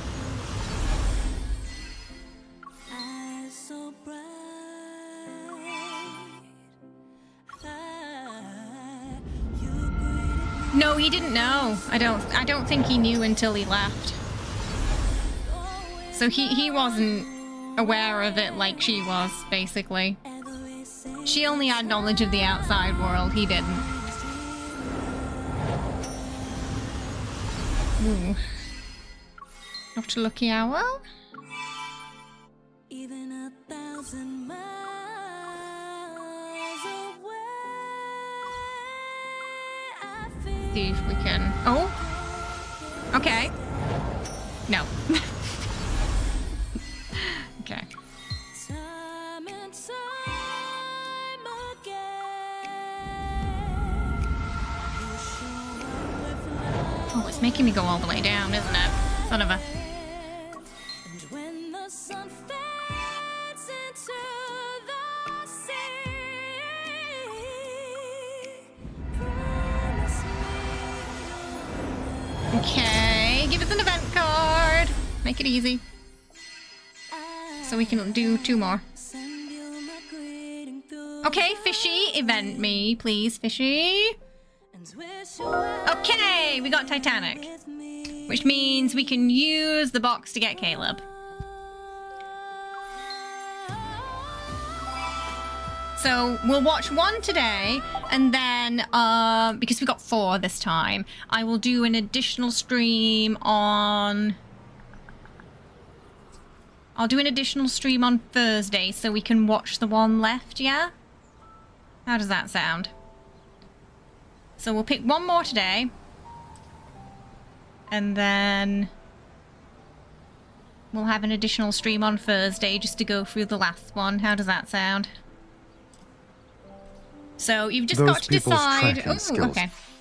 You just got to decide if you want Caleb's or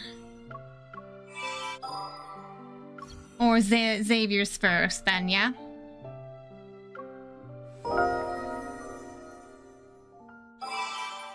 We didn't manage to pull Zave's this time. You just do the... Okay, so in chat, write if you want Rafayel's or Caleb's today. Which one would you like to see the most? We've got up close.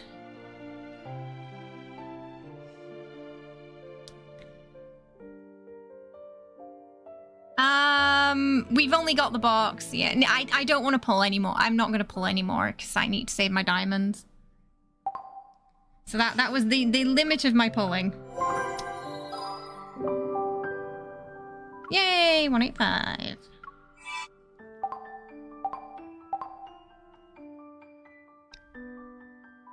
Caleb's, because you have no clue. We got 1 vote for Rafayel, 1 vote for Caleb.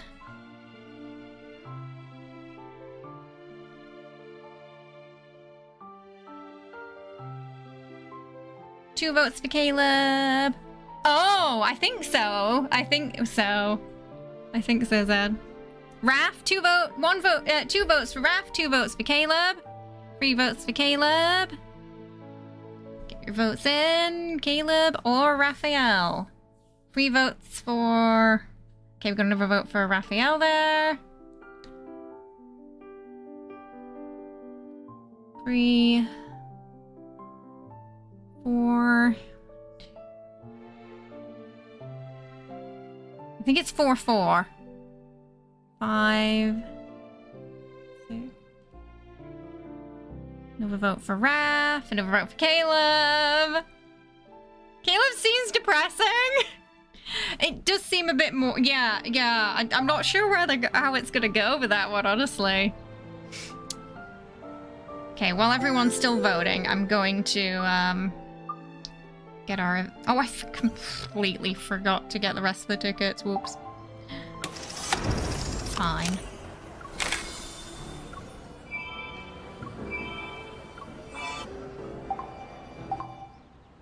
If I change it, it's not going to be...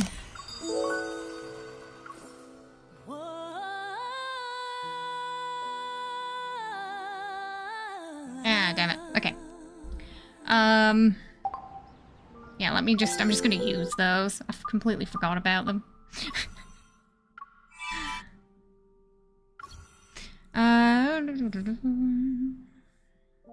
Oh, we'll get the pose today so we can showcase that later.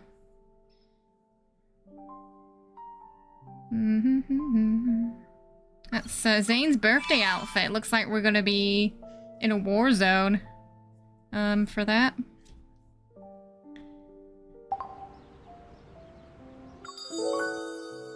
Very unlikely anything will pop, but...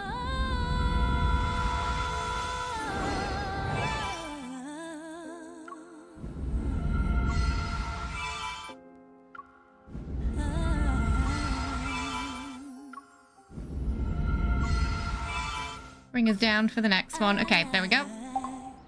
Oh, thanks, Jenny. Snoring in my face. You already got Sylus, so you're good. Cat tiebreaker. Yeah, we have all the outfits. Oh, you want to see... You want to see Zayne's outfit? Oh, see if he talks in the British accent. Okay. I'm not... I don't think Sylus was putting on the accent. Oh, wait, that's Rafayel, sorry. If you tumble... Oh, he's dressed like Top Gun today.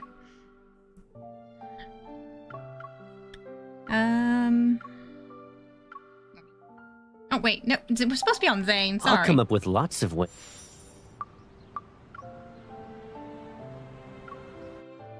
My brain stopped working.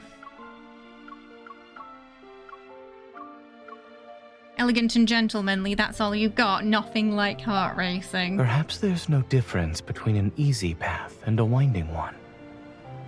As long as you're at the end, I'll walk along it. Okay, so not really. You just get normal Zayne in the outfit, basically.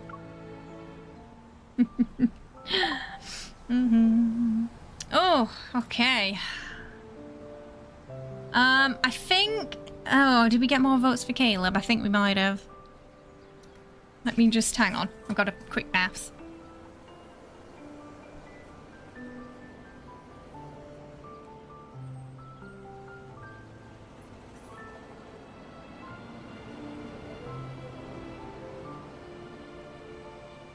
You're mine for the rest of the evening.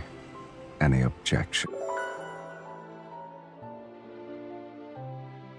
I think it's 5 for Raph, 6 for Caleb. So Caleb's today, and that means we're going to do Rafayel's on Thursday, okay? We're going to have a special stream on Thursday to go through Rafayel's. It'll be at 6 p.m. ET, that.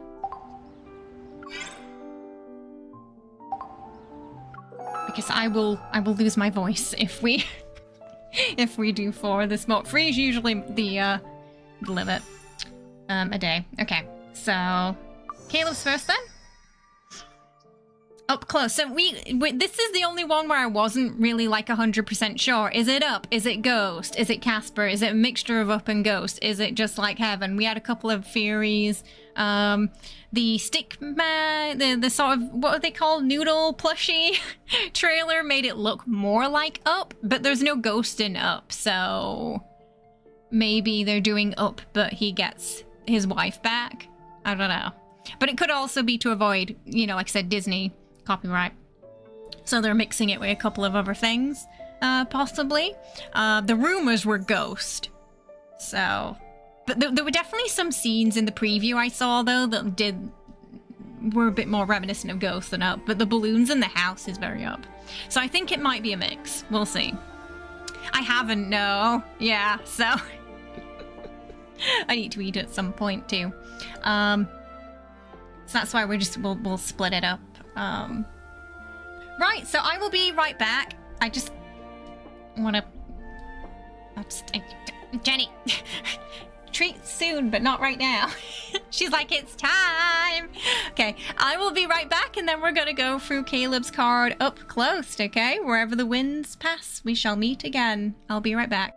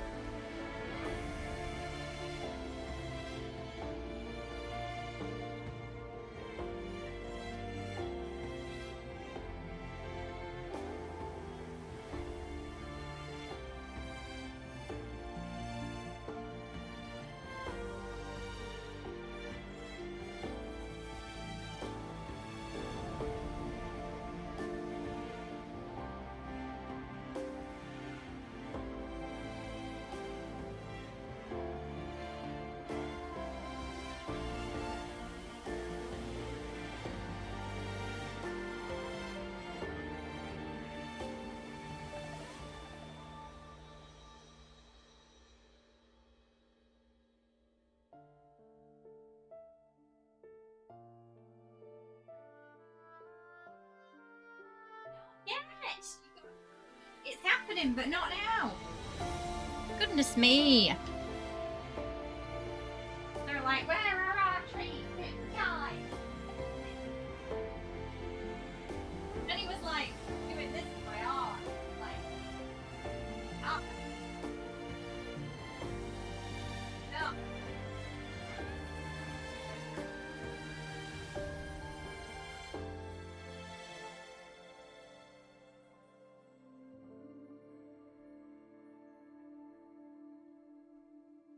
We want treats, and we want them now.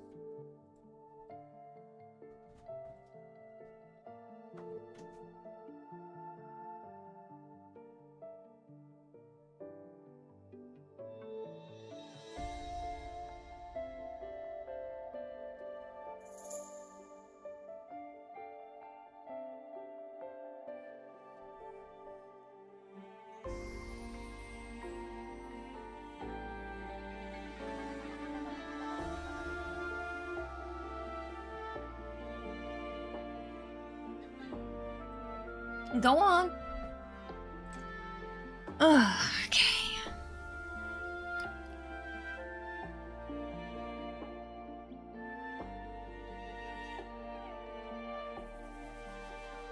Okay. Sorry, probably heard me in the background there. Yeah, the cats were. They know what time we usually finish, so she's like a bit confused about it, you know? Like, why are you still going? We want the treats. Okay, we ready?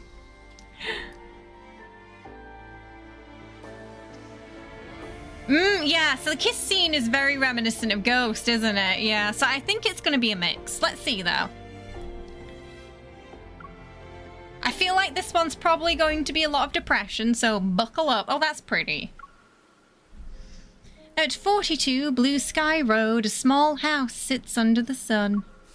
At 6:59 a.m., I hover over the second floor balcony to water the plants while counting down the start of the day. Okay, this just sounds a little bit... Yeah, this sounds a bit like up, doesn't it?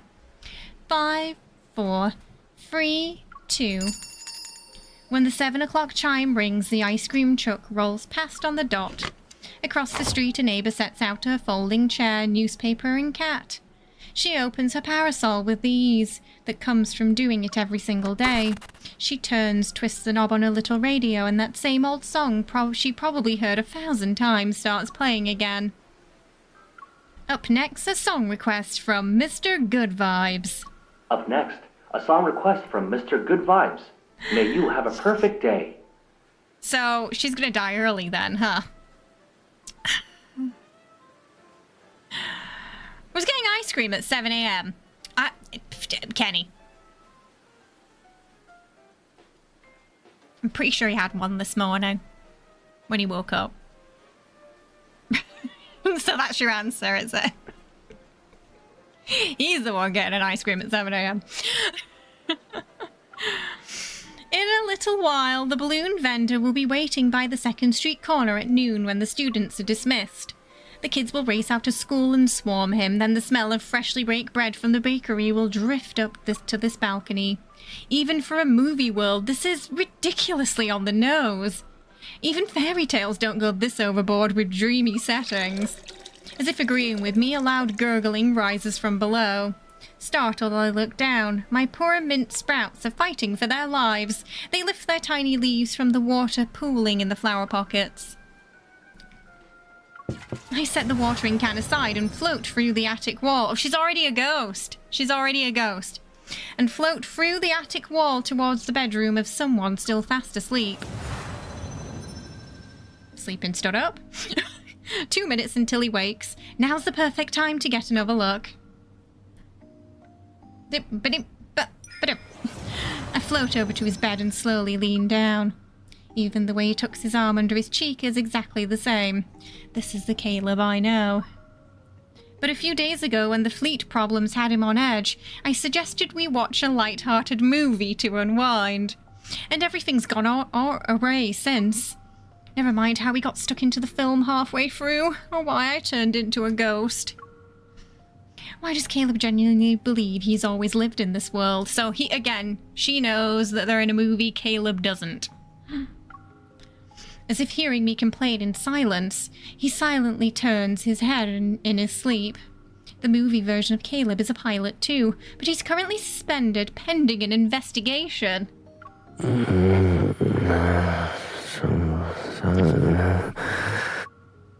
Why, what are you mumbling about? I drift a little closer and almost... Okay, I just phase into him. Alright, not having a physical body makes it hard to judge a safe distance. I start to pull back and suddenly find myself staring into his sleepy eyes. The last traces of grogginess disappear when he sees how the lower half of our bodies are overlapping. Miss Ghost, we've only known each other for 5 days. Maybe we should have some, you know. Okay, this is feeling a little bit like Just Like Heaven. Yeah. Miss Ghost, this is inappropriate. Personal space. They're always freaky. Why are they always so freaky? I can explain. Your room is connected to the balcony. This is the fastest route. If it bothers you that much, I'll take the long way next time. I don't want you thinking I'm some shameless person. Ahem. Oh, wait, you don't actually believe I'm a person, right? At the sink, Caleb spits out his toothpaste and glances at the left side of the mirror. There's only an empty towel rack where my reflection should be. Of course I believe you. You're a hunter from Lincoln City who entered a movie world and wants to go home. As for the part about me being your... Here we go again. I sigh and float behind him again. My lips are almost touching his ear. How many times do I have to say it? You're my Caleb, and we've known each other since childhood. Caleb dries his face, grabs the shirt that's hanging nearby and smooths it out. He's unfazed. He just thinks he's got, like, a ghost with dementia living with him. He just thinks, this ghost has clearly gone mad and doesn't know what she's talking about. And I've told you that I've lived here for over 20 years. I went to school, graduated from college, got a job. Everything was fine until last weekend. Oh my god. Now a ghost girl is floating around and claiming we've known each other since childhood. And that everything I've known is a lie. Wouldn't it be weirder if I just accepted all of that immediately? I mean, he's got a point. I mean, not really. I mean, you accepted the ghost part surprisingly fast. Reporting I know Caleb is a reasonable one here. What we are to each other now and how to get home, those things take time to figure out. Besides, after living with this version of Caleb who thinks everything is fine, I've become a little more selfish. It's nice that we don't have to worry about fleet problems for a while. It's almost like we're on vacation in a movie world. But then I realized something. If Caleb doesn't remember about anything about Lincoln City, you just let a random ghost move into your house. Don't you know what boundaries are? Who says I don't? When you were going to crawl out of my TV for the first time, I turned it off. But why would she approach him like the Grudge girl? Oh wait, no, it's the ring, right? I think it's the ring. Why would she do it that way? I mean, I'd turn TV off too. What the fuck?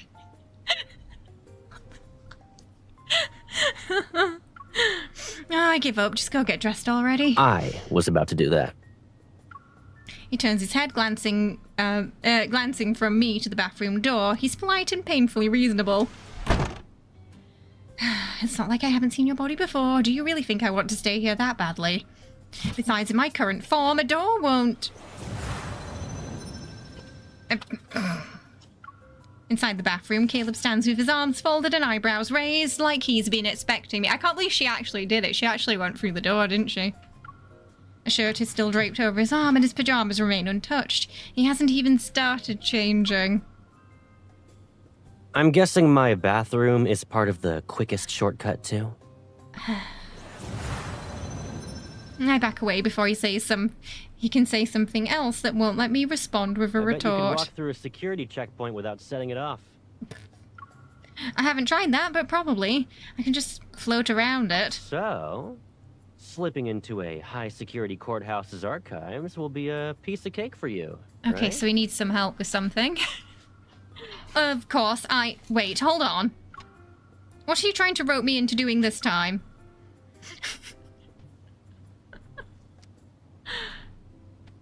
Caleb headed out today to deal with a small issue.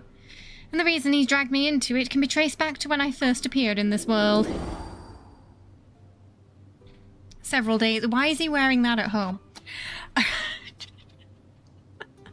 After crawling out of Caleb's TV, I went through confusion, panic, denial, and eventually just accepted the madness. Trying to explain how we entered a movie world halfway through sounded more like rambling than an actual explanation. Fortunately, he was sharp enough to understand the important bits. Let me get this straight. You need to go home and take me with you? Yes.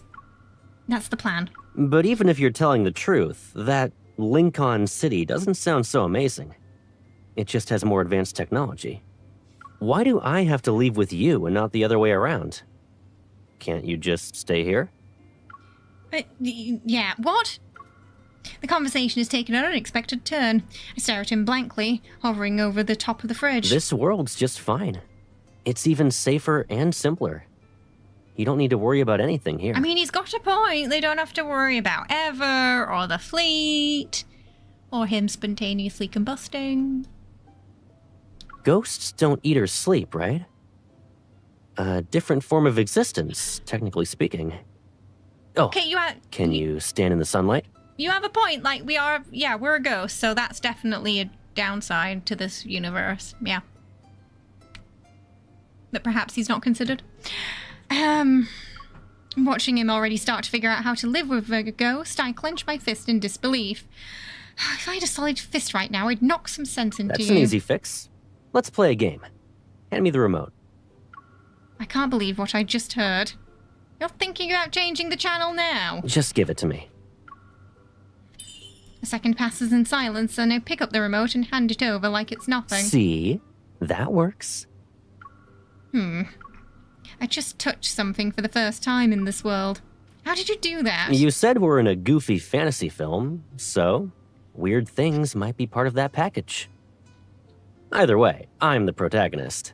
It comes with perks and hidden gimmicks. How many times do I have to repeat that you're not a movie character? Caleb only shrugs and changes the channel to one playing a classic movie. Over the next few days, Caleb kept tossing me small favors. I opened bread packages, get DVDs from top shelves, messed with the planter and the watering can. Somehow the list of things I can touch keeps growing. But I still couldn't touch Caleb. Caleb said the fastest way to blend into another world is to form a close connection with someone who lives in it. But getting the newspaper for him and watering the plants doesn't exactly build any close connection. Hovering outside the bathroom, I'm mulling it over when the doorknob turns. Caleb steps out in a fresh shirt and looks at me. Let's go.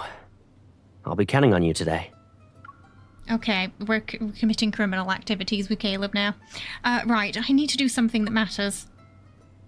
Breaking into the courthouse, I'm guessing. He thinks she's just nuts. He thinks she's nuts. The favor Caleb needs this time has to do with the investigation on him. Today's hearing will decide whether he loses his pilot license for good. My job is to sneak in early, review the documents, and make sure the key numbers line up. These documents are for the pilot, right? The one everyone was crowding around outside? He's pretty good looking. Why would he break the rules? I've never heard of him doing anything like that. What did you do? I have no idea. We just keep the files. Don't overthink it. Did you leave a window open? I feel like there's a draft. The papers are all over the place. He wants her to steal the documents, I think, yeah. My hand freezes in midair. Guilty, I glance around, confirm that neither archivist can see me. The fluttering pages settle neatly on the last one, Caleb's flight log. That's just as I thought. This doesn't match what Caleb remembers.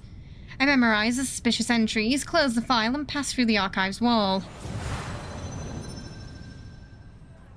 During the hearing, Caleb challenges those entries. His arguments are strong enough that the panel has no choice but to temporarily halt the session.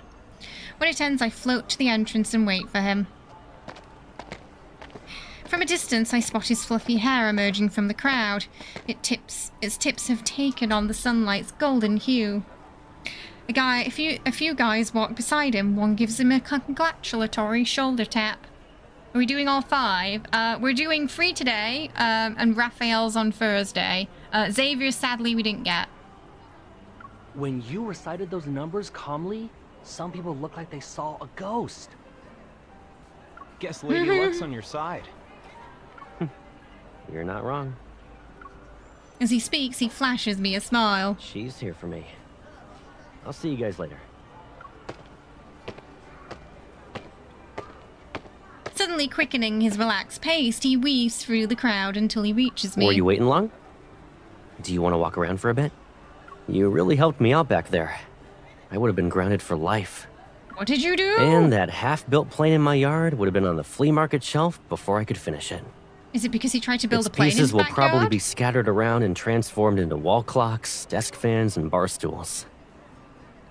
Yeah, he does sound like maybe he's not doing all right too. Yeah, he was very... The way he just accepted that there was a ghost in his house. I'm curious if he actually thinks she's a ghost or if he thinks he's just seeing things and he's just come to terms with that. I'm really... I think it is the R1, yes. I'm kind of curious which it is. Because he's telling other people he's seeing a ghost now. As if. You'd be flying into the sunset before letting them be turned into scrap metal. I'm really starting to believe we've known each other since we were kids. You know me too well. Yeah, about time you figured it out. By the way, I only heard bits of what the panel said. What got you suspended in the first place? Don't tell me it was reckless flying. It's a simple question, but his eyes shift ever so slightly. Not exactly. I spotted something unusual on my last mission, so I flew over to check it out. Uh-huh. By the time I realized it, I had already passed the city's boundary. Think of it as an unspoken line no one usually crosses. It wasn't actually dangerous. So he wasn't supposed to leave. Oh, it's still unfair. I picked this movie because it was supposed to be light-hearted and fun. Now it's boxing him in. The boundaries aren't even marked. You can't cross it by a millimeter, and they punish you for it. So he tried to leave the area of the film, and that is why he got punished. How are you angrier than I am? Your cheeks are puffed up like a balloon. So they can't leave the city the movie's set in. He laughs and pokes my cheek, then pauses. Only to poke me again. Okay, you can stop now, or this balloon's gonna burst any time. Wait. Shocked, I grab his finger. My hand travels from his finger to his arm, to his shoulder and cheek. Oh, Caleb, I can touch you. He stops for a moment, then raises his hand towards mine as it rests on his cheek. He takes my hand and gently guides me back down until I'm standing on solid ground. See? You really did something big for me today. And there's your proof. Is that so? Doesn't mean you should thank me properly. I was thinking the same thing. Very Truman Show that. Yeah, it is, isn't it?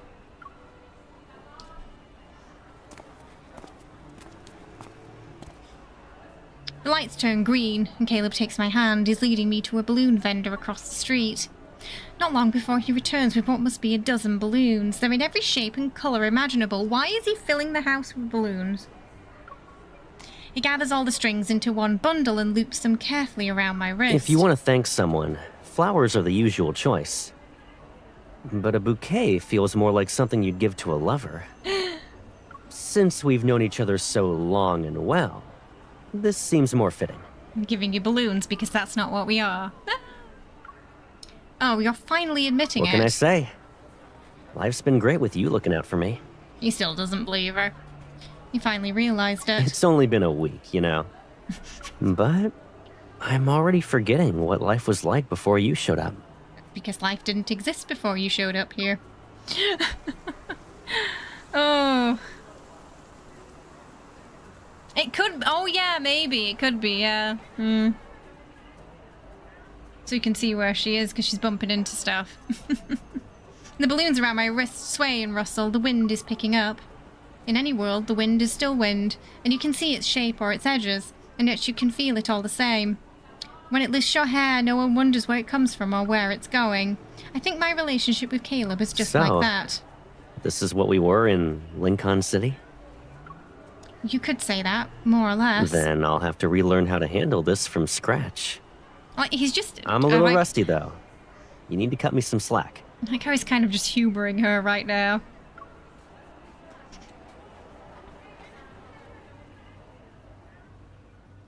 This is like the picture that's used for their house as well, isn't it? Their old house. The balloons are eventually tied to the balcony. When I water the flowers, sometimes I gently pull the strings. Small splashes of colour dance across the walls, which give a house a new subtle warmth. A fresh bouquet appears in the vase each morning, and the landscape photos in the frames slowly sink beneath the new pictures of the two of us. The sofa, the bookshelf, the closet, the places that used to look so neat, yet empty, now become shared spaces. Even though starting from zero, Caleb learns quickly, and soon grows into his new role. But sometimes the exact opposite happens. You're rationing breakfast now? I slide the plate towards Caleb and move his iced coffee out of reach. It's to keep you from hurting your stomach again. It's already close to giving out. Oh? How much time is left on my warranty? When it expires, do I go to customer service? What about refunds and replacements? No refunds or replacements. You're covered for I life. see. He blatantly grabs the coffee I pushed away and defiantly takes a sip. There's no reason for me to start a maintenance check today.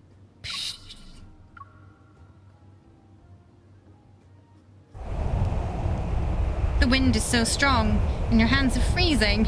Maybe we should go home and grab a coat.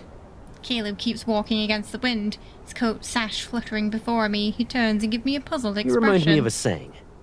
Sometimes you feel cold because someone says you are. He probably doesn't know that he said almost the exact same words to me not an hour ago.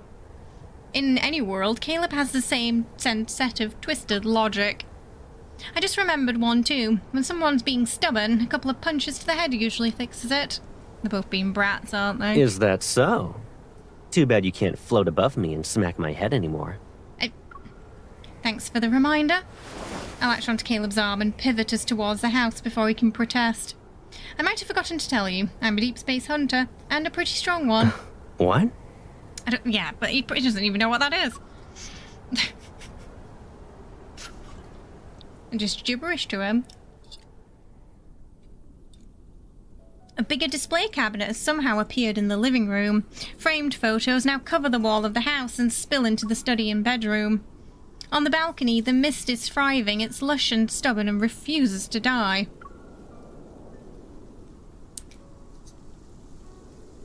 It was from his birthday event, very recent. Summer is so loud and lively that I can almost believe it might last forever. It's raining early morning. We decided to stay in.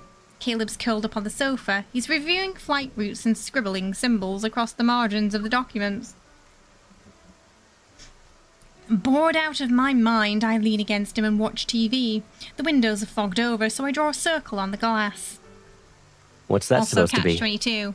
A sun? Close, a sunny apple. I give it a face and a stem and sketch its signature pose, where its hands are on its hips. It looks sulky. Call it a gloomy apple instead. Does it hate rainy days? I'm afraid it's going to be grumpy very often. Rains here every Monday. His gaze lingers on the small apple, but he seems to be looking through the glass at the same time. After the rain stops, tomorrow will be the same as every other day. Mrs. Bohr comes out and sits in the sun at 7, and Mr. Enda, the balloon vendor, always sells 5 balloons a day. No matter when you turn on the radio, the first song is always, "May you have a perfect day." It's definitely a Disney movie. You noticed all of that. You think I don't pay attention to my surroundings? Come on.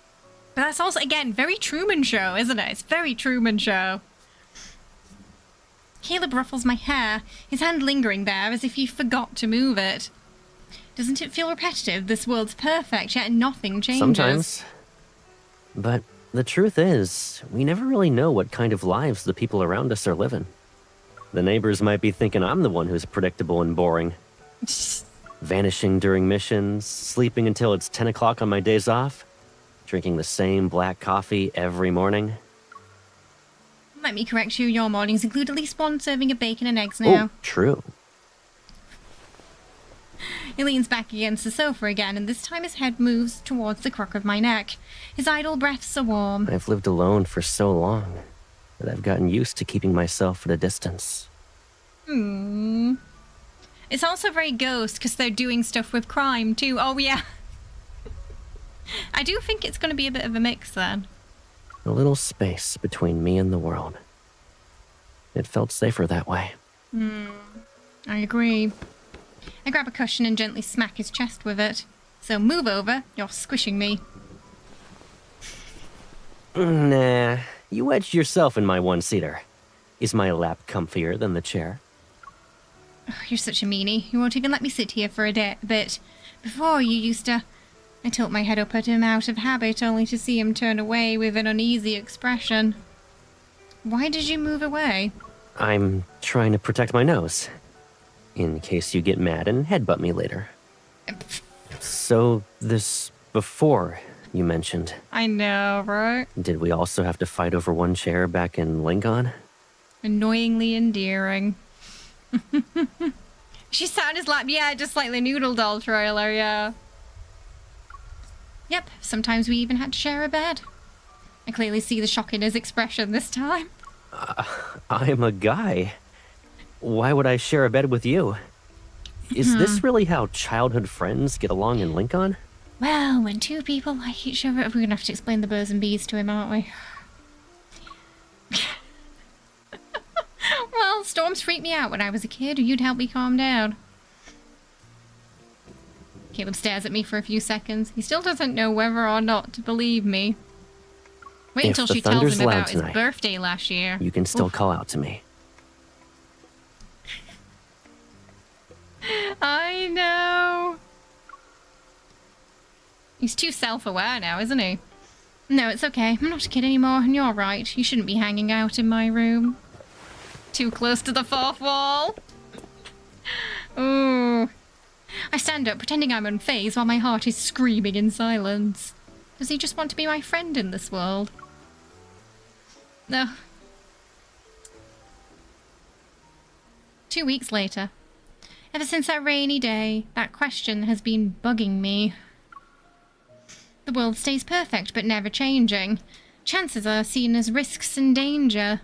Everything moves smoothly and predictably here, as if life is on autopilot. Before all of this, it never even crossed my mind that... What if Caleb actually prefers our current relationship? But we're way past the point of just being friends, even if he wants that. I don't. Anyway, I'll get an answer out of him one way or another today. Your toast is gonna become a fossil in 5 minutes. Can she eat? It'll be Monday again tomorrow. You're still watering the plants? I come to my senses and pull the watering can away before the liquid spills over. Mint needs water every day. Plus it's summer, remember? Is that why you turned my flower pot into a bathtub? I've got just that one last pot to go. As I lift my hand again, the watering can slips out of my grip. It dumps water all over the floor. Thanks for jinxing it, Caleb. Now the balcony's a bathtub.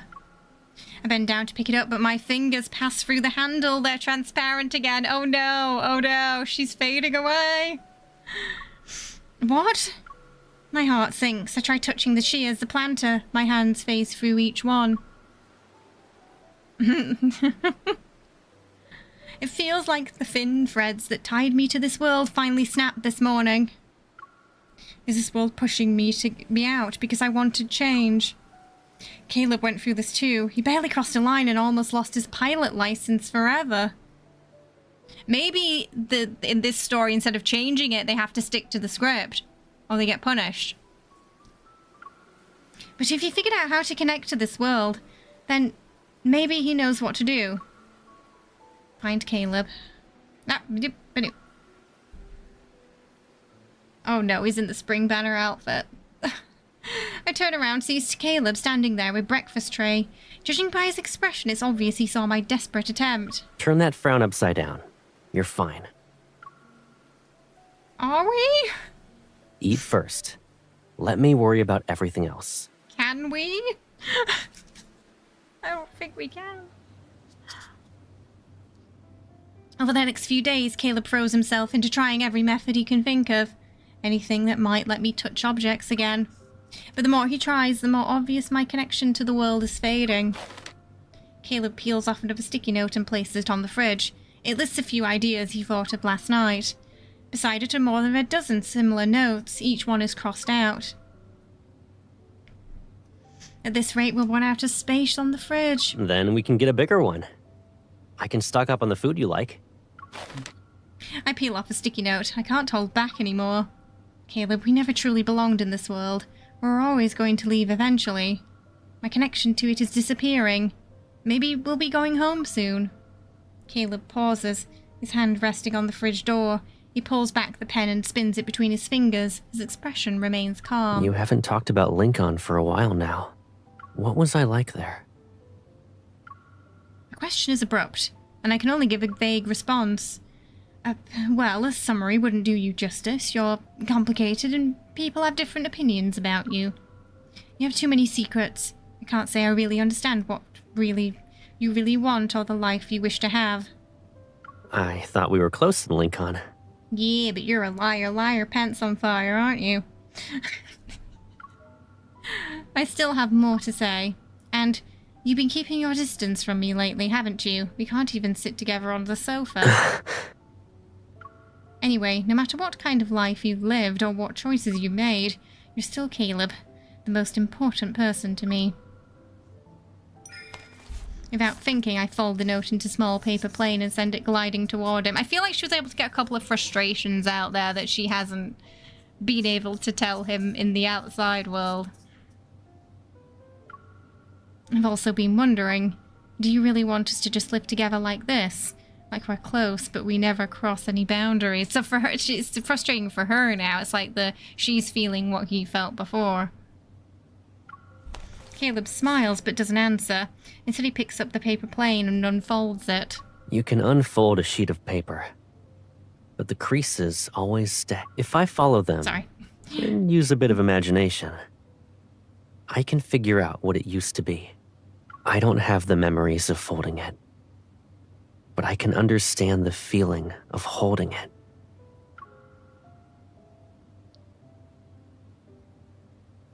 He refolds the paper into a small crane and places it in my part of the crane. Oh, he remembers that then. That's in the back of his mind. So of course I can feel it. Everything I once felt when I was by your side. So he definitely came around to the idea that he doesn't think she's crazy anymore. The notes on the fridge stop multiplying. Life seems to return to its usual rhythm. Soon, the second hearing ends. The chairperson announces Caleb is reinstated, and it's effective immediately. As the others stand to applaud, Caleb pushes his chair back and walks out without waiting. I thought you'd be happier about this. It's nothing special. I'm just getting back what was mine. Sunlight streams down from above. His uniform is crisp and the pilot's insignia on his shoulder reflects a faint glint. Despite all this light being around him, none of it reaches his eyes. Do you want to walk around? I'll treat you to ice cream. Can she treat him to ice cream if she doesn't earn money because she's a ghost? Or is she going to steal it? I didn't really help this time, but at least I can celebrate with you. Sure. There's a place I've been wanting to visit.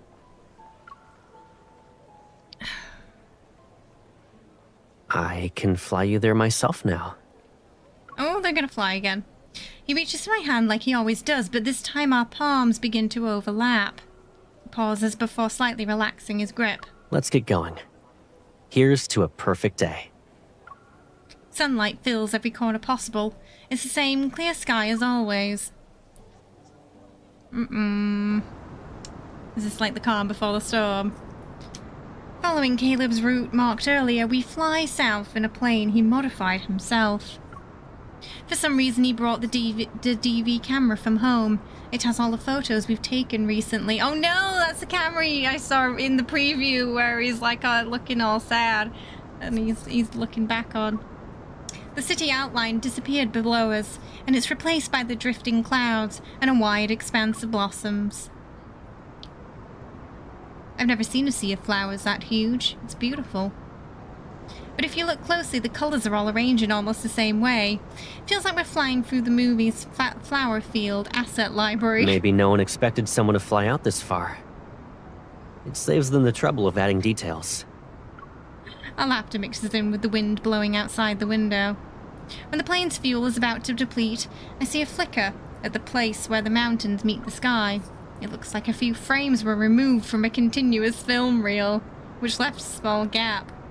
Caleb, over there. Yeah, that's the boundary I wanted to check out last time.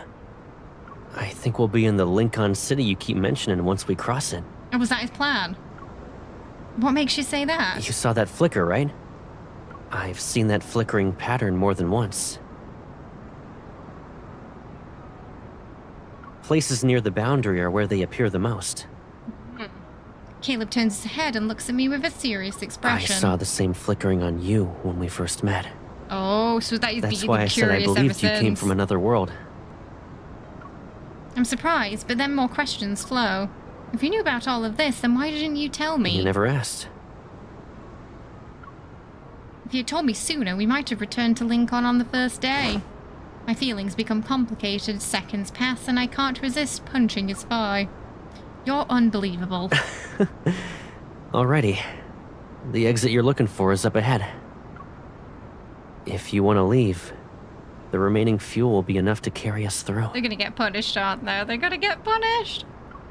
Do you want to leave with me right now, though? The plane remains steady among the clouds, yet my mind returns to the question I couldn't answer a few days ago. What kind of life does Caleb really want? It's such a thing a liar would say. Well, you never asked, right? Ugh. Lincoln City isn't as calm or carefree as this place. There's a lot to deal with. Yeah, so it's kind of like the deep... Yeah, I was thinking it's a bit like the Deep Space Tunnel, the flickering. Yeah, so maybe that's what gave him the inkling it was another world. We'll run into danger and take on heavy responsibilities. You'll have an endless stack of reports to review. Wait, you don't want me to go back? It sounds like you're trying to make me stay. I'm telling you to think carefully. Sunlight filters through the porthole and lands on his face. He steadily maintains control over the plane and smiles. It? You think I can't handle those things? I mean, to be fair, she was putting it lightly. It's much worse than that. You have a point. The engine roars and the route to go home appears. Feeling tense and expectant, I look at Caleb. When he remembers everything after we return, I wonder what expression he'll make. I should tease him first, and then... Huh? Oh dear. I follow his startled gaze. The nose of the plane pushes into the translucent barrier. The aircraft slows as if it's pressing into glass about to harden until it finally stops. The last of the fuel is burned during the strain. The plane begins to spin and the worlds twist into a swirl of colours under the sunlight. Everything starts to fall. I close my eyes and the world gives way around me. Well, it's a good job she's already a ghost. It's not so great for him, though. After returning from those flower fields, Caleb takes me to several other places he marked as boundaries. An abandoned airport runway, a lighthouse at the end of the coast, and the top of the Ferris wheel. Ferris wheel. They share similar traits. The light wavers slightly at the one spot like a reflection on a thin sheet of glass.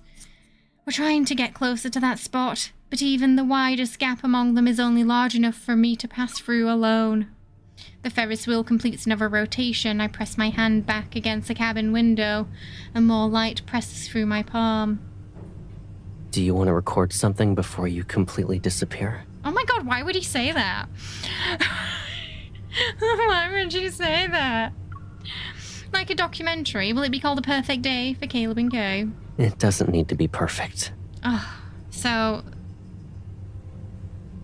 she's fading and they can't find a way out. Brilliant. This isn't going to be sad at all.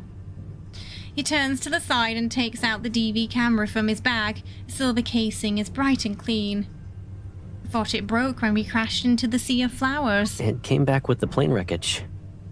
Reassembling something this old wasn't easy. I visited 6 or 7 shops for the lens alone, but I got it to work. He aligns the lens, and the light slowly gathers inside the flame. I want to have more records of you.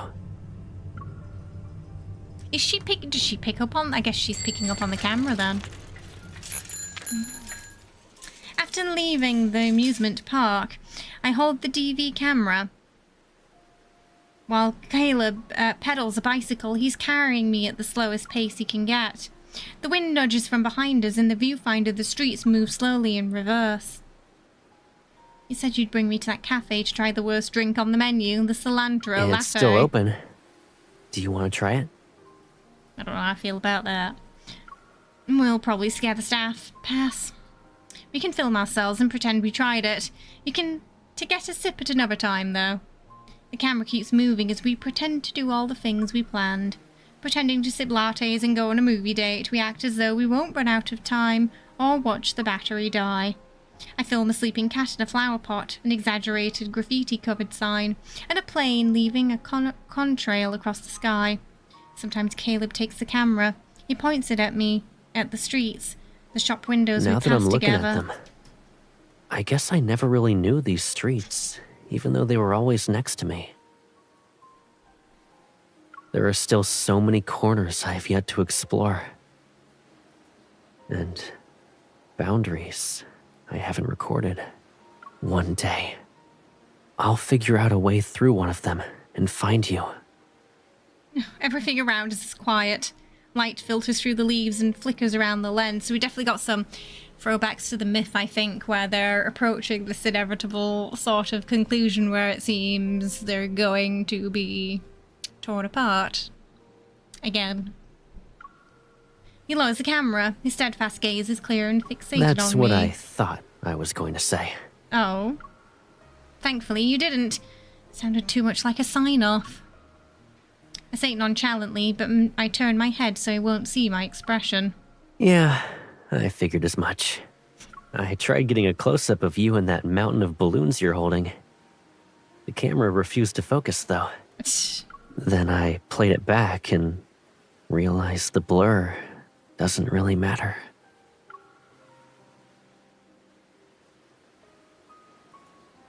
Turns the camera around to show me the blurry clips he recorded.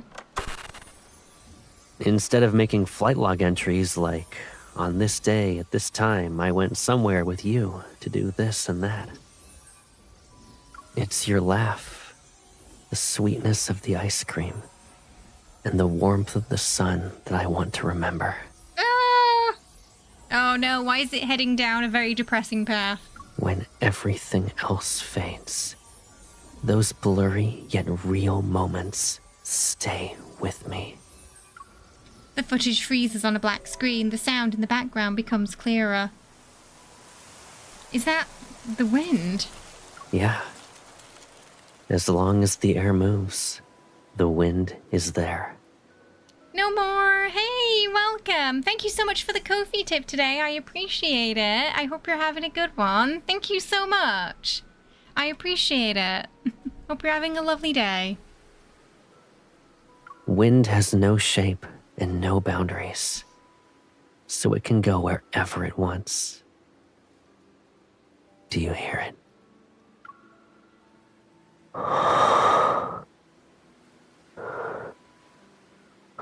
Yeah, it sounds like, oh. This is the closest wind to you right now. I hope it's gonna have a happy And it's ending. saying, Ugh, I hope they're just baiting us with sadness. I hold my breath. Caleb suddenly hits the pause button and reveals an easygoing smile. Stay tuned. I'll save the sentimental lines for later. As you've said, we haven't reached the finale. What do you know that we don't know? I need to keep a few lines for next time, you know? Then you'll have a reason to think about me. The VA's doing a great job on this card, though. It's evening when we return home. The camera battery is almost dead. Caleb ties the balloons we brought back on the balcony. I look out the window as the entire city slowly sinks into dust. Maybe this world will flicker like a device that's turning off in just a few seconds, and then I'll return to Lincoln. Despite knowing we'll meet again, I feel sad that this moment's approaching. Before I leave, I should properly say goodbye to this version of Caleb. I think before picking up the sticky notes on the table. Wouldn't surprise you if Caleb remembers too and he's just playing along. It's just something he would do, isn't it? Yeah. Kindle time, everyone. That background's beautiful, isn't it? Absolutely not. Yeah?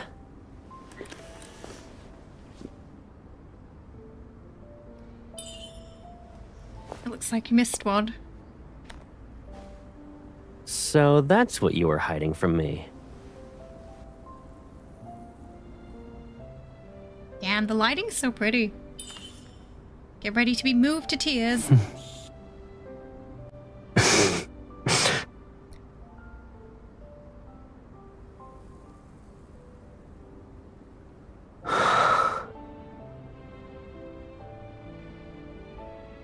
What did she say? What did she say? Smiling though. The music as well, the midsummer music.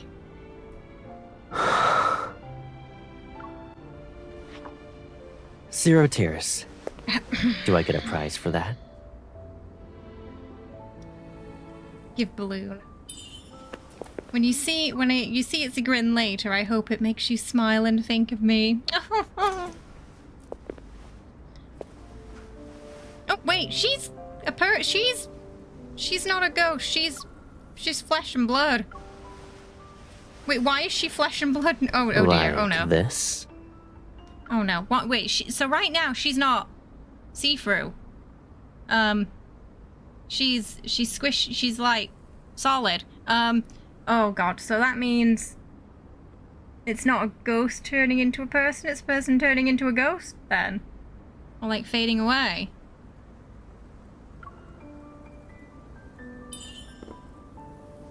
Then, this one's yours. Let it hold your hand for me until I find you again. You better be quick. I'll fly to you. Is he the ghost? Dun dun dun! We get a plot twist. Or is my game just bugging out? I'm not sure. Oh no! No! Yeah, it was the reverse! It's not. Oh god. Oh god, it's gonna be sad, everyone. Yeah, I was thinking in the trailer, like, the ghost turned into a human, but it's like, it's almost the other way around, like, she's just disappearing. Oh, okay. No! Stop! Stop! No. Oh my gosh, she's floating away like a balloon. Ah!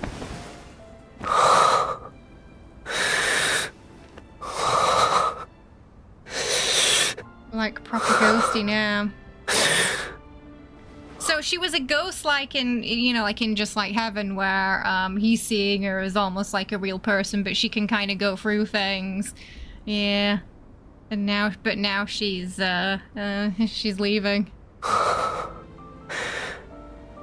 Oh, I don't think you can even see her. You can't even see her anymore. No, you can't even see her anymore. Oh. Oh, this is awful. No. I went everywhere. I had to find the boundary that leads me to her. But I never succeeded. No, it's like the myth all over again. Stop. Stop. It's the myth again. I could never touch him again. Oh my god, why is even this dream movie world is making them suffer? Who owns this theater? Who are they? What is their problem? Oh. Did this world even exist before you came to me?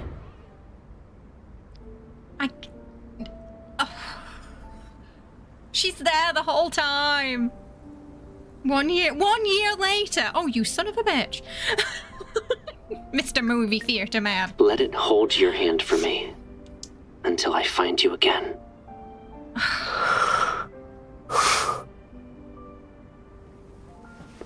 They can't just have 1 day of happiness, eh? Oh, she can't even push the balloon. She can't even let him know she's there. Oh!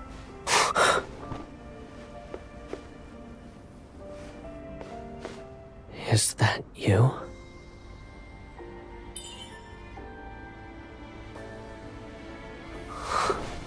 You've been here with me all along.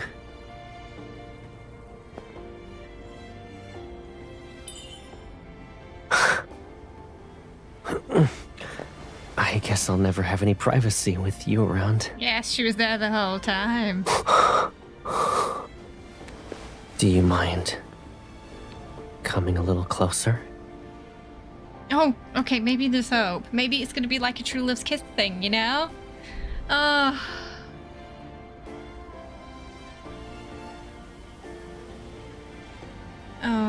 Korean? No, this isn't a Korean game. This is a Chinese game. When your mocap suit doesn't work properly and you start clipping through the props like crazy. Why are they always searching for each other? Lost souls. Forever lost, never to be together. It's definitely been a recurring theme with them, hasn't it? Oh, this makes you think of the video of the balloon floating in the church during a service.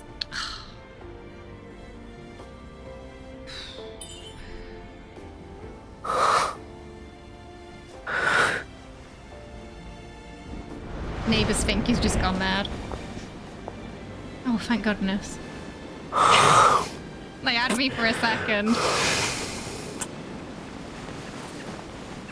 It is a Disney movie. I can't remember the ending of Ghost. Does that happen in Ghost? Like, do they turn back into a... Because in Just Like Heaven, I think he wakes her up with a kiss, doesn't he? From the coma. But she's never dead. She's in a coma. I can't remember the ending of Ghost, though. Was it similar?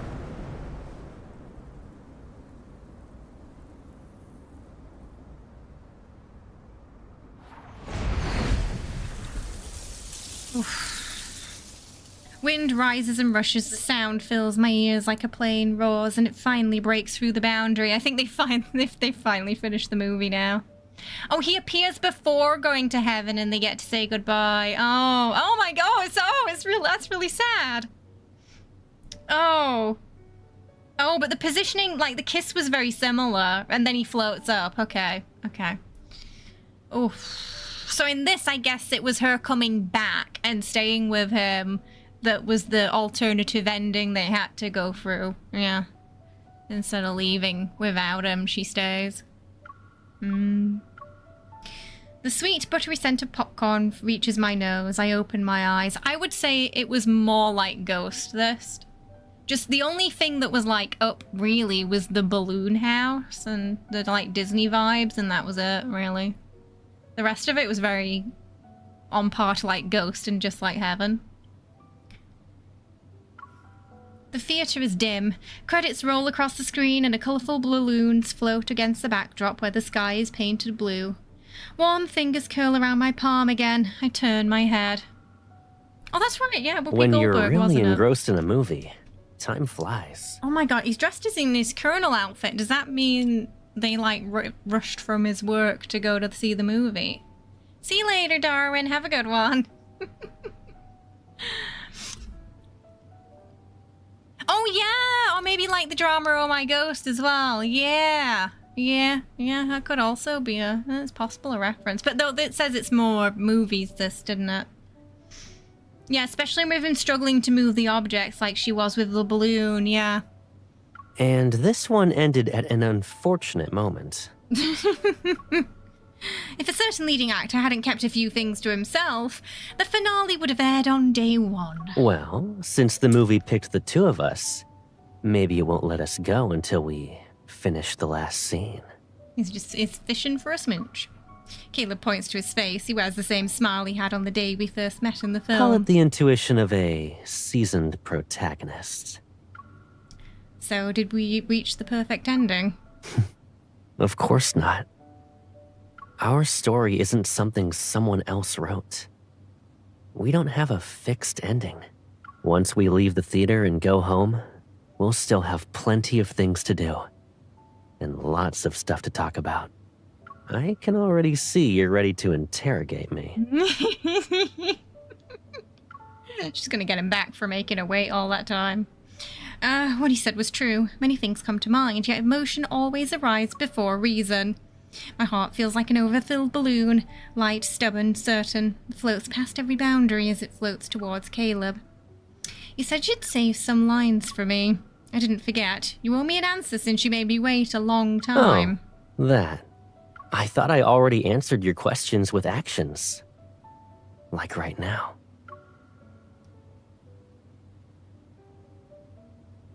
He leans in, and a firm, warm embrace envelops me. Miss Ghost. Smooth. Can I pick up where we left off with that kiss? I don't know. Do you actually think you can kiss a ghost? If I believe she's real, then yes.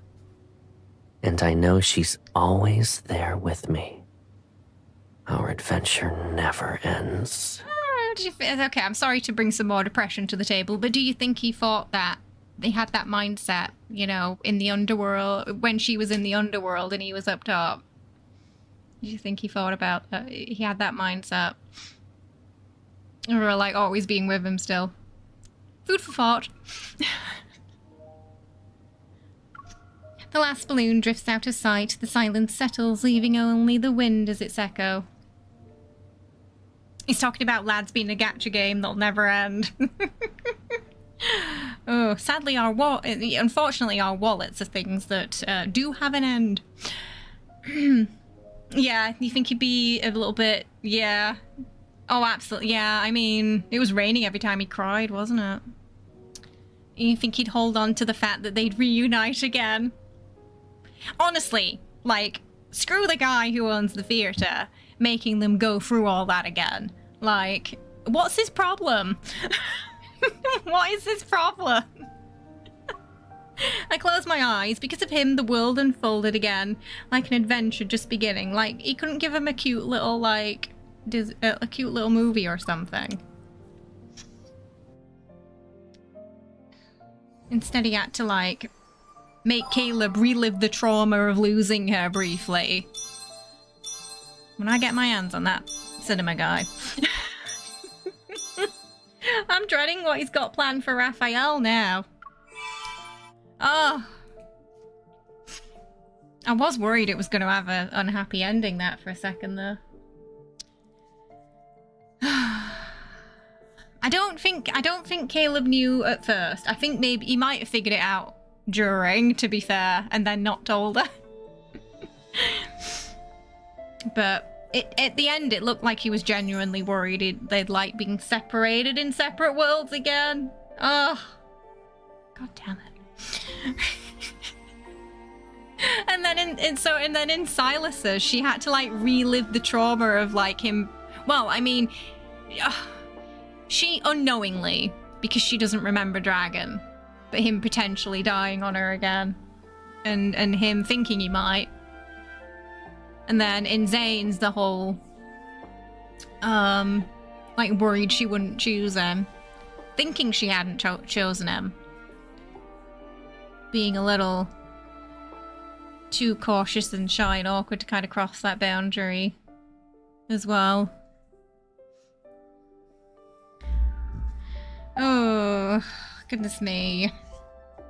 So, what do you think of Caleb's card? Oh. Her outfit's really cute. So the kind of ghost she was a little more similar to just like Heaven, where she's like physical for him at least. Not like sort of see-through. Oh, then again, it might have been like that in Ghost up until the end, right? It might have just been at the end where she was like a sort of ghostly visage. But yeah, I'm gonna put my money on Ghost for this one. I think there's a couple of cute things where they were like inspired by Up, but it's really just the house and the balloons. The rest of it was just very much Ghost and just like Heaven. So I think this was really like a homage to those romance ghost stories. Yeah, because it ties in nicely with their myth where she was the ghost. Yeah, I did like how it was a bit comedic at the beginning. Yeah, I thought Caleb's VA did a really good job with this one.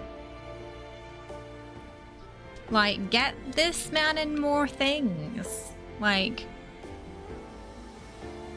he should be swimming in work. You like the ring? Oh yeah, the ring reference, yeah. Crawling out at TV. Why would she introduce herself like that? She's trying to give him a heart attack. I like that his immediate reaction was to turn the channel over to be fair, I would have done the same. Oh, yeah, so that was kind of funny. Yeah. Do we have a favourite card that we saw today, chat? Do you have a favourite out of the three that we've seen so far?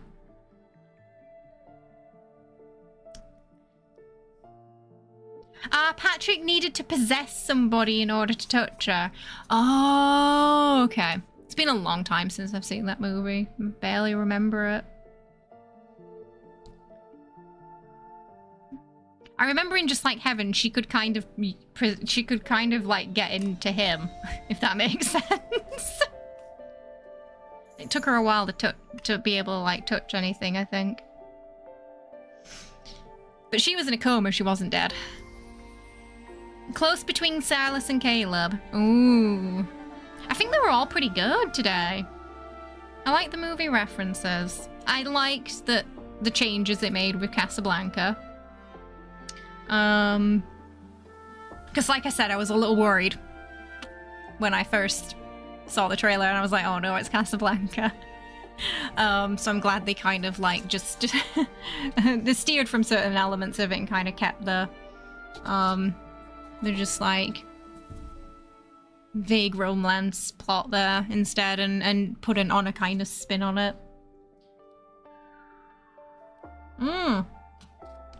Yeah, I think Zayne's VA did a pretty good job with the accent, yeah. So that was fun.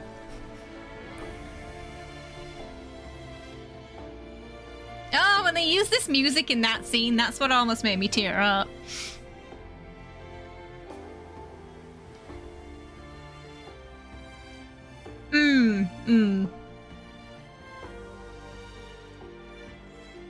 Yeah, because, you know, obviously based on the trailers, I wasn't sure if it was how much they were gonna recreate these movies. So my hope was that they were going to just loosely take the movies and then make something of their own, which I would say is what they did. Like, you know, even Pride and Prejudice was a bit different. There was a little bit of Bridgerton thrown in there as well, and but it was still very like her choice, which I think is an important part of the book. You know, Elizabeth making that choice for herself. Yeah, I would say no. The only thing that was similar to Up was the balloons in the house, but he put the balloons there more because he had a ghost living there. Yeah, so I think it was just a visual. The visual world was like a Disney movie, but it was definitely Ghost. Yeah, definitely Ghost.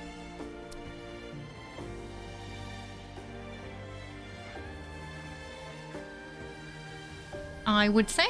Right, would we like to, so we've got the pose. Would you like to see the MC outfits? I've already got us ready for it, so we'll get the pack.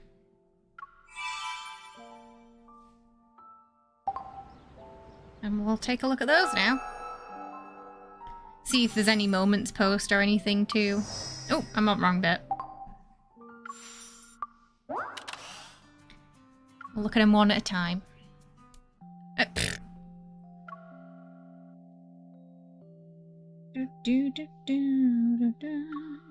Okay.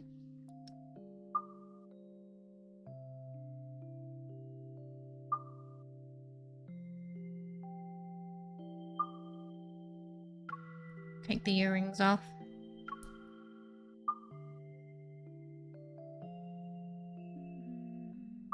She was wearing a hat. Oh! Okay. See if I can find nice hair that matches, I wonder. It's probably the red ones, isn't it? Okay, yeah, let's see if we can find maybe more retro-y hair.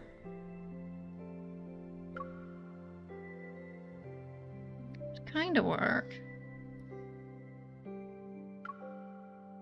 do think it's a travesty we didn't get any, like, old-style curly hairs, you know? Oh, it would have been perfect.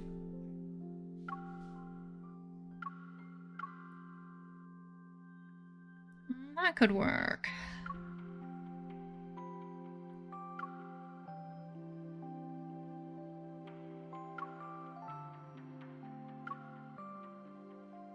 It's pretty.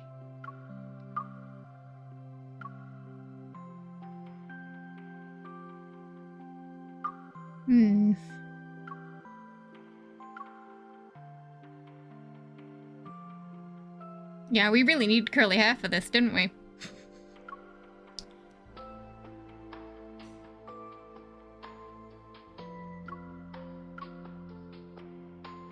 Like, even like a nice little curly, like, old style bob would have been nice.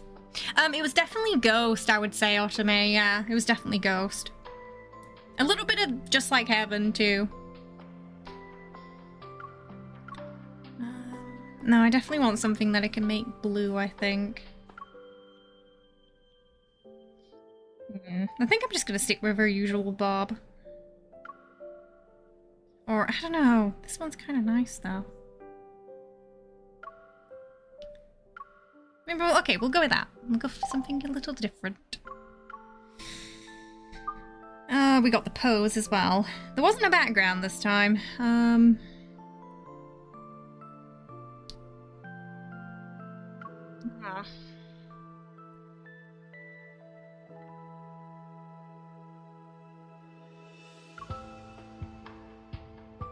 This one.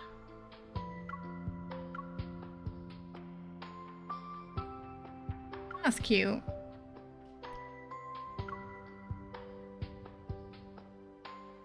I wonder if I can get rid of the beach.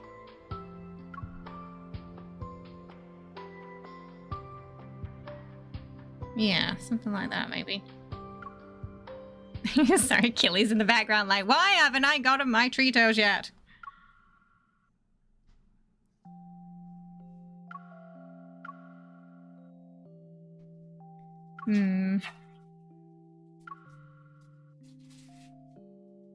It's a bit Disney-esque, that.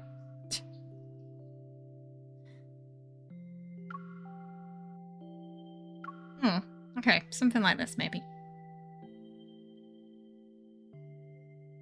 It's gonna let me go any...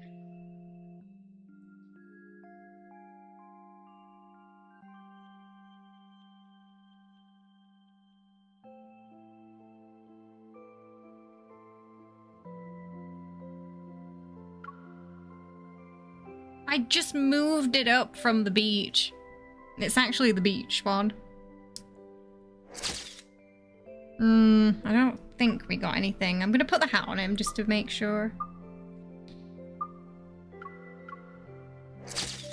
There's nothing there, because sometimes it might be weird and say, put the silly hat on, you know? But yeah, I don't think it didn't like pause, so... Just a couple of tests, just to make sure.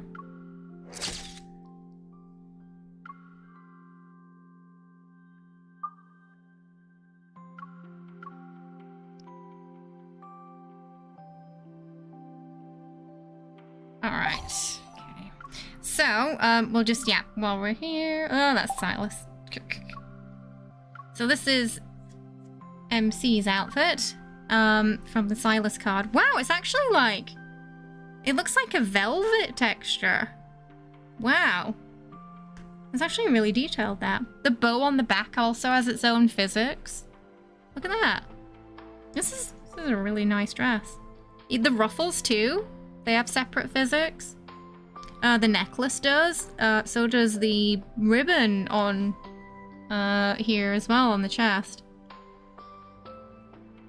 And the skirt flows really nicely. I think there's been a bit of an improvement on the physics for this. Look at that. Look at how it twirls.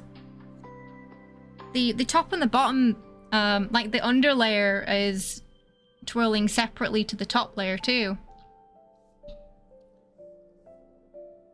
Like they have individual physics. Wow, that's really pretty, that. I love how textured it is. I like this outfit more in-game than I did in the previews. Really nice. That's beautiful, that. Okay, so that's, Sylus's, MC outfit. You wish there were longer gloves, though. But it's just you being picky. Oh, sorry. Okay, try Caleb's now. The shoes are gorgeous. Yeah. Okay.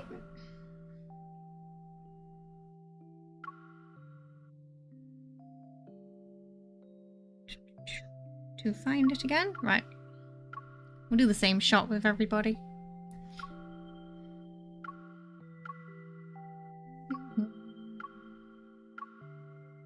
And then, oh wait, what's it called? Rippling petals.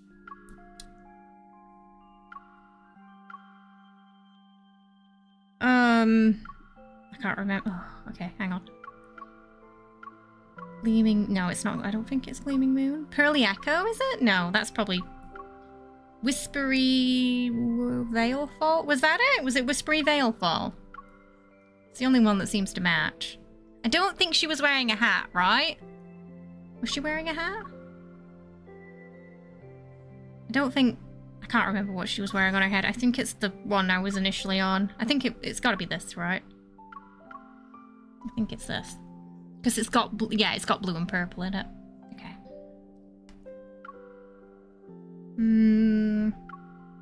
Unfettered Purity. It's got to be that, right? I think. They're in a weird order. It's kind of hard to tell which belongs to which at some point.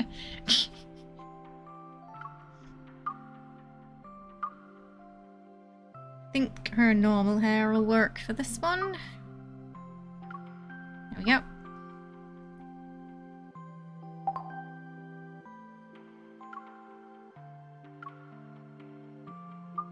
Do the same.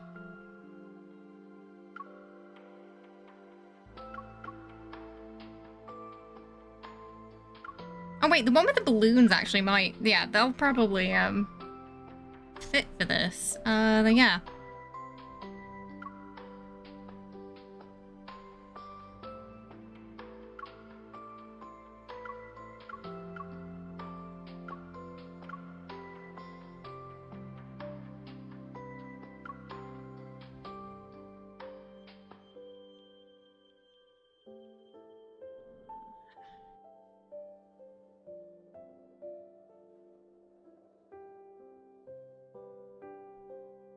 Trying to get rid of the bike.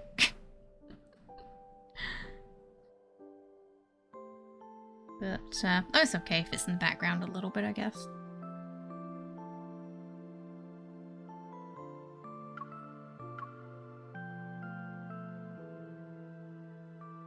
A bit warmer.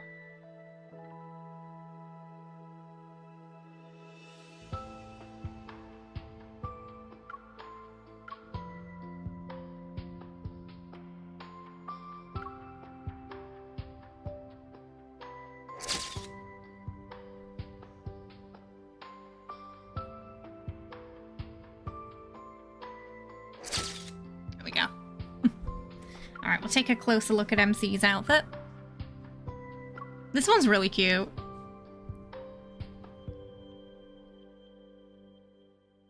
Again, the ribbon's got its own physics. Lots of pearls.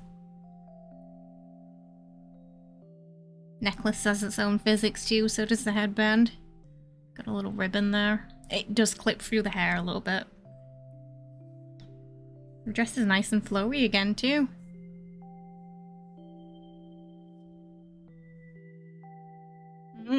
Very cute. I like glint mode. Yeah, it's one of the more advanced photo modes I've seen in a game yet, to be fair. So I'm always impressed with it, and I really like the dynamic backgrounds. They're really impressive. Okay.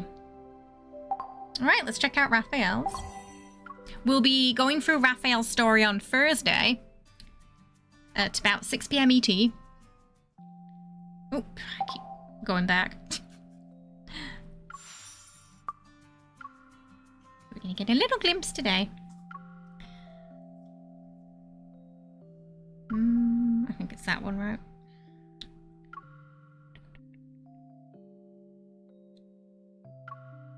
Okay, let's check out. So it's this Silken. Is it Silken Dream?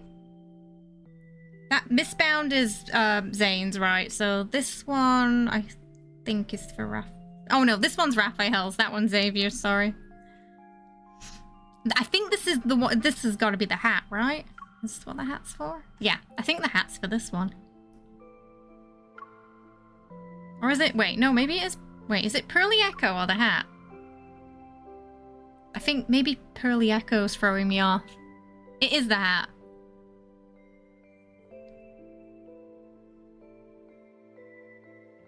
Does she have a hat in it? I need to go check.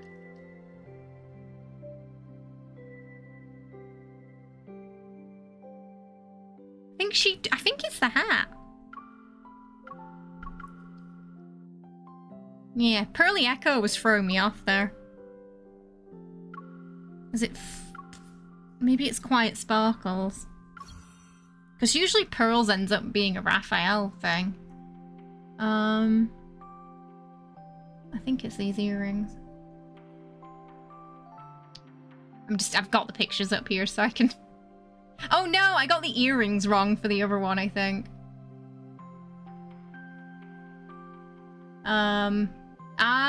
Yeah, I got the earrings wrong for Caleb's. It was the flower earrings. Those were Caleb's.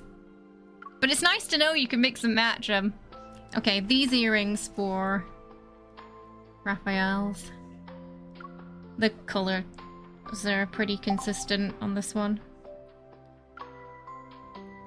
I do feel like we might need different hair.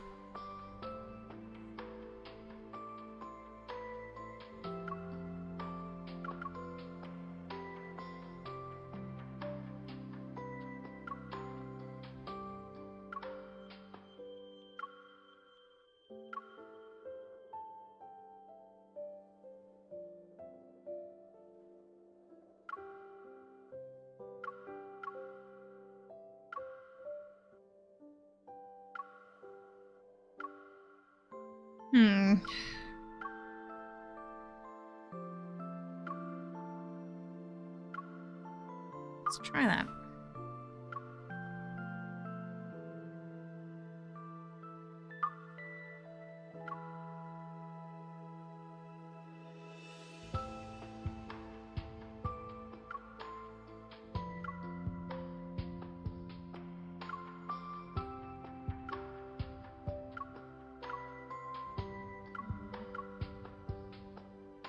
Yeah, this is the one that really definitely needed another hairstyle with it.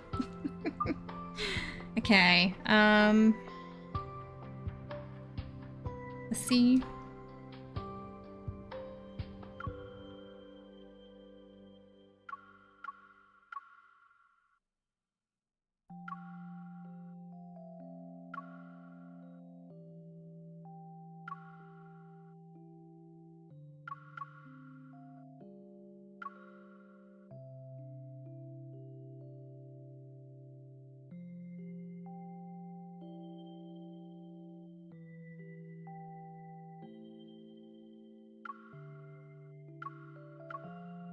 I think that works.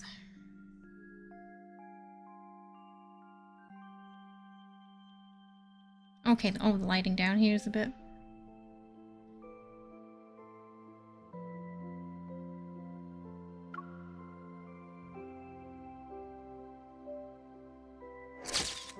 Yep.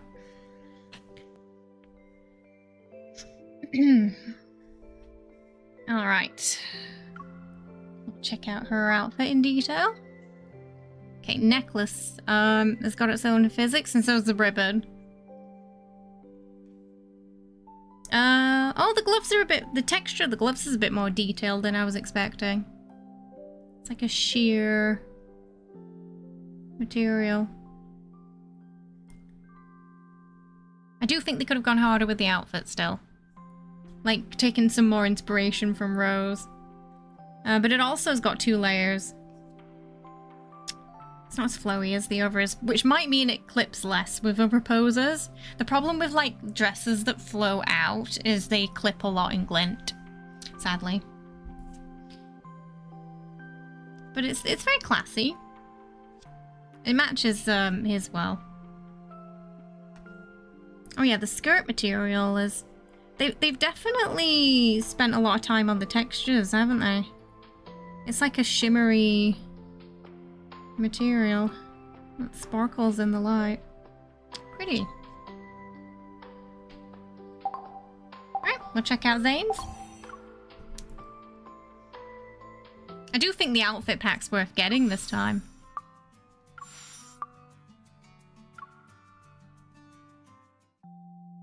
Alright, let's do Zayne's. I really like the outfit for Zayne's. Okay, it's gotta be that one, I think.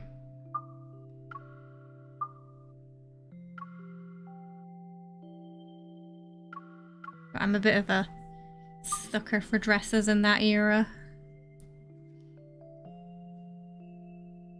Oh, maybe this. We'll give him this. Should we give him the snowy background?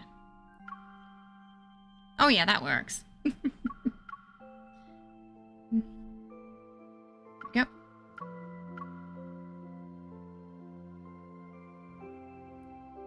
Oh, he's got some. Hang on, he's got something on his face. There we go. He's just no. That's a different time period. That powdered wigs. Not in Pride and Prejudice time. Not like that. Not unless they were like really royalty or something.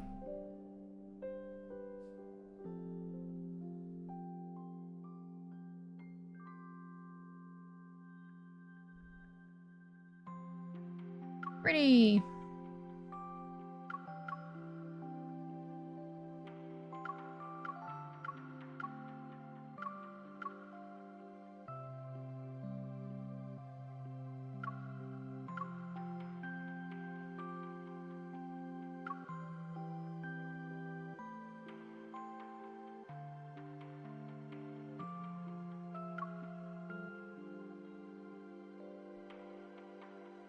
I think the pose is really fitting for this one, isn't it?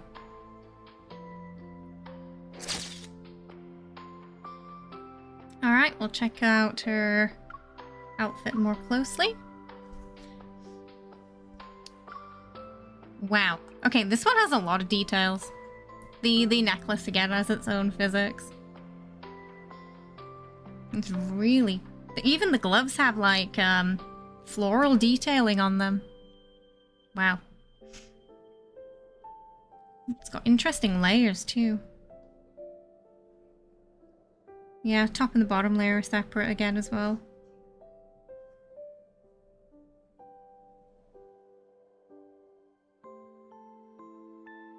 It's a little bit of a twist on sort of like outfits at that time. With the top layer kind of ruffling. It's really pretty though. The emeralds as well. This one has a lot of little details. Oh! Each individual feather on the headpiece also moves as well. This one's really pretty. It's a really beautiful emerald green too.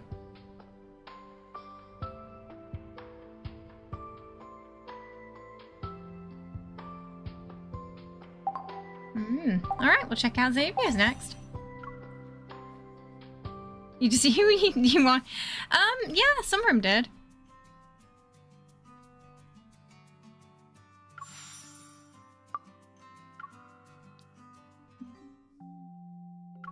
Alright, here's Xavier's. He's got the ruffles.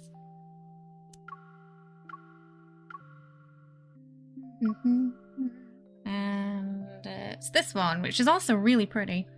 It's a similar kind of silhouette. Okay, so this has to be what Pearly Echo's for. Yeah, and then these earrings are for Xavier's.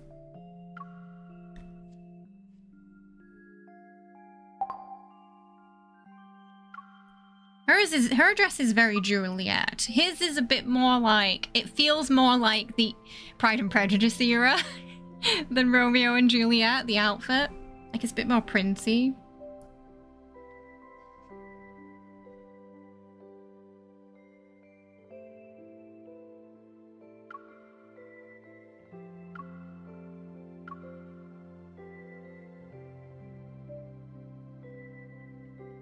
Where is it? There.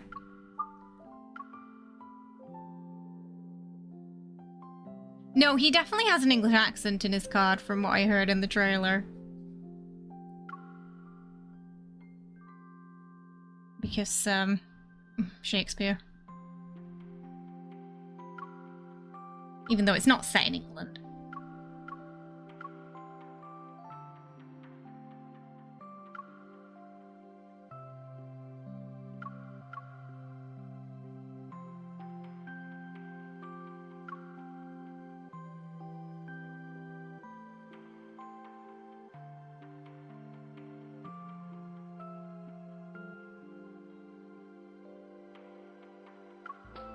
Better if it's like slightly blue.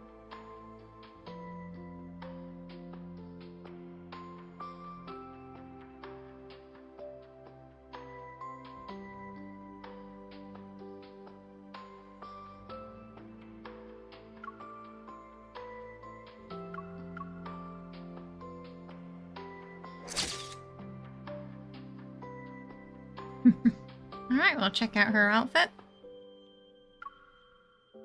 Curious if the little bits on... Oh yeah, the little dangly bits on his outfit are... Oh, they clip a little bit. But they are also... have their own physics like the ruffles do too. Alright, let's get a close look at this.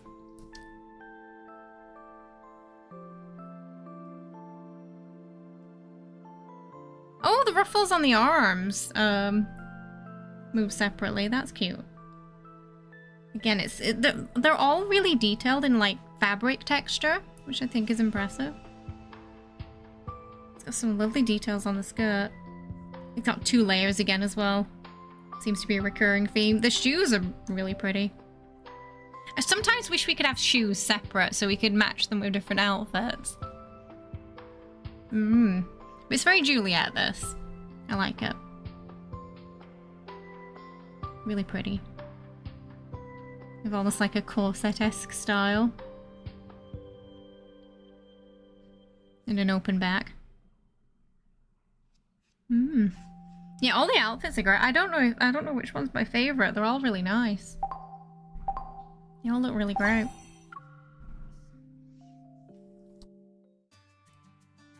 And they're all nice and detailed in glint too. I don't think we got... No, we didn't get any... We didn't get any moments posts, sadly. I'll try a couple of different combinations after stream, but it doesn't look like there's going to be any. Sadly. I'll get the songs today. Hey, Sally, how you doing? I hope you're well. Welcome. Oh, but we have this. Oh, let's try that. Oh, sorry. No, it's... Never mind, it's a journal thing. It's not. I thought it was a photo mode thing.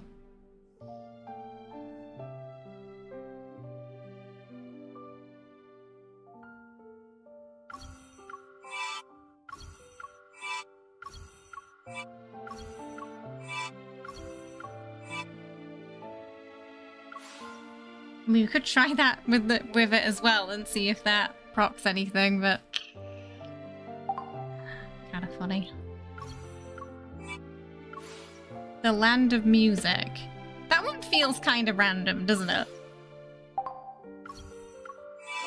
That feels a bit random. Okay. I'm just gonna try the snapshot just in case. Because sometimes it's like snapshot that does it and not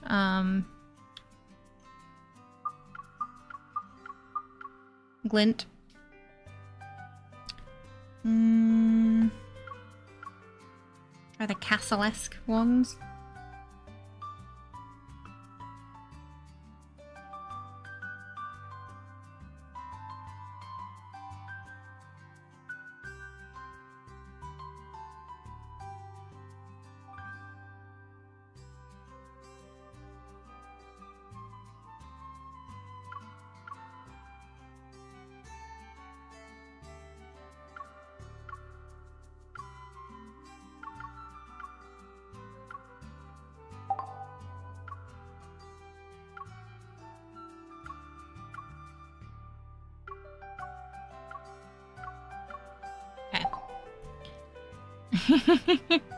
Oh, no worries, Monto. Sleep well. Thanks for hanging out, though. I appreciate it. Ah, where is it? I have to find it quickly. No, it's not gonna happen, Alassie. It's just that's it. It's over. I'll do the same pose.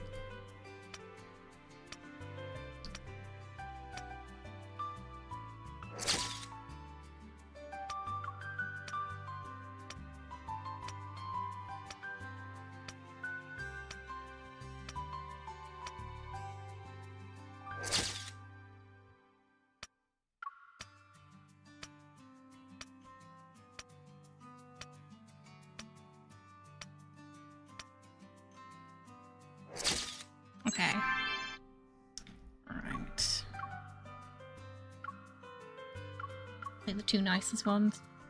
We'll see if anything... It didn't pause or anything, so I don't think we've got...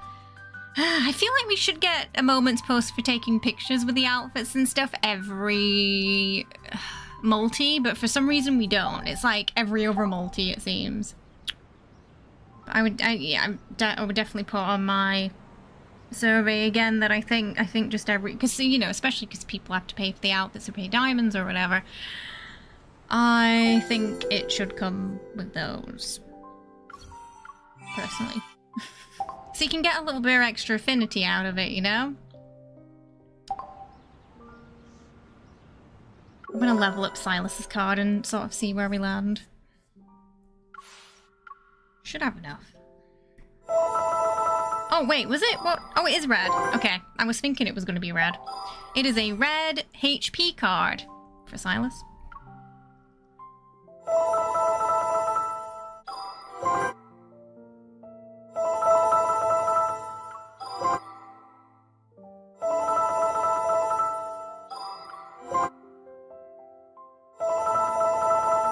So good with dragon.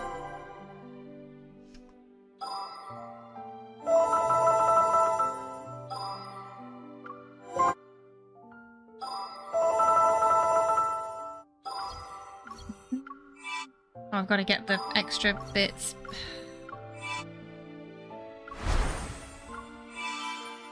There we go.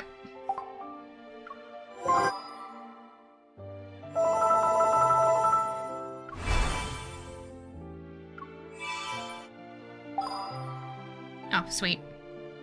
There we go. Oh, 86. 186. Okay, that's not bad.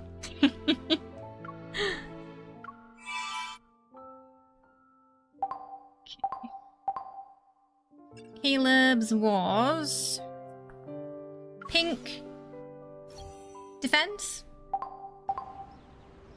Hang on a minute. I can't. You have to wait. Rafayel's is purple HP. Zayne's purple attack. What is Xavier's?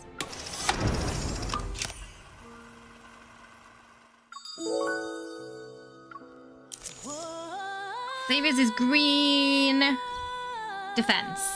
So you got the green one. Alright.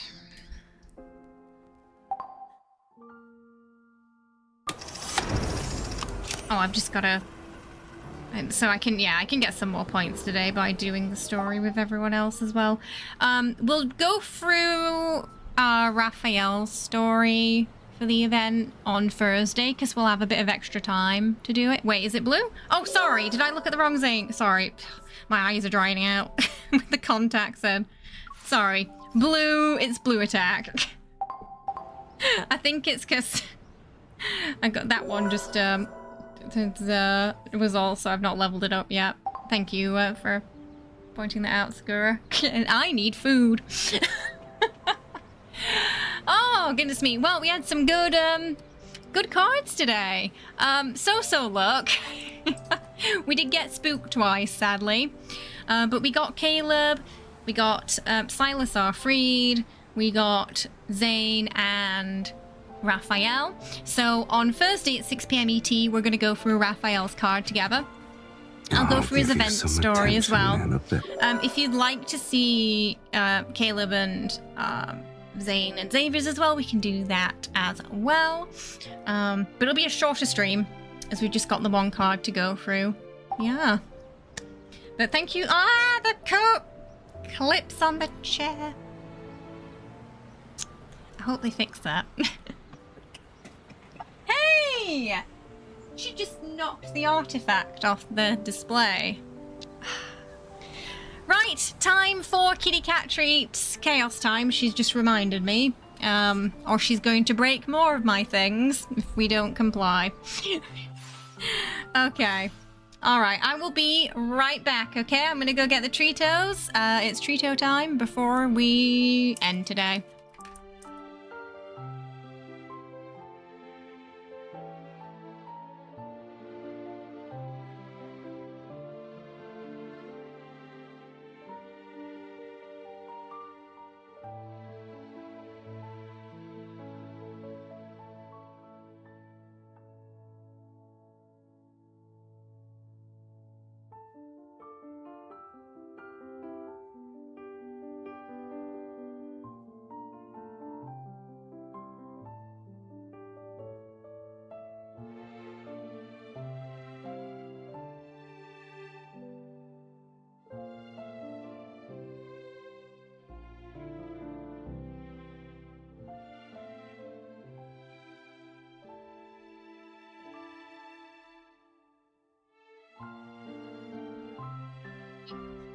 Alright. Oh, okay, please don't get it on me. I am wearing white. Please eat cleanly. I did not think this shirt through. I was like, oh, let's wear ruffles because we got like 2 Alden style cards today. Now I deeply regret it. There you go. Jessie's on the desk again today. It's not your turn, it's Jessie's turn.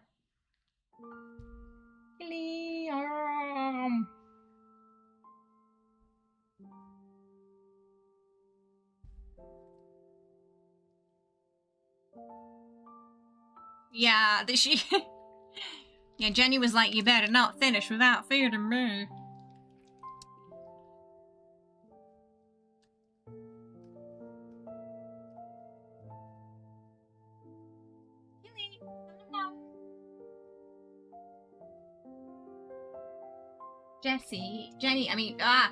Nuka, wait. It's gone up your nose now.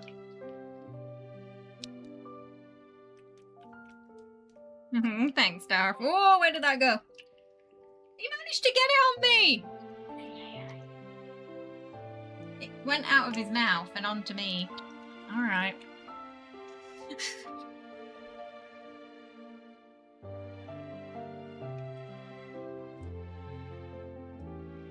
Tomorrow? Yes. 6 PM ET. It's Final Fantasy Rebirth tomorrow. Let's see. Oh.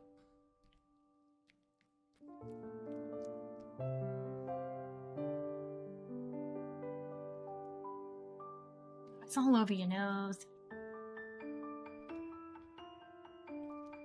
Stop shaking! That's how it's getting everywhere. I mean, I know, I'm gonna have to wear a raincoat. Oh, sorry, Killy. It landed right on his nose. Let Jessie eat.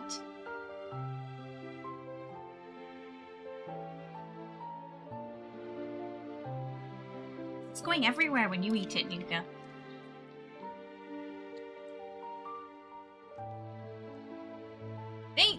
Hey, behave.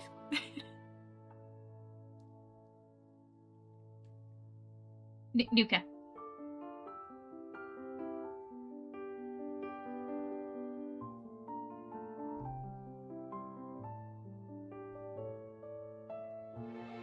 He's still there.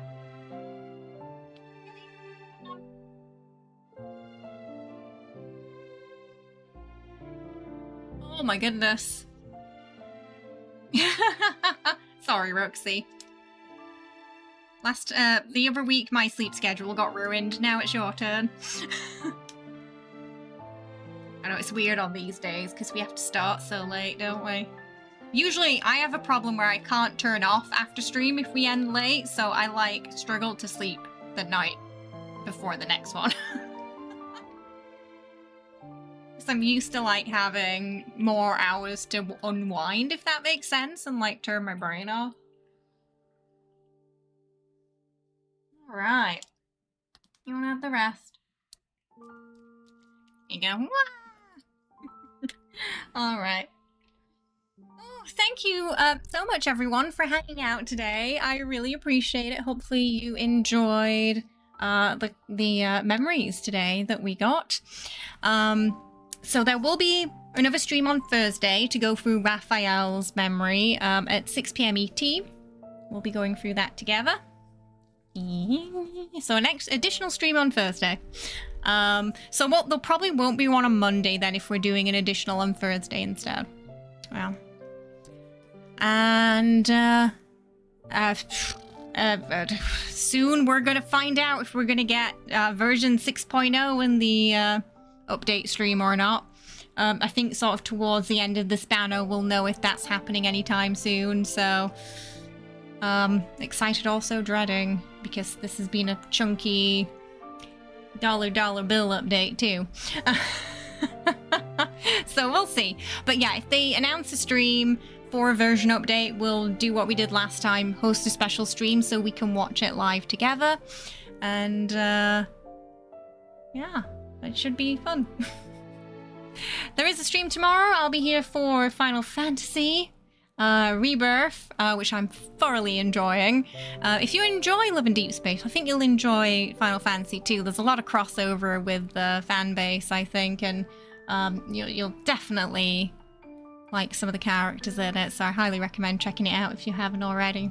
Alright everyone, I will see you tomorrow. Have a wonderful rest of your day. Thank you so much, and to everyone who contributed towards Trito time as well today. Say thank you, Jenny. Oh, she blinked. I think that was a thank you.